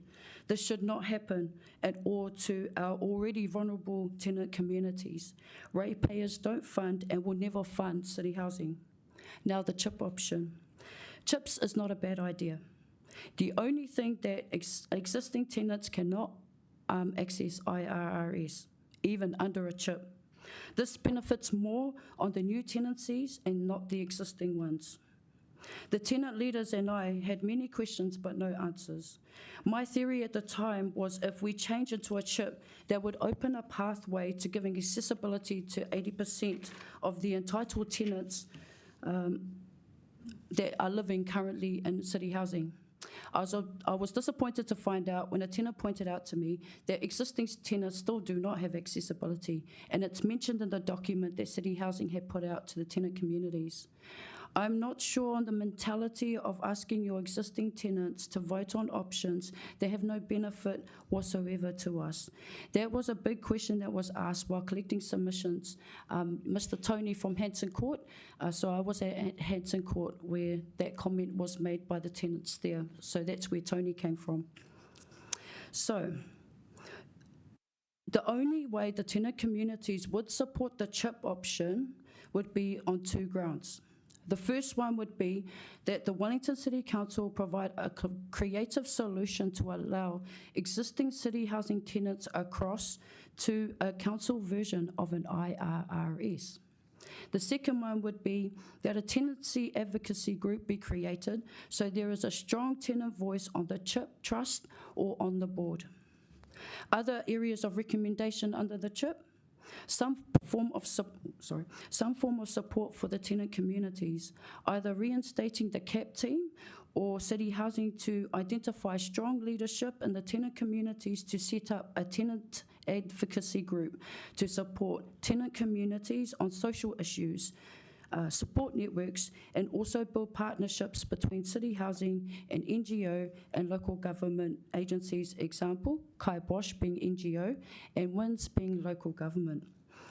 If a tenancy advocacy group is to be formed, then they would need to be funded by either City Housing or an internal grants team in WCC.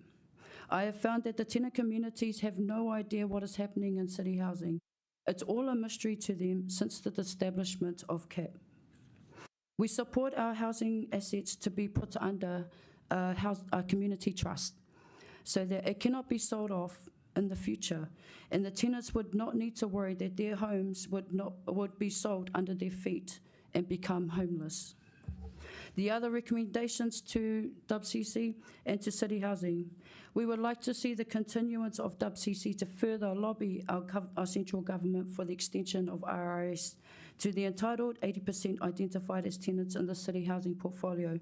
This will mean tenants won't need the accommodation supplement, and so money can be saved there and put into something else. A tenant shared his story at a community hui that he had to decide whether to pay his rent or put food on the table. When a tenant must make serious decisions like that, in my opinion, is unfair and poses undue stress that no tenant should never have to make under their own welfare. Also, the affordable rent subsidy should be viewed as a permanent subsidy and not a temporary one. Fairer set limits, rent limits. The 80% entitled tenants should be and stay capped at no more than $20 per year. The other 20% where I sit as a worker should not come for more than $30 to $40 per year as a cap. I would like to see the 70% market rate disappear out of city housing, as that percentage is becoming unaffordable to even us workers. In my view, unaffordable capped rent at 70% per year is between $0 to $200 per year. In security, where I work, not all security companies pay the living wage. At the moment, armour guard is a classic example. So any guards working for armour guard in city housing are all on minimum wage. They are not, will never ever get into living wage. I don't know why. Allied and Recon is the only company that I know that pays all their guards the living wage. First Security, where I work, is slowly coming up to all sites being on living wage soon. Another idea that I thought I'd pitch to you guys was Kāinga Ora have a new build initiative where they can help their tenants move into a newly built home. How it works is that the existing tenants on the Kāinga Ora portfolio have to come up with $20,000. Even if they've got $20,000 in a KiwiSaver, they can use that to support the tenants to do all the documentation so that they're able to take out a mortgage. And I think that if the government and City Housing, and Wellington City Council want to do some new built homes, maybe that's an initiative we could possibly explore, adding that to giving that option to workers that live in city housing, giving us the option to being a first home buyer, because that's always been a goal to a lot of tenants living in city housing, especially to the workers. I would like to end my submission there, and I'm happy to answer any questions you may have for me. Thank you all for your time, and I hope that you consider all the recommendations I've laid on the table for you all. And just to all the task force members, I'm happy to also submit my submission to you guys in writing, so I'll do that for you guys as well. Thank you. Kia ora, Rosie. Unfortunately, we've run out of time for questions, but you used your 10 minutes very well. Sorry, guys. I am part of the task force, so you can just email those questions and I can answer there. Thank you. Kia ora. Thank you, Rosie. So our next submitter is on Zoom. I'd like to welcome Warwick Taylor from the Wellington Residents Coalition. And Warwick, you have 10 minutes, including any time for questions. Thank you. Kia ora koutou, and I'd also like to thank you for granting me the opportunity to speak on behalf of the Wellington Residents Coalition. We believe the Council has a responsibility for social wellbeing. Central to this is decent housing for the people of Wellington. We think it's irresponsible of the Council to get rid of its responsibility for providing housing in the middle of a housing crisis, and that means a direct responsibility. You know, a lot of people out there have work at the moment, but when they get a brown envelope or whatever other mechanism is used to terminate their employment in today's world, most working people, I would guess, are likely to need a council flat.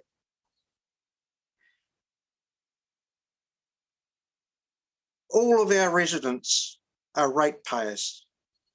Doesn't matter whether you're a tenant or a property owner, you end up paying rates. It is our contention that the council should keep the current system, but change it.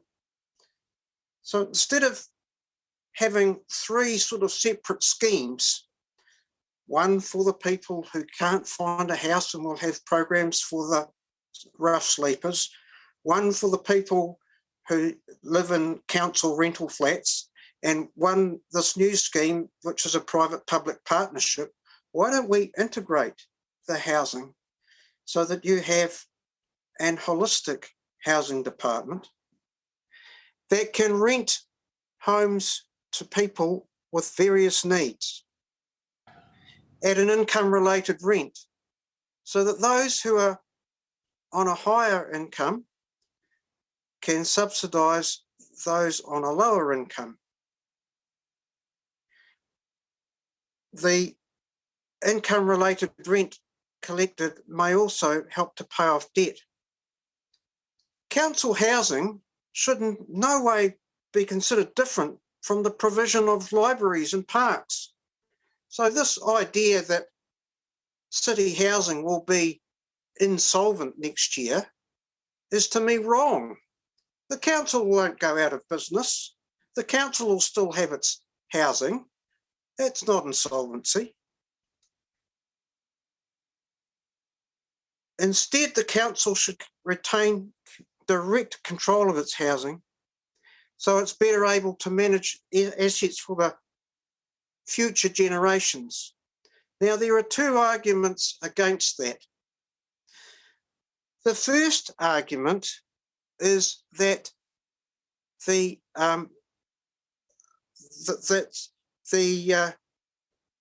ratepayers will be paying more and that we'll have to borrow more. All of the options require increased rates and borrowing because they all outline some sort of loan the council's going to make or some sort of restructuring costs. And those loans will incur interest. So we don't know how much the other options are going to cost. There's some costing for the solely funded by rates. The other argument is that there is a possibility that tenants will get an income-related rent through an income-related rent subsidy. Well, we know what happened to the Christchurch tenants, the tenants of the Christchurch Housing Trust, Aotearoa Housing Trust, I think it's called. The other thing is the methodology of obtaining income-related rent subsidy. Instead of creating a new organisation to get around a loophole in the law, why not get the politicians to change the law? I know that we've hit a brick wall on that one, but we should keep on trying. Another thing about trust control, it does not save a housing from being sold off. And in fact, it might make it more vulnerable, especially if the assets are handed over to a trust. Now, I've got some bones to pick with the council about the decision-making process and the consultation process on this one. As I've outlined before, all the options would involve increased rates and borrowing. Yet option one is described as increased rates and borrowing. That's the only option that's described in that way, and that was deliberately put that way to put people off that option. The second thing is that there was a running poll, I believe, in Let's Talk website on what people were thinking as per the forms that were being filled in. Well, that's like reporting the election result while the polls are still open. That is to be strongly discouraged. The third thing is how the lack of information. So we were told that the council's housing's running at a $10 million deficit. How can that be so?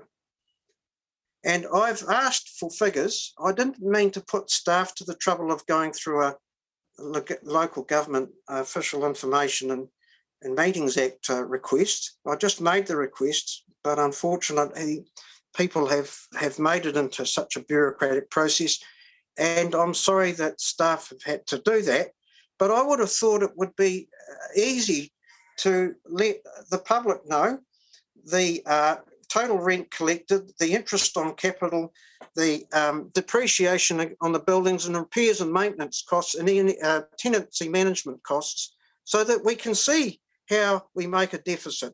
Because I've actually got, I've filled up my spare room with these old reports. They go back to 2001, 2, or their annual draft annual plans.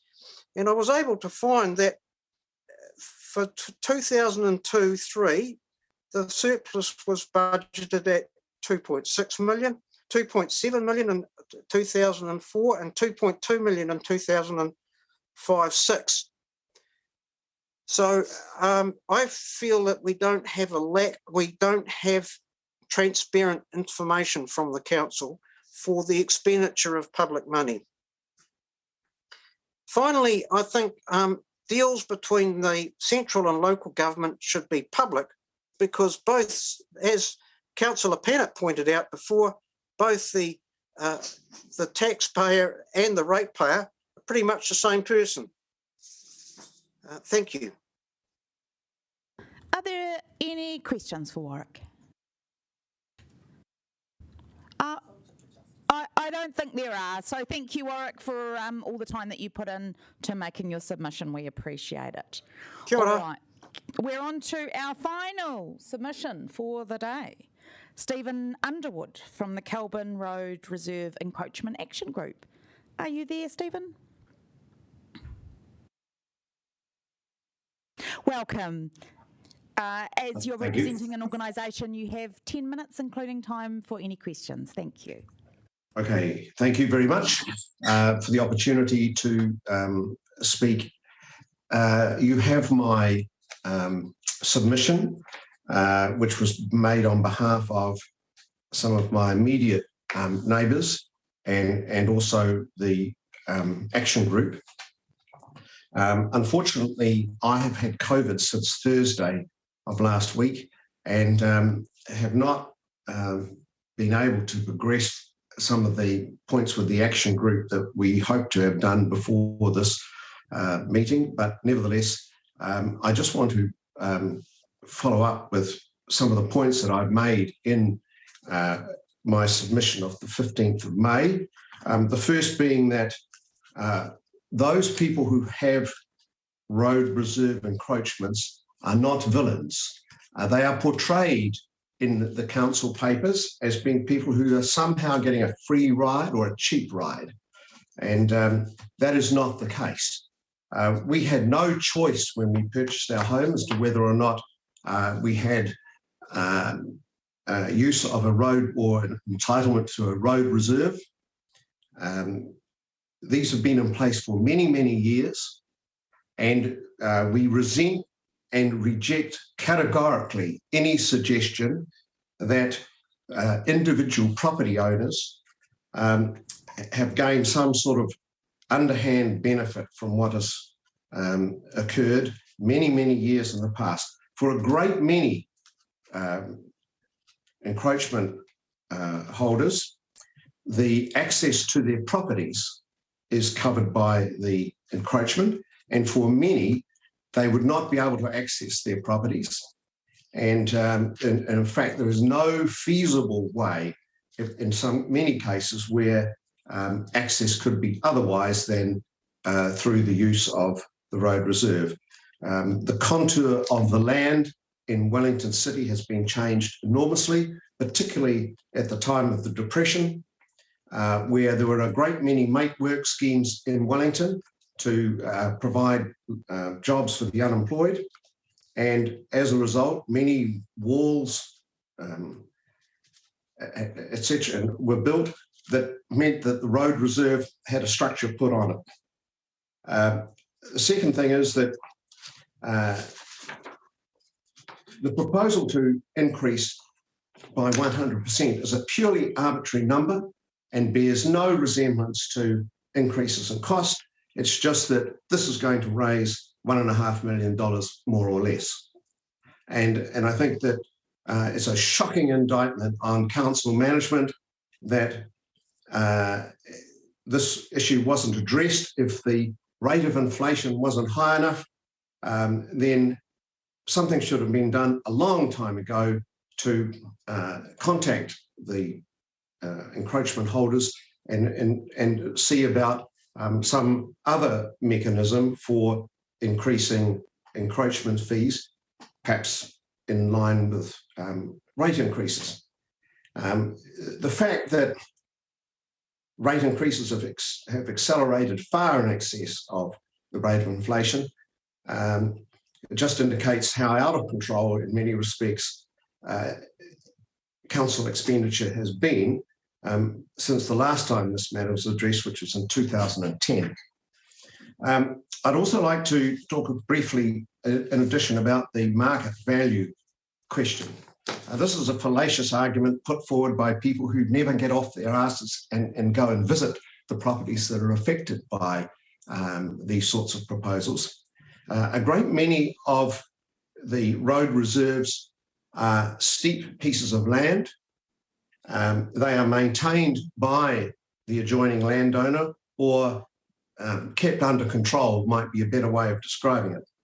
The council does very little, if anything, and much of this land has no value to anybody else, and it certainly cannot be given a value equal to the value of the adjoining land. And it has been suggested that if these encroachments have a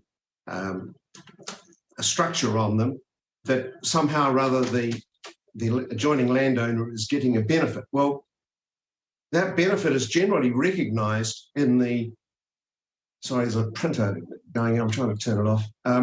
The value of that structure or any amenity value is reflected in the rateable value of the property. So the council is not missing out. In fact, it's getting its pound of flesh in the form of the rates, which are reviewed annually and have gone up very significantly in the last few years. So I think also I made a point in my submission about unintended consequences. One member of our group has said they have a carport, a car pad rather, over road reserve, and they will just take it down and park both their cars on the street. It will be cheaper, significantly cheaper, to pay for the annual residence parking fees than to pay an encroachment fee for this land. And it is on a very steep slope, in excess of 45 degrees. I thought the council was trying to get cars off the road, but in this case, the landowner is absolutely certain they will just put their cars on the road.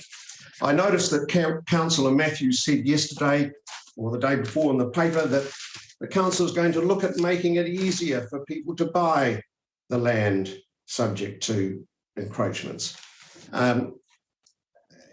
Look, this was raised the last time this issue was addressed in 2020. Nothing has happened. If anything, it's got worse. And I think it's misleading and, in fact, disgraceful that a suggestion should be put forward when the person making it, in my view, knows full well that the chances of getting a legislative change to allow a cheaper, faster method of enabling road reserves to be sold is, in my view, just not a realistic proposition. And so we have situations where people might have 20 square metres of road reserve, and it might have a value on any basis of a few $1,000s, but it can cost $20,000 or more, plus I take between 2 and 3 years to get a sale. And then, as was pointed out in one of the submissions, the council could decide that it doesn't want to sell it. And so the money is wasted. And I think it's most unfair and unreasonable for senior members of council, whether they be officials or councillors, to hold out a prospect of something which they know full well is highly unlikely. And I don't believe that there is any intention of taking any meaningful action to bring such an outcome to fruition. I actually think you're taking it a little bit far, Mr. Underwood, if you're trying to imply that I deliberately said something that I don't think is going to happen, because I do actually, and work is going on, I can assure you. Well, I apologise if that's the inference that I gave, But I feel that having had this experience in the past and a number of people in our group, we just don't see how this is going to happen. We're very happy to be proved wrong. But if the past is any guide to the future, it's unlikely. So the rest of the information that I've made is available in my submission. I'm more than happy to take any questions anybody might have, but it's fair to say that the people in our area, and I take it from the newspaper reports, people all over Wellington, are very annoyed and concerned about the implications of this action that's been taken or proposed to be taken by the council. And I believe there will be significant opposition to it. So we ask that, these policies that are put out without any consultation should be reviewed, and a more reasonable and nuanced approach should be taken to them. That is the question of any initial increase in encroachment fees and how encroachment fees might be calculated at any time in the future. So I'm happy to take any questions. Do we have any questions for Mr. Underwood? It was very clear, and thank you for that. I'm sorry that I interrupted you there. And I understand the context in which you made those comments. So thank you for the time that your group has put into making this submission. We really appreciate it. You will be hearing more from us. Thanks. All right. That's the end of our submissions for this afternoon. So we'll move on to moving the motion to receiving the information and thanking the oral submitters for their submissions. Do I have a seconder for that? Councillor Fitzsimons. Thank you. Sorry, Hayley, there was nothing you needed to say. All right. If you could vote, councillors.